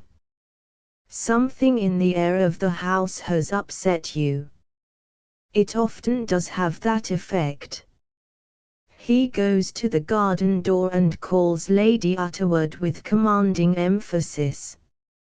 Ariadne. Lady Utterword, at some distance. Yes. Randall. What are you calling her for? I want to speak, Lady Utterword, arriving breathless. Yes. You really are a terribly commanding person. What's the matter? Hector. I do not know how to manage your friend Randall. No doubt you do. Lady Utterword. Randall, have you been making yourself ridiculous, as usual? I can see it in your face. Really, you are the most pettish creature. Randall. You know quite well, Ariadne, that I have not an ounce of pettishness in my disposition. I have made myself perfectly pleasant here.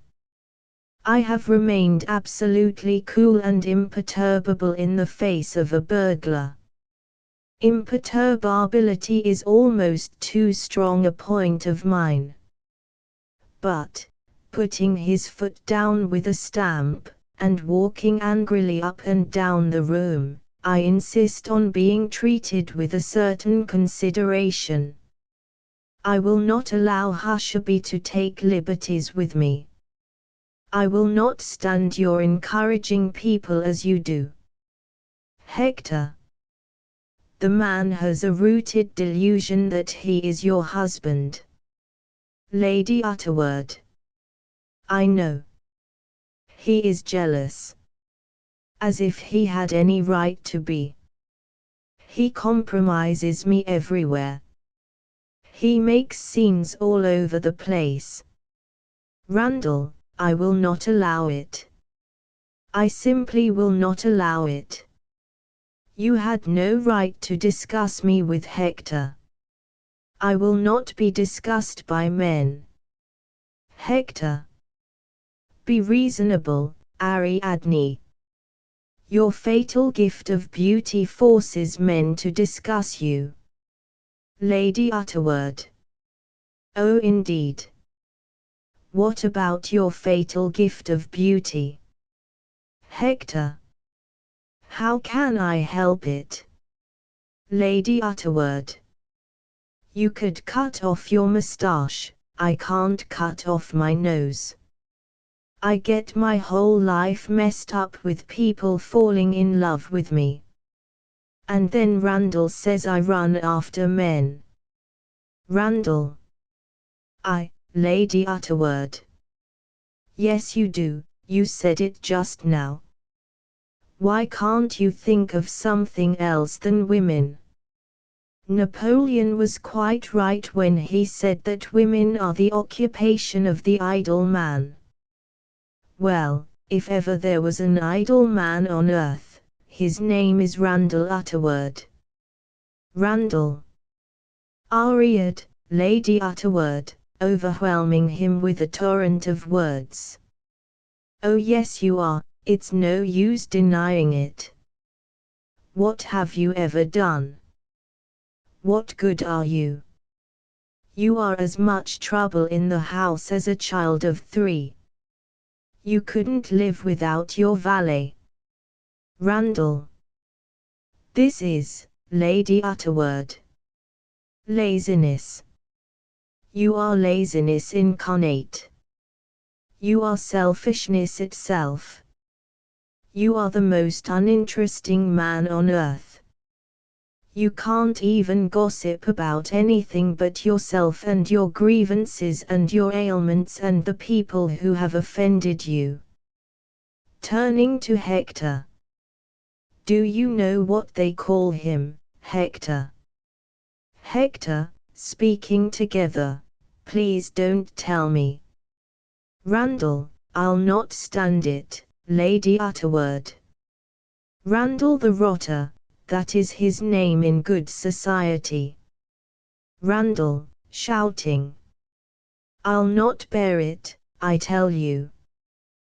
Will you listen to me, you infernal, he chokes. Lady Utterword. Well, go on.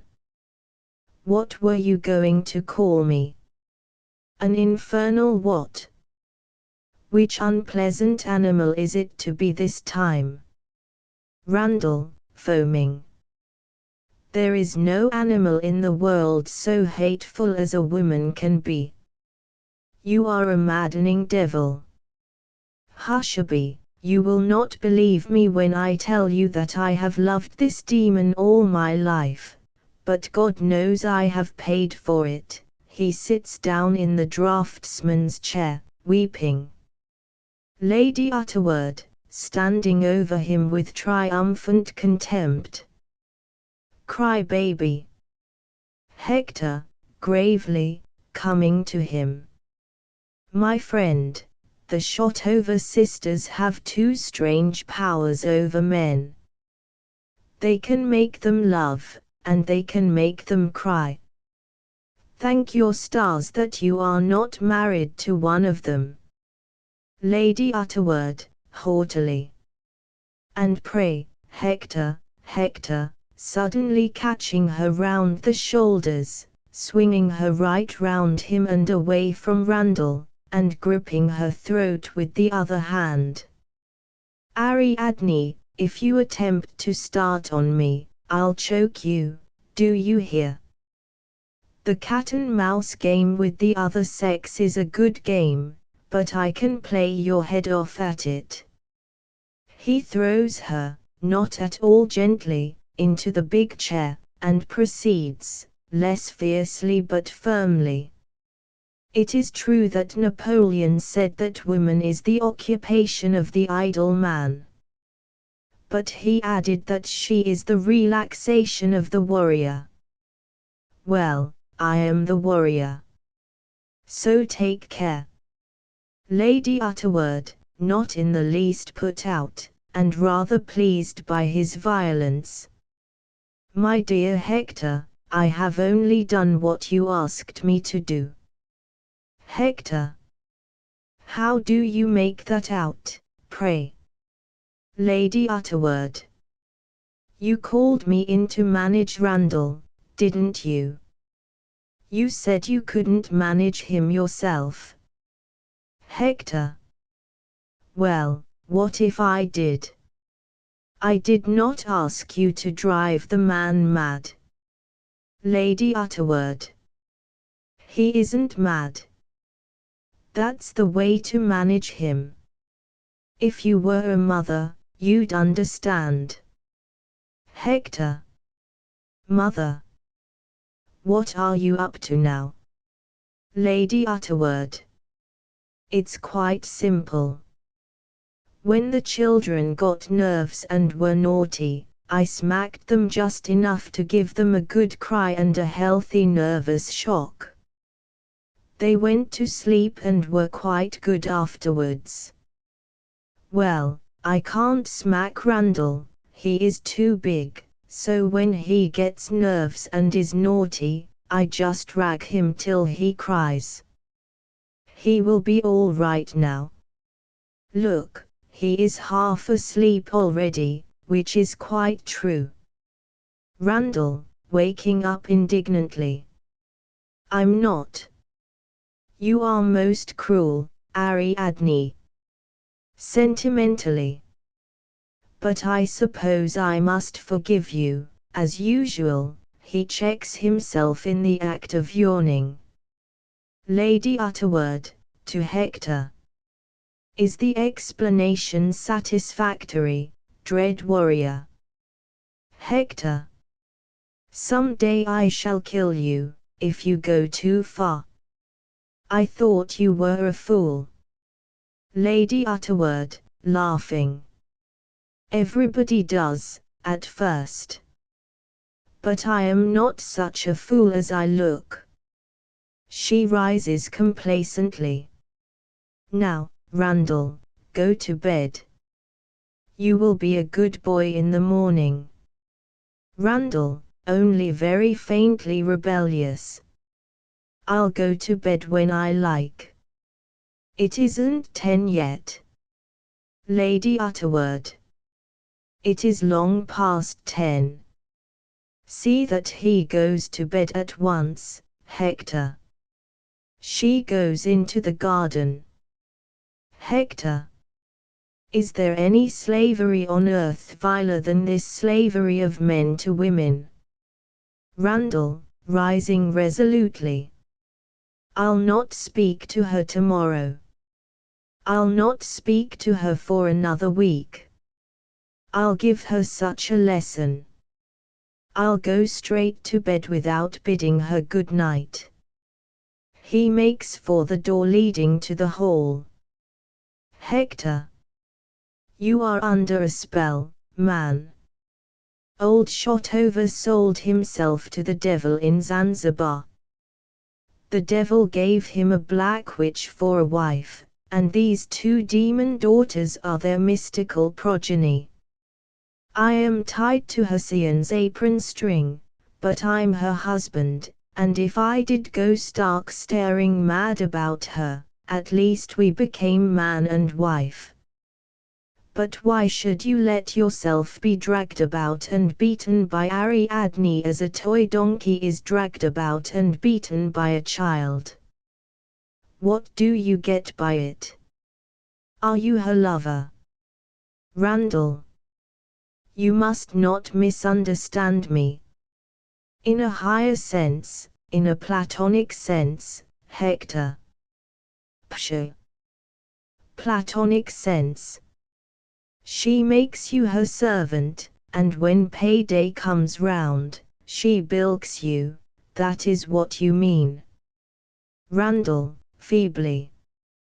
Well, if I don't mind, I don't see what business it is of yours.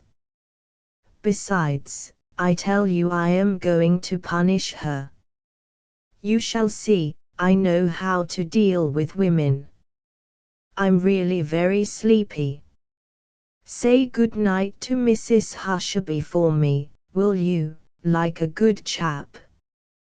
Good night. He hurries out. Hector. Poor wretch. Oh, women. Women. Women. He lifts his fists in invocation to heaven. Fall. Fall and crush. He goes out into the garden. Act 3. In the garden, Hector, as he comes out through the glass door of the poop, finds Lady Utterword lying voluptuously in the hammock on the east side of the flagstaff, in the circle of light cast by the electric arc, which is like a moon in its opal globe. Beneath the head of the hammock, a camp stool. On the other side of the flagstaff, on the long garden seat, Captain Shotover is asleep, with Ellie beside him, leaning affectionately against him on his right hand. On his left is a deck chair. Behind them in the gloom, Hussein is strolling about with Mangan. It is a fine still night, moonless. Lady Utterword. What a lovely night. It seems made for us. Hector. The night takes no interest in us. What are we to the night? He sits down moodily in the deck chair. Ellie, dreamily, nestling against the captain. Its beauty soaks into my nerves. In the night there is peace for the old and hope for the young. Hector. Is that remark your own? Ellie. No. Only the last thing the captain said before he went to sleep. Captain Shotover. I'm not asleep. Hector. Randall is. Also Mr. Mazinai Dunn. Mangan, too, probably. Mangan. No. Hector. Oh, you are there. I thought Hussein would have sent you to bed by this time. Mrs. Hushabye, coming to the back of the garden seat, into the light, with Mangan. I think I shall. He keeps telling me he has a presentiment that he is going to die. I never met a man so greedy for sympathy. Mangan, plaintively. But I have a presentiment.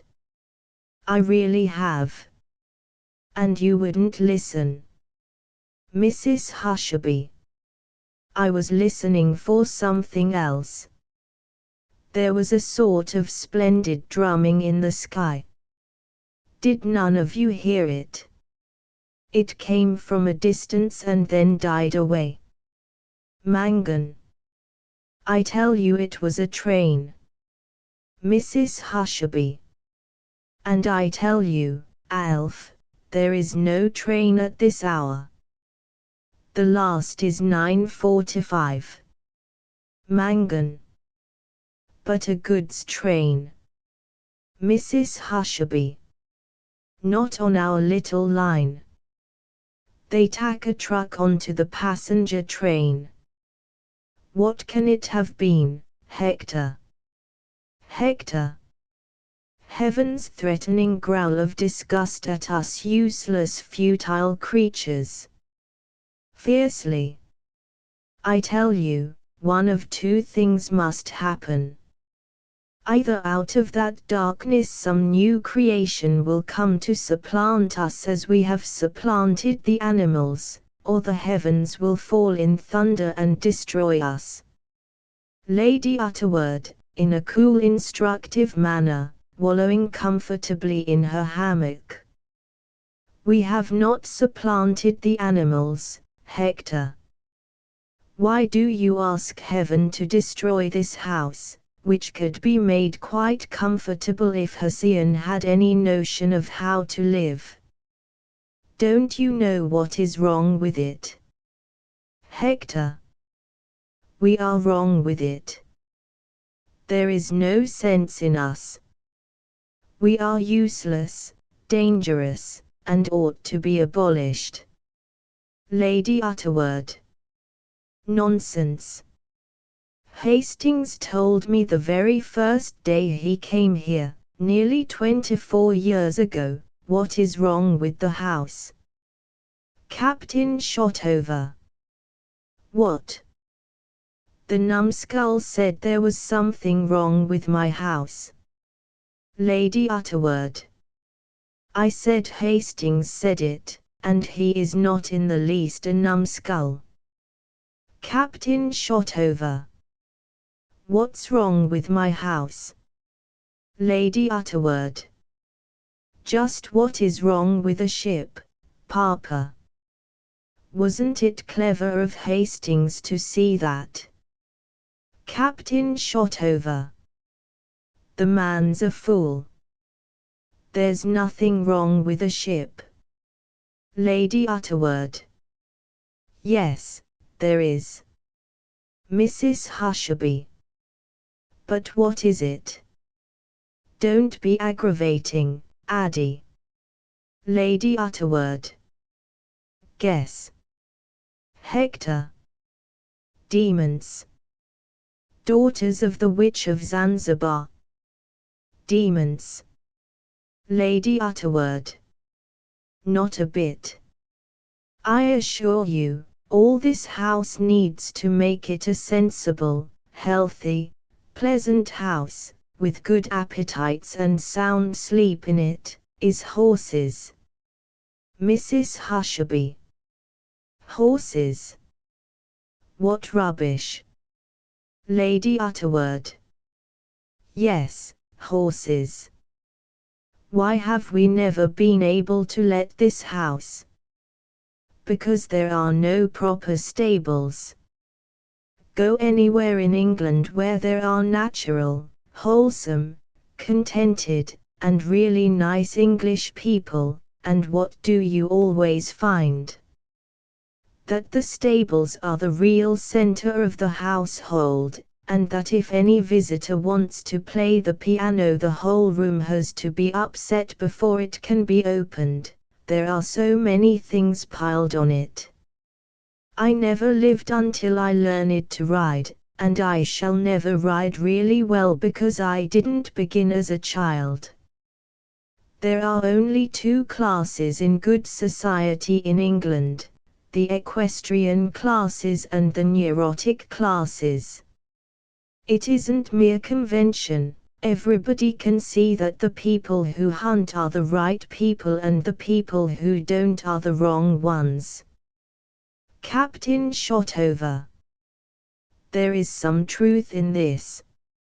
My ship made a man of me, and a ship is the horse of the sea. Lady Utterword. Exactly how Hastings explained your being a gentleman. Captain Shotover. Not bad for a numbskull.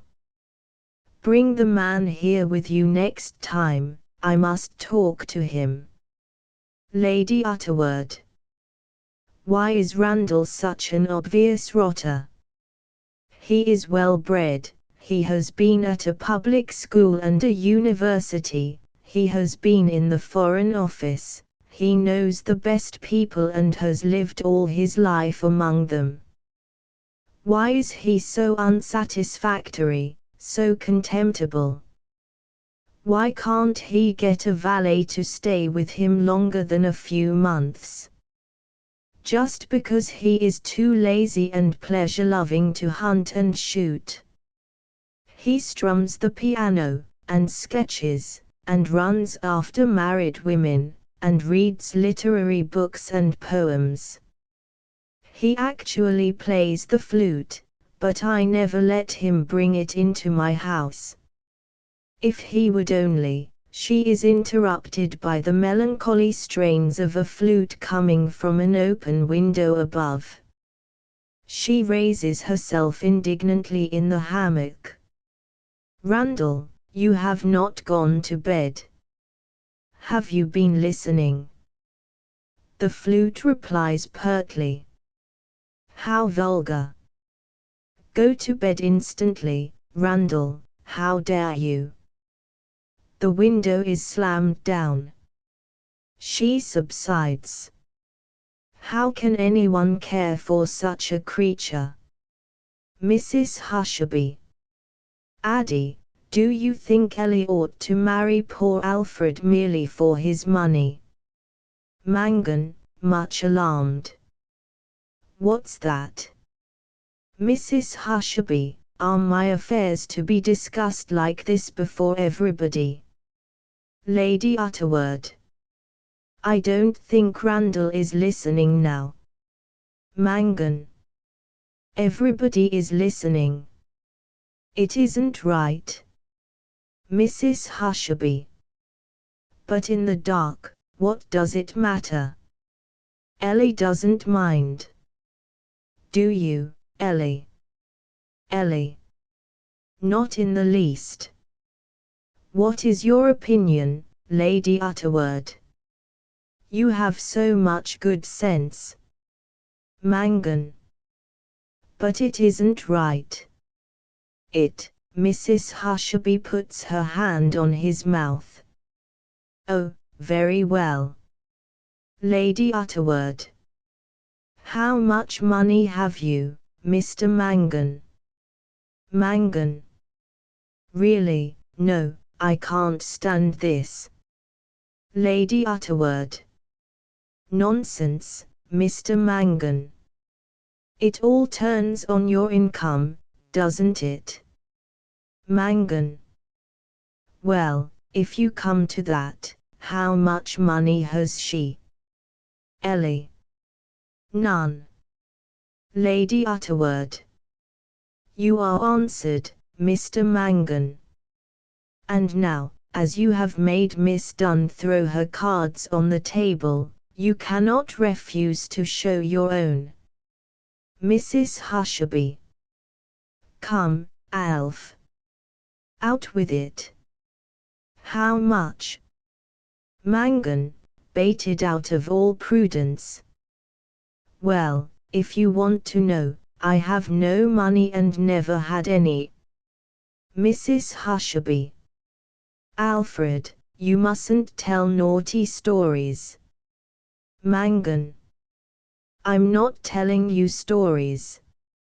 I'm telling you the raw truth. Lady Utterword.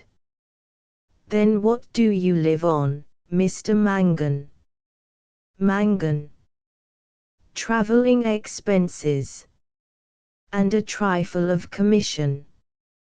Captain Shotover. What more have any of us but travelling expenses for our life's journey? Mrs. Hushabye. But you have factories and capital and things. Mangan. People think I have. People think I'm an industrial Napoleon. That's why Miss Ellie wants to marry me. But I tell you I have nothing. Ellie. Do you mean that the factories are like Marcus's tigers? That they don't exist? Mangan. They exist all right enough. But they're not mine. They belong to syndicates and shareholders and all sorts of lazy good-for-nothing capitalists. I get money from such people to start the factories. I find people like Miss Dunn's father to work them, and keep a tight hand so as to make them pay. Of course I make them keep me going pretty well, but it's a dog's life, and I don't own anything. Mrs. Hushabye. Alfred, Alfred, You are making a poor mouth of it to get out of marrying Ellie. Mangan. I'm telling the truth about my money for the first time in my life, and it's the first time my word has ever been doubted. Lady Utterword. How sad. Why don't you go in for politics, Mr. Mangan? Mangan. Go in for politics. Where have you been living? I am in politics. Lady Utterword. I'm sure I beg your pardon. I never heard of you. Mangan. Let me tell you, Lady Utterword, that the Prime Minister of this country asked me to join the government without even going through the nonsense of an election, as the dictator of a great public department. Lady Utterword. As a conservative or a liberal? Mangan. No such nonsense. As a practical businessman. They all burst out laughing. What are you all laughing at? Mrs. Hushery. Oh, Alfred, Alfred. Ellie. You. Who have to get my father to do everything for you. Mrs. Hushabye. You. Who are afraid of your own workmen. Hector. You. With whom 3 women have been playing cat and mouse all the evening. Lady Utterword. You must have given an immense sum to the party funds, Mr. Mangan. Mangan. Not a penny out of my own pocket. The syndicate found the money, they knew how useful I should be to them in the government. Lady Utterword. This is most interesting and unexpected, Mr. Mangan.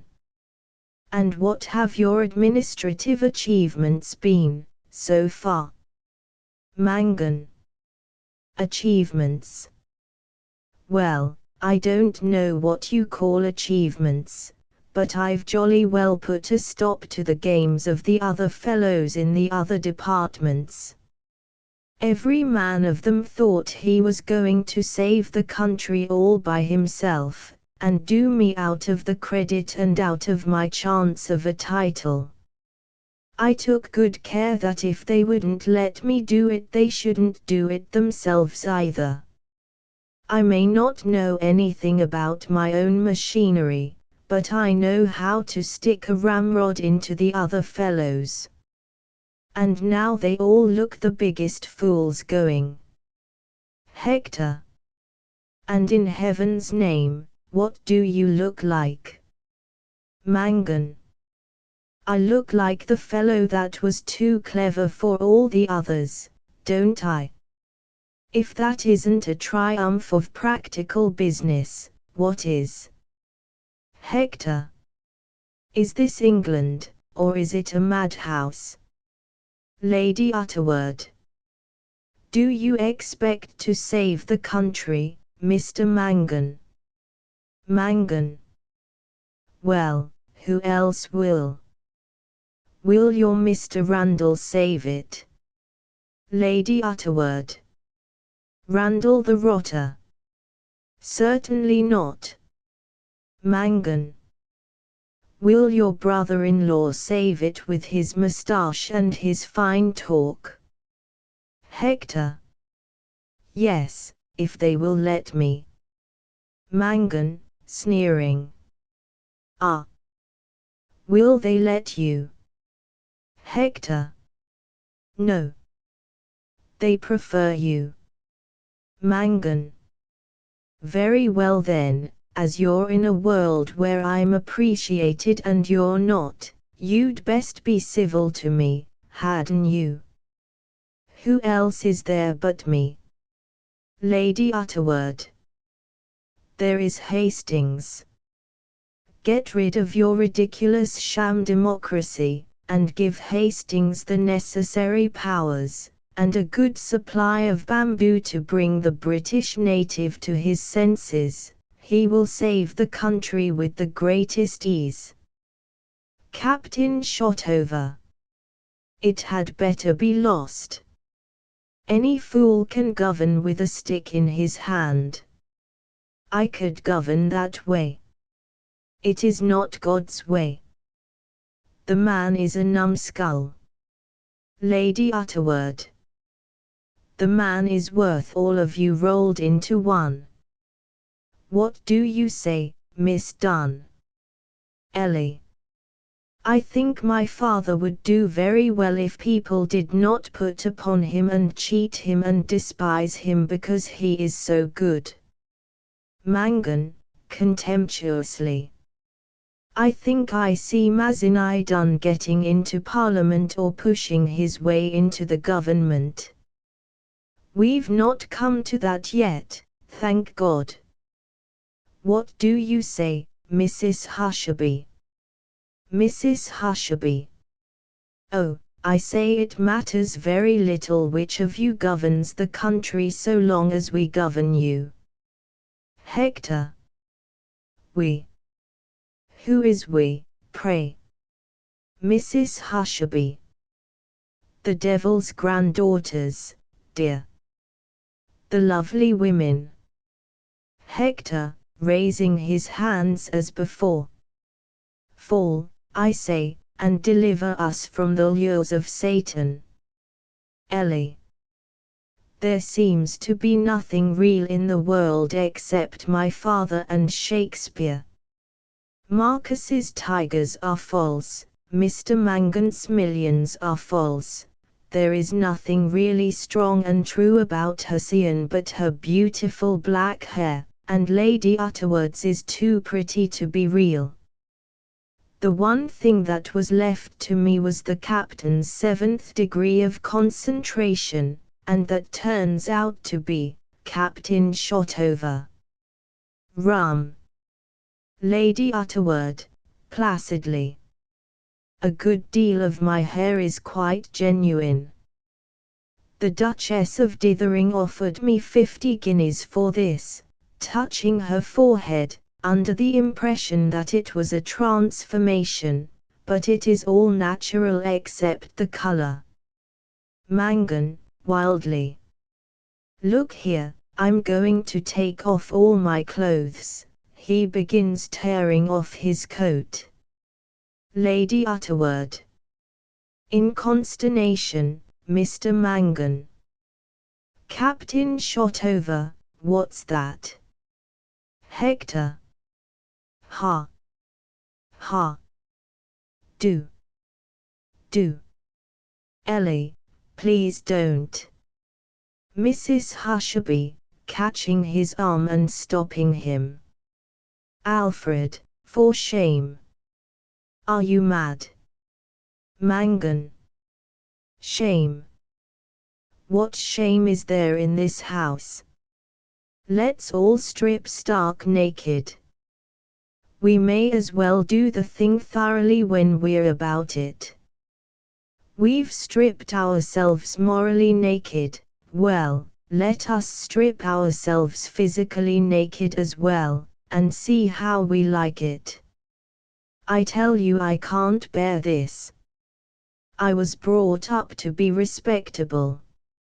I don't mind the women dyeing their hair and the men drinking, it's human nature. But it's not human nature to tell everybody about it. Every time one of you opens your mouth I go like this. He cowers as if to avoid a missile, afraid of what will come next. How are we to have any self-respect if we don't keep it up that we're better than we really are? Lady Utterword. I quite sympathize with you, Mr. Mangan. I have been through it all, and I know by experience that men and women are delicate plants and must be cultivated under glass. Our family habit of throwing stones in all directions and letting the air in is not only unbearably rude, but positively dangerous. Still, there is no use catching physical colds as well as moral ones, so please keep your clothes on. Mangan. I'll do as I like, not what you tell me. Am I a child or a grown man? I won't stand this mothering tyranny. I'll go back to the city, where I'm respected and made much of. Mrs. Hushabye. Goodbye, Alf. Think of us sometimes in the city. Think of Ellie's youth. Ellie.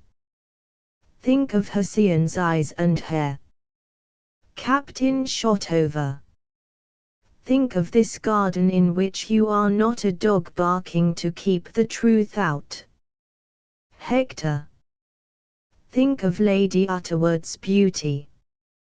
Her good sense. Her style. Lady Utterword. Flatterer. Think, Mr. Mangan, whether you can really do any better for yourself elsewhere. That is the essential point, isn't it? Mangan, surrendering. All right, all right. I'm done. Have it your own way. Only let me alone. I don't know whether I'm on my head or my heels when you all start on me like this.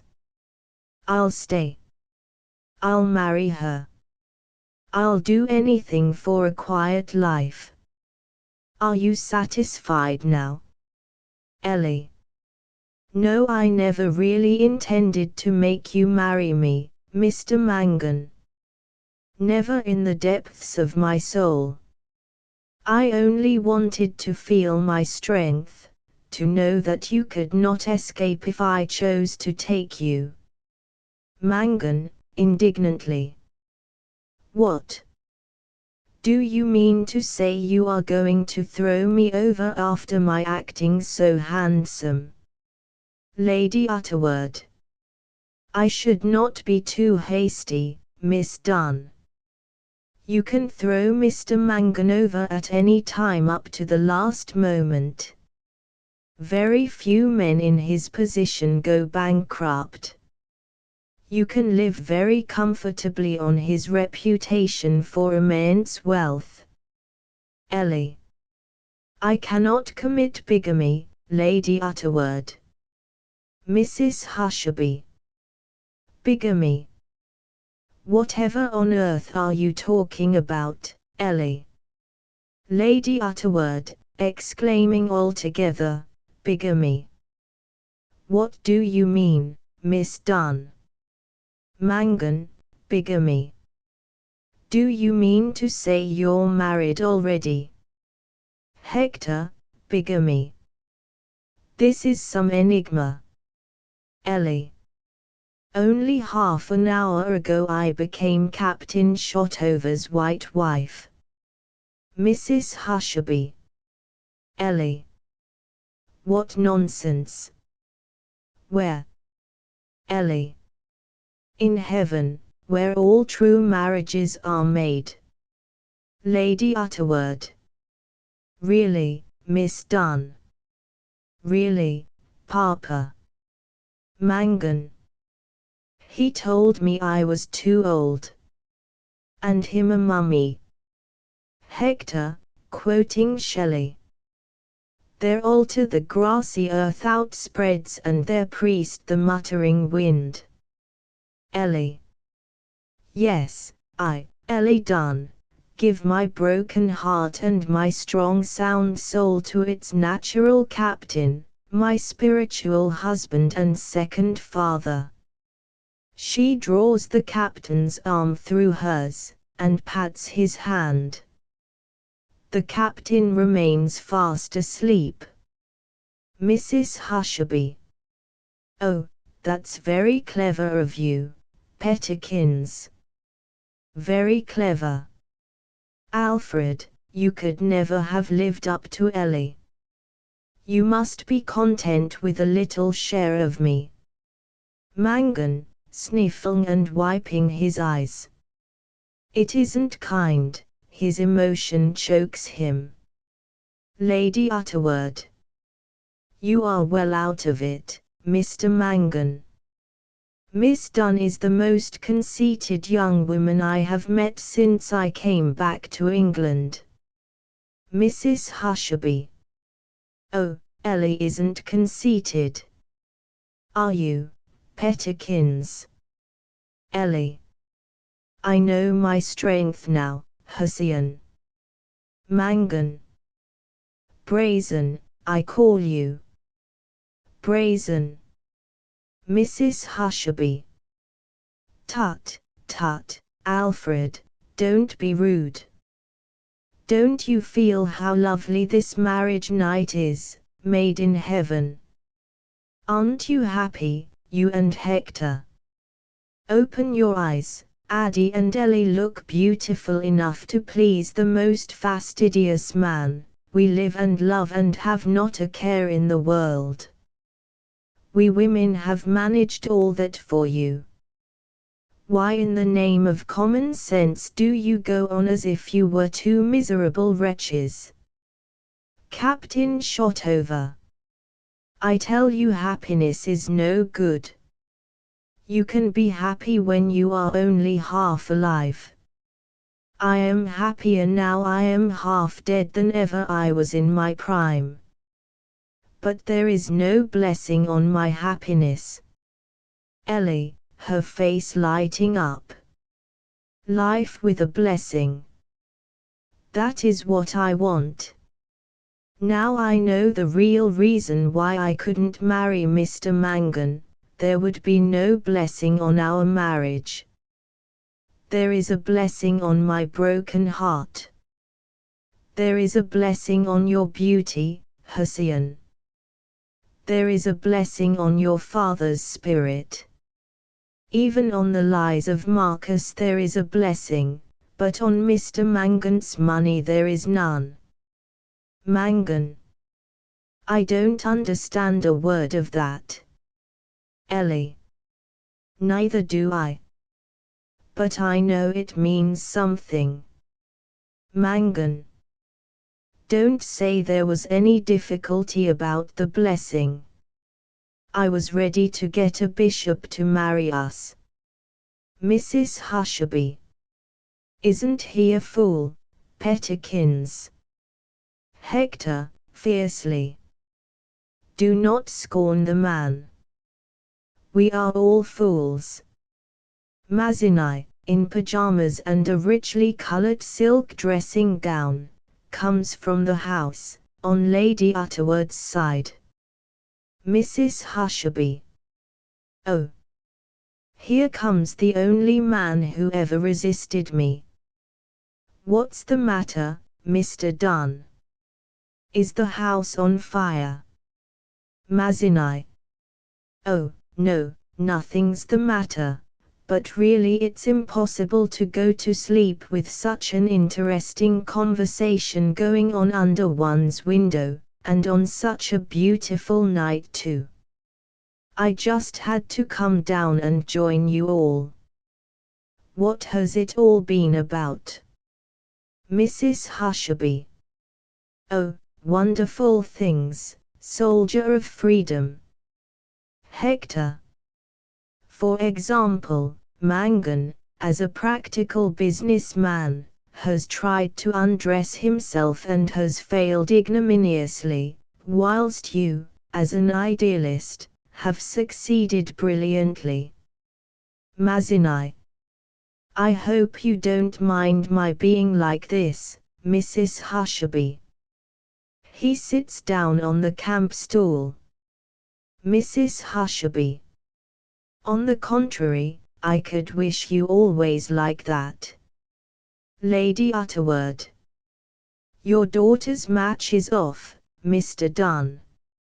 It seems that Mr. Mangan, whom we all supposed to be a man of property, owns absolutely nothing.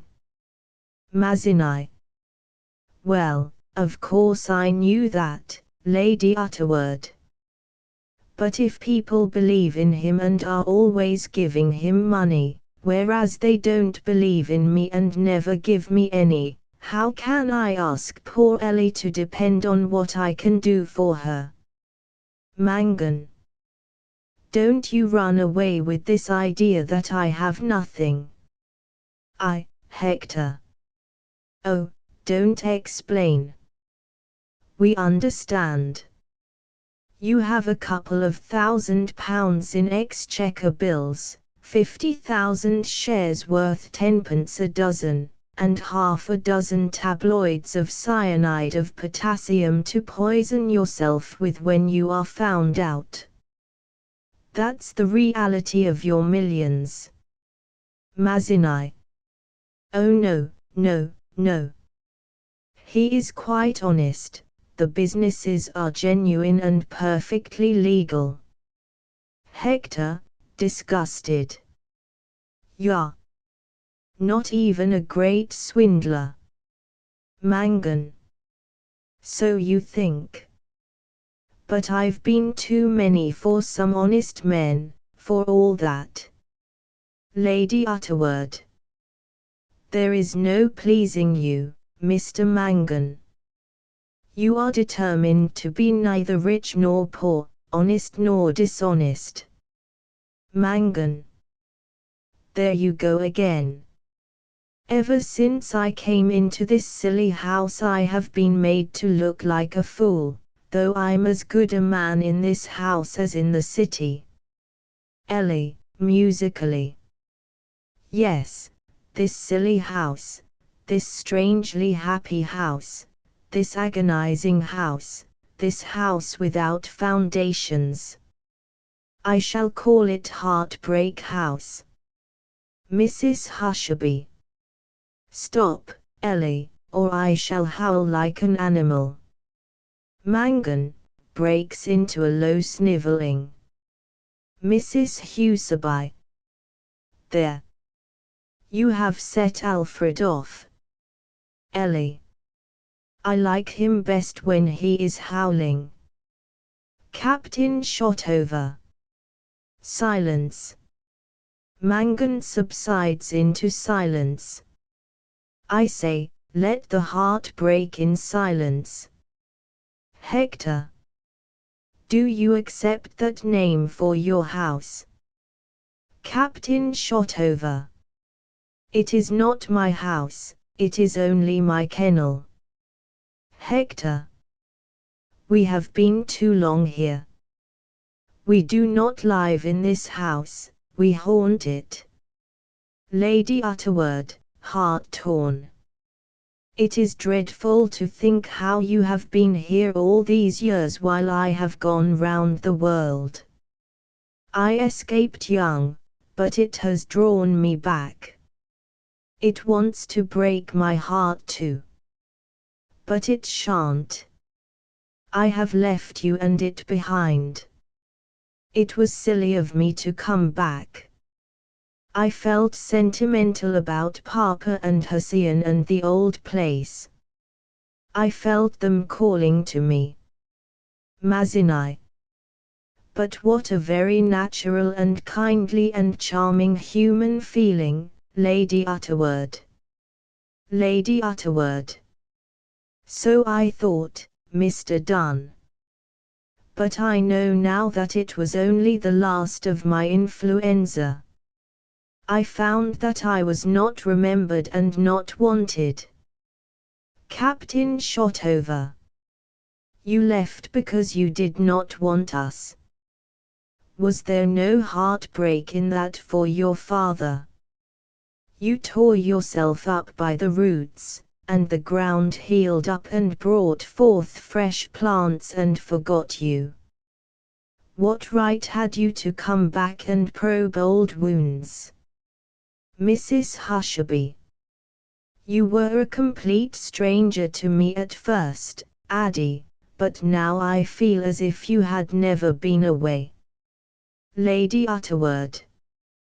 Thank you, Hussein, but the influenza is quite cured.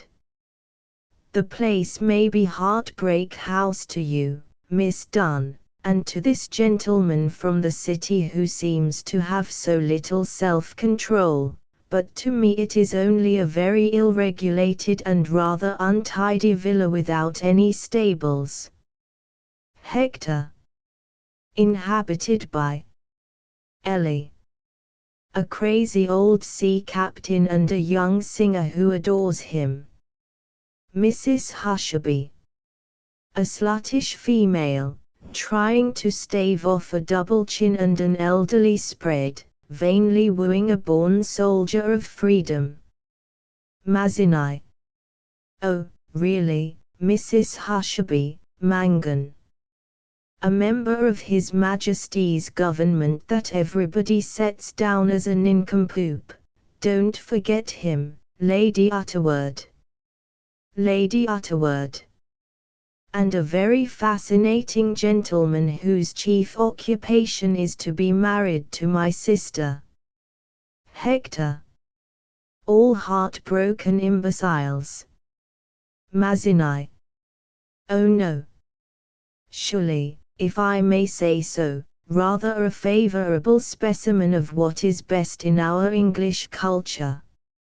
You are very charming people, most advanced, unprejudiced, frank, humane, unconventional, democratic, free-thinking, and everything that is delightful to thoughtful people. Mrs. Hushabye. You do us proud, Mazzini. Mazzini. I am not flattering, really. Where else could I feel perfectly at ease in my pajamas? I sometimes dream that I am in very distinguished society, and suddenly I have nothing on but my pajamas. Sometimes I haven't even pajamas. And I always feel overwhelmed with confusion. But here, I don't mind in the least, it seems quite natural. Lady Utterword. An infallible sign that you are now not in really distinguished society, Mr. Dunn. If you were in my house, you would feel embarrassed. Mazzini. I shall take particular care to keep out of your house, Lady Utterword. Lady Utterword. You will be quite wrong, Mr. Dunn. I should make you very comfortable, and you would not have the trouble and anxiety of wondering whether you should wear your purple and gold or your green and crimson dressing gown at dinner. You complicate life instead of simplifying it by doing these ridiculous things. Ellie. Your house is not Heartbreak House, is it, Lady Utterword? Hector. Yet she breaks hearts, easy as her house is. That poor devil upstairs with his flute howls when she twists his heart, just as Mangan howls when my wife twists his. Lady Utterword. That is because Randall has nothing to do but have his heart broken. It is a change from having his head shampooed. Catch anyone breaking Hastings' heart. Captain Shotover. The numbskull wins, after all. Lady Utterword. I shall go back to my numbskull with the greatest satisfaction when I am tired of you all, clever as you are. Mangan, huffily. I never set up to be clever. Lady Utterword. I forgot you, Mr. Mangan. Mangan. Well, I don't see that quite, either. Lady Utterword. You may not be clever, Mr. Mangan, but you are successful.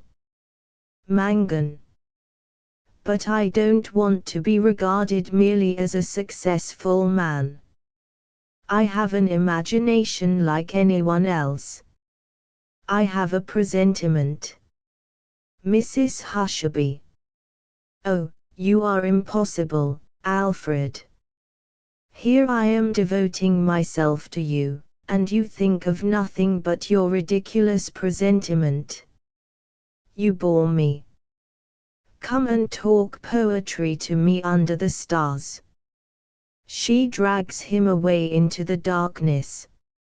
Mangan, tearfully, as he disappears. Yes, it's all very well to make fun of me, but if you only knew, Hector, impatiently. How is all this going to end?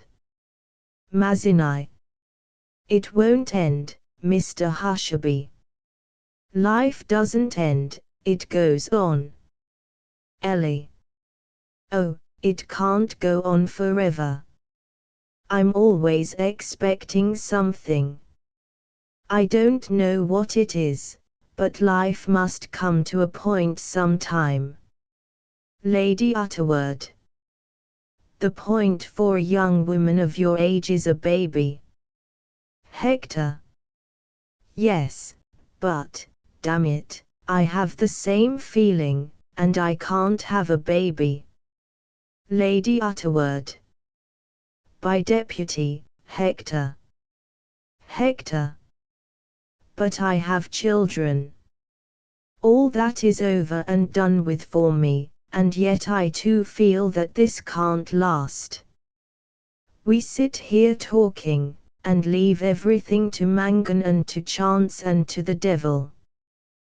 Think of the powers of destruction that Mangan and his mutual admiration gang wield. It's madness. It's like giving a torpedo to a badly brought up child to play at earthquakes with. Mazzini. I know. I used often to think about that when I was young. Hector. Think. What's the good of thinking about it? Why didn't you do something? Mazzini. But I did. I joined societies and made speeches and wrote pamphlets. That was all I could do. But, you know, though the people in the societies thought they knew more than Mangan, most of them wouldn't have joined if they had known as much. You see, they had never had any money to handle or any men to manage. Every year I expected a revolution, or some frightful smash-up. It seemed impossible that we could blunder and muddle on any longer. But nothing happened, except, of course, the usual poverty and crime and drink that we are used to. Nothing ever does happen. It's amazing how well we get along, all things considered. Lady Utterword. Perhaps somebody cleverer than you and Mr. Mangan was at work all the time. Mazzini. Perhaps so. Though I was brought up not to believe in anything, I often feel that there is a great deal to be said for the theory of an overruling providence, after all. Lady Utterword. Providence. I meant Hastings. Mazzini. Oh, I beg your pardon, Lady Utterword. Captain Shotover. Every drunken skipper trusts to Providence. But one of the ways of Providence with drunken skippers is to run them on the rocks. Mazzini. Very true, no doubt, at sea. But in politics, I assure you, they only run into jellyfish. Nothing happens. Captain Shotover. At sea nothing happens to the sea. Nothing happens to the sky. The sun comes up from the east and goes down to the west. The moon grows from a sickle to an arc lamp, and comes later and later until she is lost in the light as other things are lost in the darkness. After the typhoon, the flying fish glitter in the sunshine like birds. It's amazing how they get along, all things considered. Nothing happens, except something not worth mentioning. Ellie. What is that, oh Captain, oh my Captain? Captain shot over, savagely. Nothing but the smash of the drunken skipper's ship on the rocks, the splintering of her rotten timbers, the tearing of her rusty plates, the drowning of the crew like rats in a trap. Ellie. Moral, don't take rum. Captain shot over, vehemently. That is a lie, child. Let a man drink 10 barrels of rum a day, he is not a drunken skipper until he is a drifting skipper. Whilst he can lay his course and stand on his bridge and steer it, he is no drunkard. It is the man who lies drinking in his bunk and trusts to Providence that I call the drunken skipper, though he drank nothing but the waters of the River Jordan. Ellie. Splendid. And you haven't had a drop for an hour. You see you don't need it, your own spirit is not dead. Captain shot over. Echoes, nothing but echoes. The last shot was fired years ago. Hector. And this ship that we are all in. This soul's prison we call England. Captain shot over. The captain is in his bunk, drinking bottled ditch water, and the crew is gambling in the forecastle. She will strike and sink and split. Do you think the laws of God will be suspended in favor of England because you were born in it? Hector. Well, I don't mean to be drowned like a rat in a trap. I still have the will to live. What am I to do? Captain shot over. Do. Nothing simpler. Learn your business as an Englishman. Hector. And what may my business as an Englishman be, pray? Captain shot over. Navigation. Learn it and live, or leave it and be damned. Ellie. Quiet, quiet, you'll tire yourself. Mazinai. I thought all that once, Captain, but I assure you nothing will happen. A dull distant explosion is heard. Hector, starting up. What was that? Captain shot over. Something happening, he blows his whistle. Breakers ahead. The light goes out. Hector, furiously. Who put that light out? Who dared put that light out? Nurse Guinness, running in from the house to the middle of the esplanade. I did, sir. The police have telephoned to say we'll be summoned if we don't put that light out. It can be seen for miles. Hector. It shall be seen for 100 miles. He dashes into the house. Nurse Guinness.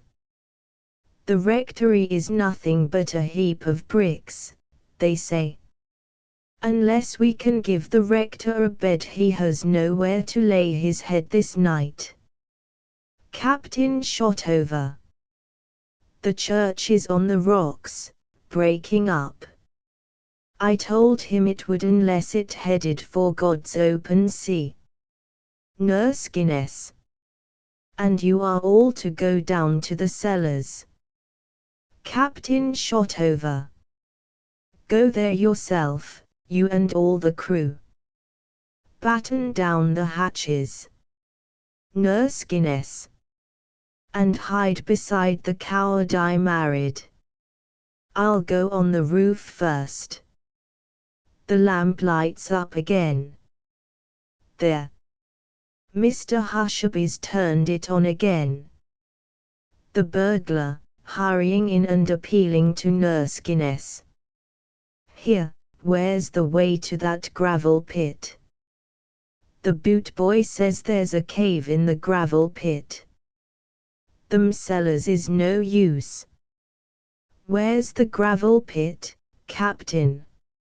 Nurse Guinness. Go straight on past the flagstaff until you fall into it and break your dirty neck. She pushes him contemptuously towards the flagstaff, and herself goes to the foot of the hammock and waits there, as it were by Ariadne's cradle. Another and louder explosion is heard. The burglar stops and stands trembling. Ellie, rising. That was nearer. Captain Shotover. The next one will get us. He rises. Stand by, all hands, for judgment. The burglar. Oh my lordy God. He rushes away frantically past the flagstaff into the gloom. Mrs. Hushabye, emerging panting from the darkness. Who was that running away? She comes to Ellie. Did you hear the explosions? And the sound in the sky, it's splendid, it's like an orchestra, it's like Beethoven. Ellie. By thunder, Hussein, it is Beethoven. She and Hussein throw themselves into one another's arms in wild excitement. The light increases. Mazinai, anxiously.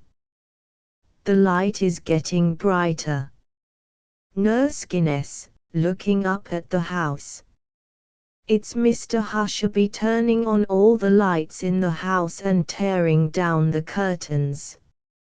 Randall, rushing in his pajamas, distractedly waving a flute. Ariadne, my soul, my precious, go down to the cellars, I beg and implore you, go down to the cellars. Lady Utterword, quite composed in her hammock. The governor's wife in the cellars with the servants. Really, Randall. Randall. But what shall I do if you are killed? Lady Utterword. You will probably be killed, too, Randall. Now play your flute to show that you are not afraid, and be good. Play us Keep the Home Fires Burning. Nurse Guinness, grimly. They'll keep the home fires burning for us, them up there. Randall, having tried to play. My lips are trembling. I can't get a sound. Mazinai. I hope poor Mangan is safe. Mrs. Hushabye. He is hiding in the cave in the gravel pit. Captain Shotover. My dynamite drew him there. It is the hand of God. Hector, returning from the house and striding across to his former place. There is not half light enough. We should be blazing to the skies. Ellie, tense with excitement. Set fire to the house, Marcus. Mrs. Hushabye. My house. No. Hector. I thought of that, but it would not be ready in time. Captain Shotover. The judgment has come. Courage will not save you, but it will show that your souls are still live. Mrs. Hushabye. Shusha. Listen, do you hear it now? It's magnificent. They all turn away from the house and look up, listening. Hector, gravely. Miss Dunn, you can do no good here. We of this house are only moths flying into the candle. You had better go down to the cellar. Ellie, scornfully. I don't think. Mazinai. Ellie, dear, there is no disgrace in going to the cellar. An officer would order his soldiers to take cover. Mr. Hushabye is behaving like an amateur. Mangan and the burglar are acting very sensibly, and it is they who will survive. Ellie. Let them. I shall behave like an amateur. But why should you run any risk? Mazinai. Think of the risk those poor fellows up there are running. Nurse Guinness. Think of them, indeed, the murdering blackguards. What next? A terrific explosion shakes the earth. They reel back into their seats, or clutch the nearest support. They hear the falling of the shattered glass from the windows. Mazinai. Is anyone hurt? Hector. Where did it fall? Nurse Guinness, in hideous triumph.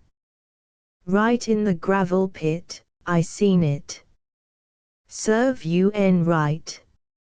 I seen it. She runs away towards the gravel pit, laughing harshly. Hector. One husband gone. Captain shot over. 30 pounds of good dynamite wasted. Mazinai. Oh, poor Mangan. Hector. Are you immortal that you need pity him? Our turn next. They wait in silence and intense expectation. Hussein and Ellie hold each other's hand tight. A distant explosion is heard. Mrs. Hushabye, relaxing her grip. Oh! They have passed us. Lady Utterword. The danger is over, Randall. Go to bed. Captain Shotover. Turn in, all hands. The ship is safe. He sits down and goes asleep. Ellie, disappointedly. Safe. Hector, disgustedly. Yes, safe. And how damnably dull the world has become again suddenly. He sits down. Mazinai, sitting down. I was quite wrong, after all. It is we who have survived, and Mangan and the burglar, Hector. The two burglars, Lady Utterword.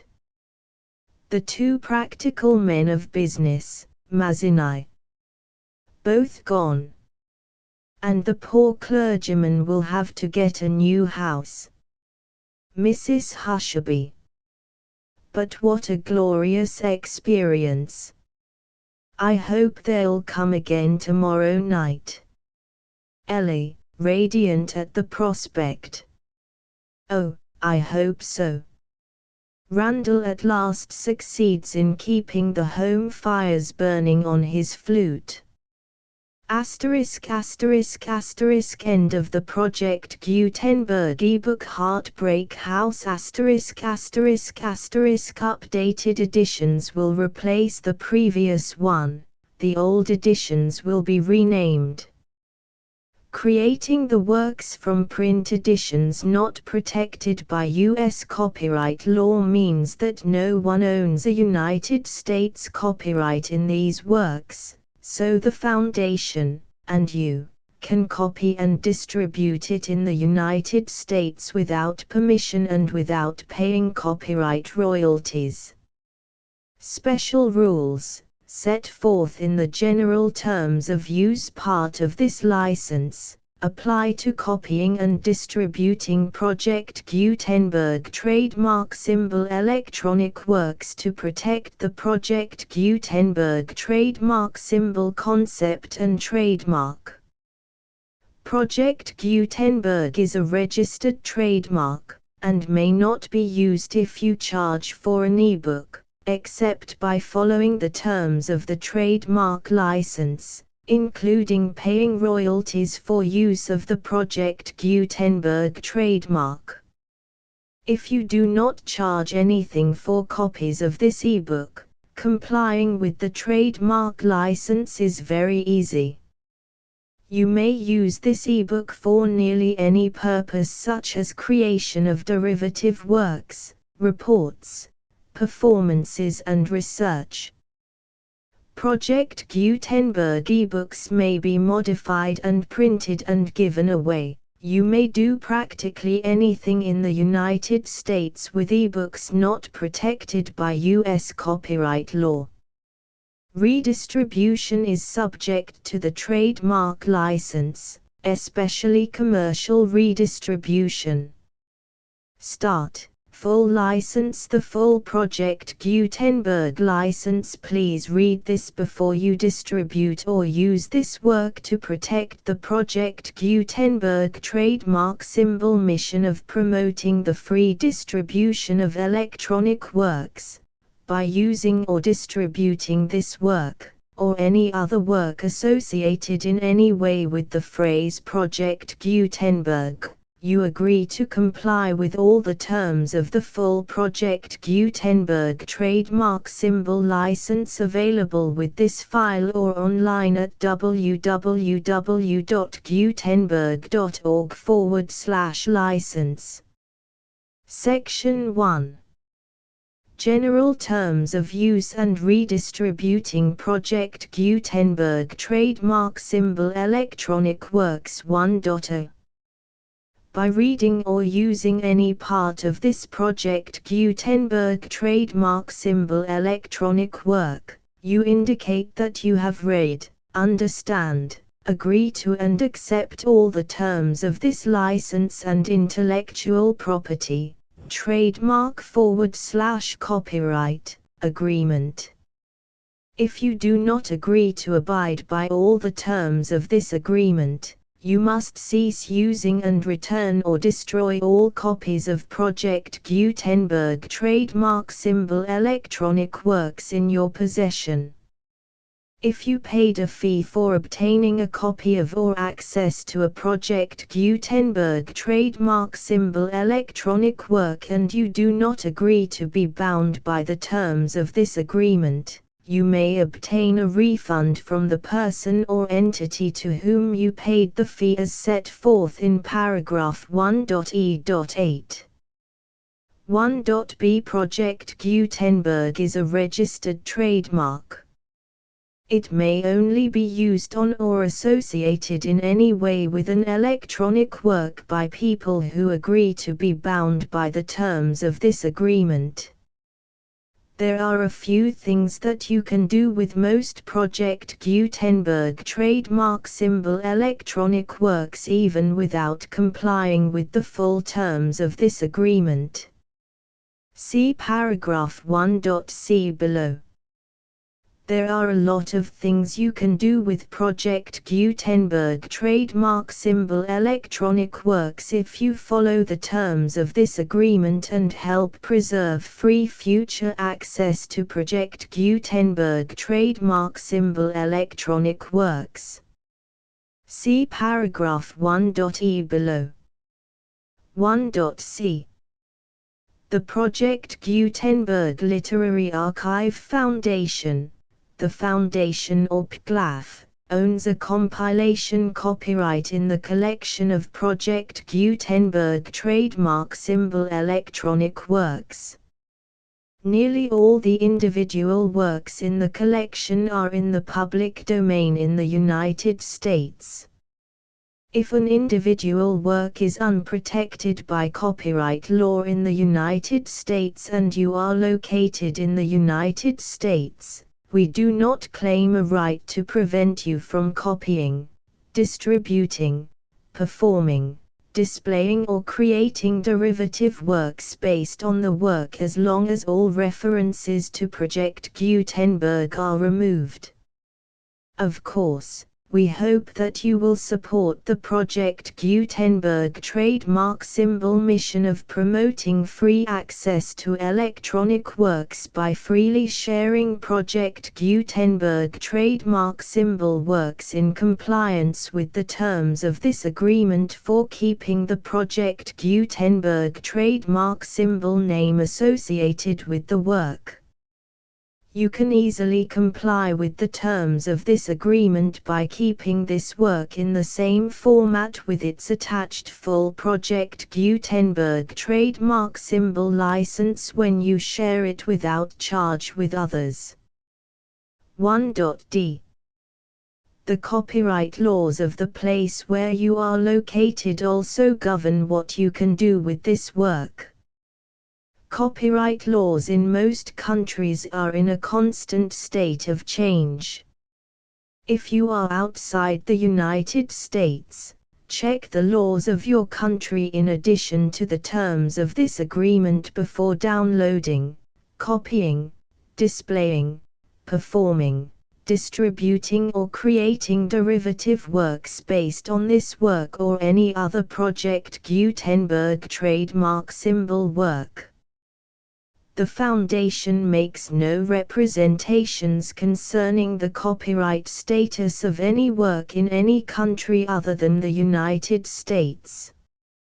1.e Unless you have removed all references to Project Gutenberg, 1.e.1.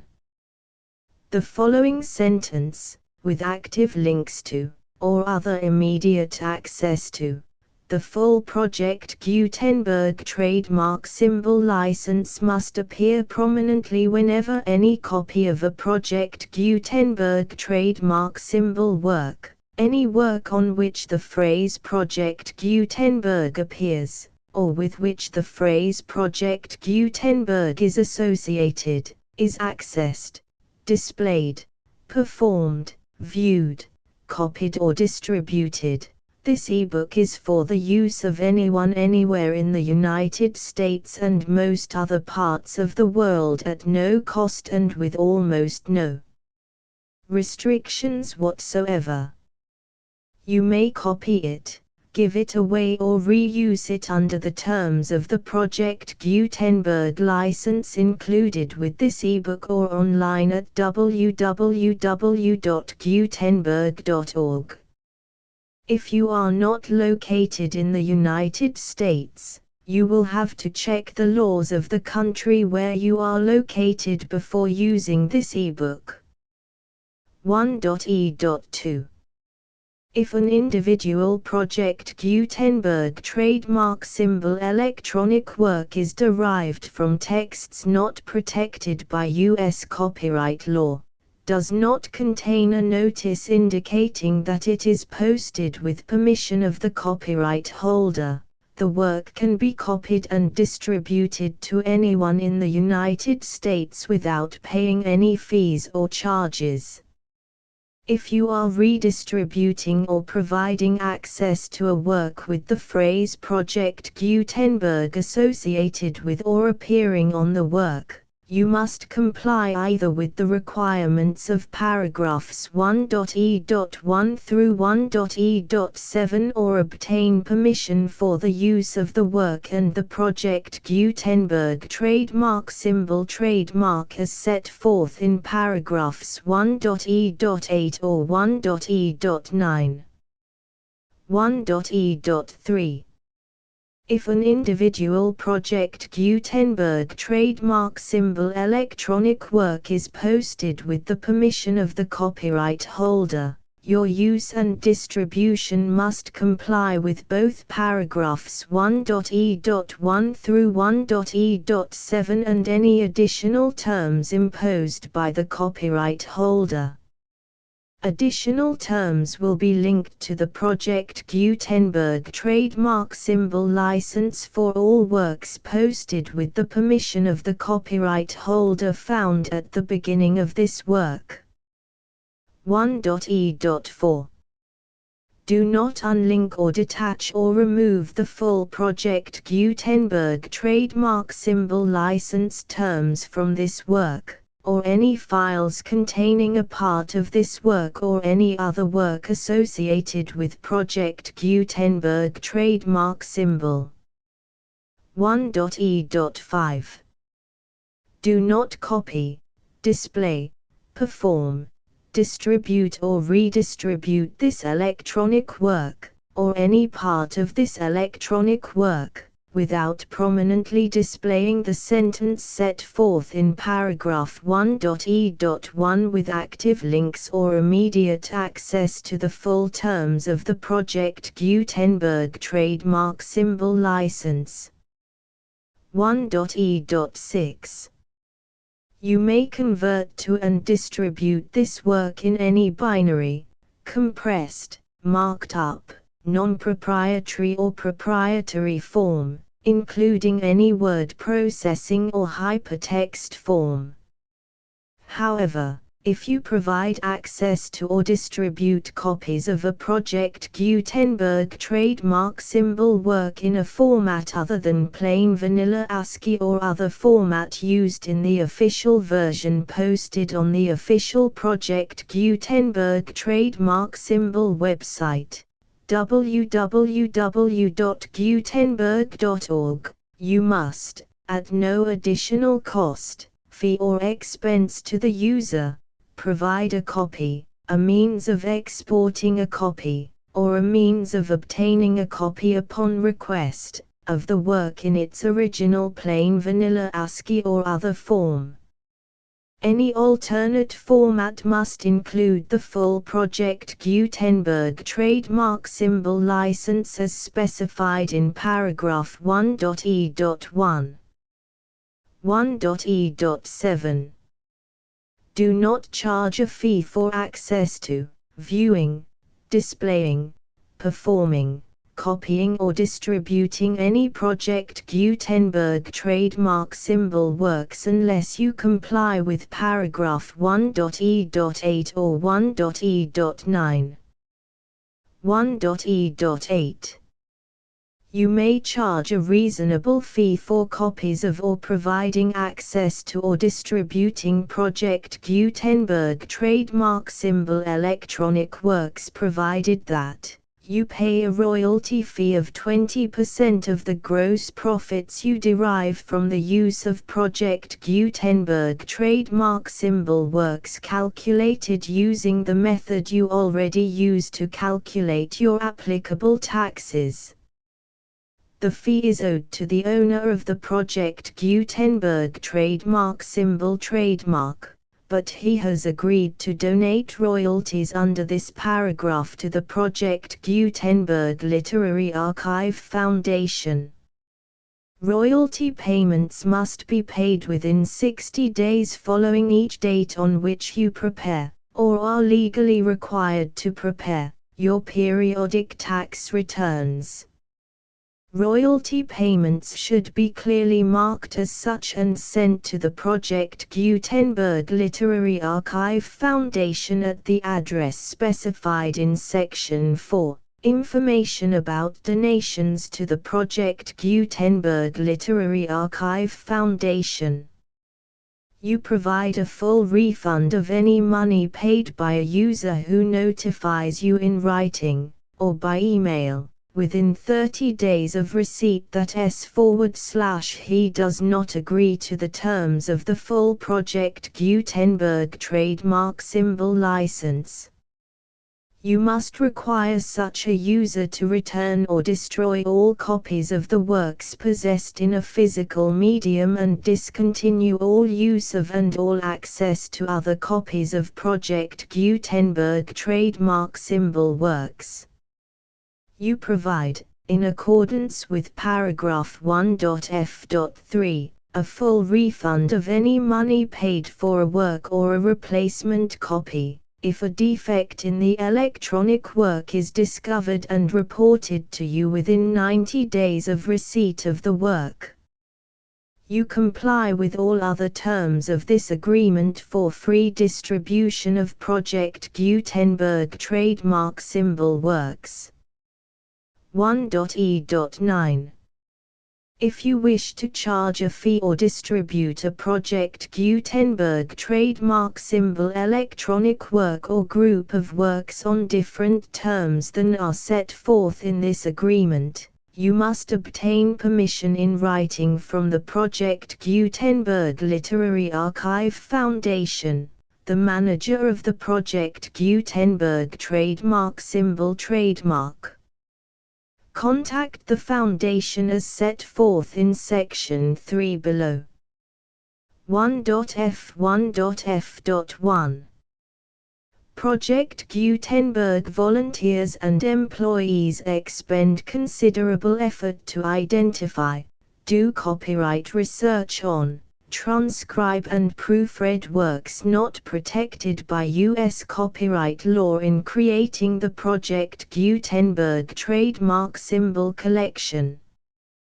Despite these efforts, Project Gutenberg trademark symbol electronic works, and the medium on which they may be stored, may contain defects such as, but not limited to, incomplete, inaccurate or corrupt data, transcription errors, a copyright or other intellectual property infringement, a defective or damaged disk or other medium, a computer virus, or computer codes that damage or cannot be read by your equipment. 1.f.2 Limited warranty, disclaimer of damages, except for the right of replacement or refund described in paragraph 1.f.3, the Project Gutenberg Literary Archive Foundation, the owner of the Project Gutenberg trademark symbol trademark, and any other party distributing a Project Gutenberg trademark symbol electronic work under this agreement, disclaim all liability to you for damages, costs and expenses, including legal fees. You agree that you have no remedies for negligence, strict liability, breach of warranty or breach of contract except those provided in paragraph 1.f.3. You agree that the Foundation, the trademark owner, and any distributor under this agreement will not be liable to you for actual, direct, indirect, consequential, punitive or incidental damages even if you give notice of the possibility of such damage. 1.f.3 Limited right of replacement or refund. If you discover a defect in this electronic work within 90 days of receiving it, you can receive a refund of the money, if any, you paid for it by sending a written explanation to the person you received the work from. If you received the work on a physical medium, you must return the medium with your written explanation. The person or entity that provided you with the defective work may elect to provide a replacement copy in lieu of a refund. If you received the work electronically, the person or entity providing it to you may choose to give you a second opportunity to receive the work electronically in lieu of a refund. If the second copy is also defective, you may demand a refund in writing without further opportunities to fix the problem. 1.f.4 Except for the limited right of replacement or refund set forth in paragraph 1.f.3, this work is provided to you as is, with no other warranties of any kind, express or implied, including but not limited to warranties of merchantability or fitness for any purpose. 1.f.5 Some states do not allow disclaimers of certain implied warranties or the exclusion or limitation of certain types of damages. If any disclaimer or limitation set forth in this agreement violates the law of the state applicable to this agreement, the agreement shall be interpreted to make the maximum disclaimer or limitation permitted by the applicable state law. The invalidity or unenforceability of any provision of this agreement shall not void the remaining provisions.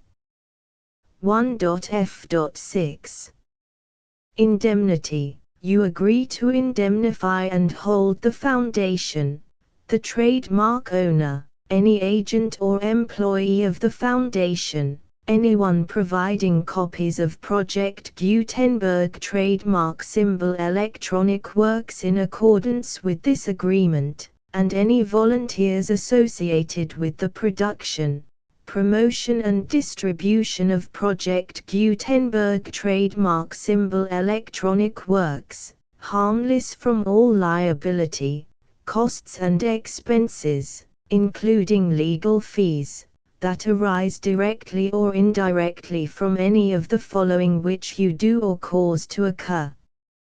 A. Distribution of this or any Project Gutenberg trademark symbol work. B. Alteration, modification, or additions or deletions to any Project Gutenberg trademark symbol work, and C. Any defect you cause. Section 2. Information about the mission of Project Gutenberg trademark symbol. Project Gutenberg trademark symbol is synonymous with the free distribution of electronic works in formats readable by the widest variety of computers, including obsolete, old, middle-aged and new computers. It exists because of the efforts of hundreds of volunteers and donations from people in all walks of life. Volunteers and financial support to provide volunteers with the assistance they need are critical to reaching Project Gutenberg trademark symbol's goals and ensuring that the Project Gutenberg trademark symbol collection will remain freely available for generations to come. In 2001, the Project Gutenberg Literary Archive Foundation was created to provide a secure and permanent future for Project Gutenberg trademark symbol and future generations. To learn more about the Project Gutenberg Literary Archive Foundation and how your efforts and donations can help, see sections 3 and 4 and the Foundation information page at www.gutenberg.org. Section 3. Information about the Project Gutenberg Literary Archive Foundation. The Project Gutenberg Literary Archive Foundation is a non-profit 501(c)(3) educational corporation organized under the laws of the state of Mississippi and granted tax-exempt status by the Internal Revenue Service. The Foundation's IN or Federal Tax Identification Number is 64-6221541. Contributions to the Project Gutenberg Literary Archive Foundation are tax-deductible to the full extent permitted by U.S. federal laws and your state's laws. The Foundation's business office is located at 809 North 1500 West, Salt Lake City, UT 84116, 801-596-1887. Email contact links and up-to-date contact information can be found at the Foundation's website and official page at www.gutenberg.org/contact section 4. Information about donations to the Project Gutenberg Literary Archive Foundation. Project Gutenberg trademark symbol depends upon and cannot survive without widespread public support and donations to carry out its mission of increasing the number of public domain and licensed works that can be freely distributed in machine-readable form accessible by the widest array of equipment, including outdated equipment. Many small donations, $1 to $5,000, are particularly important to maintaining tax-exempt status with the IRS. The Foundation is committed to complying with the laws regulating charities and charitable donations in all 50 states of the United States. Compliance requirements are not uniform and it takes a considerable effort, much paperwork and many fees to meet and keep up with these requirements. We do not solicit donations in locations where we have not received written confirmation of compliance. To send donations or determine the status of compliance for any particular state, visit www.gutenberg.org/donate.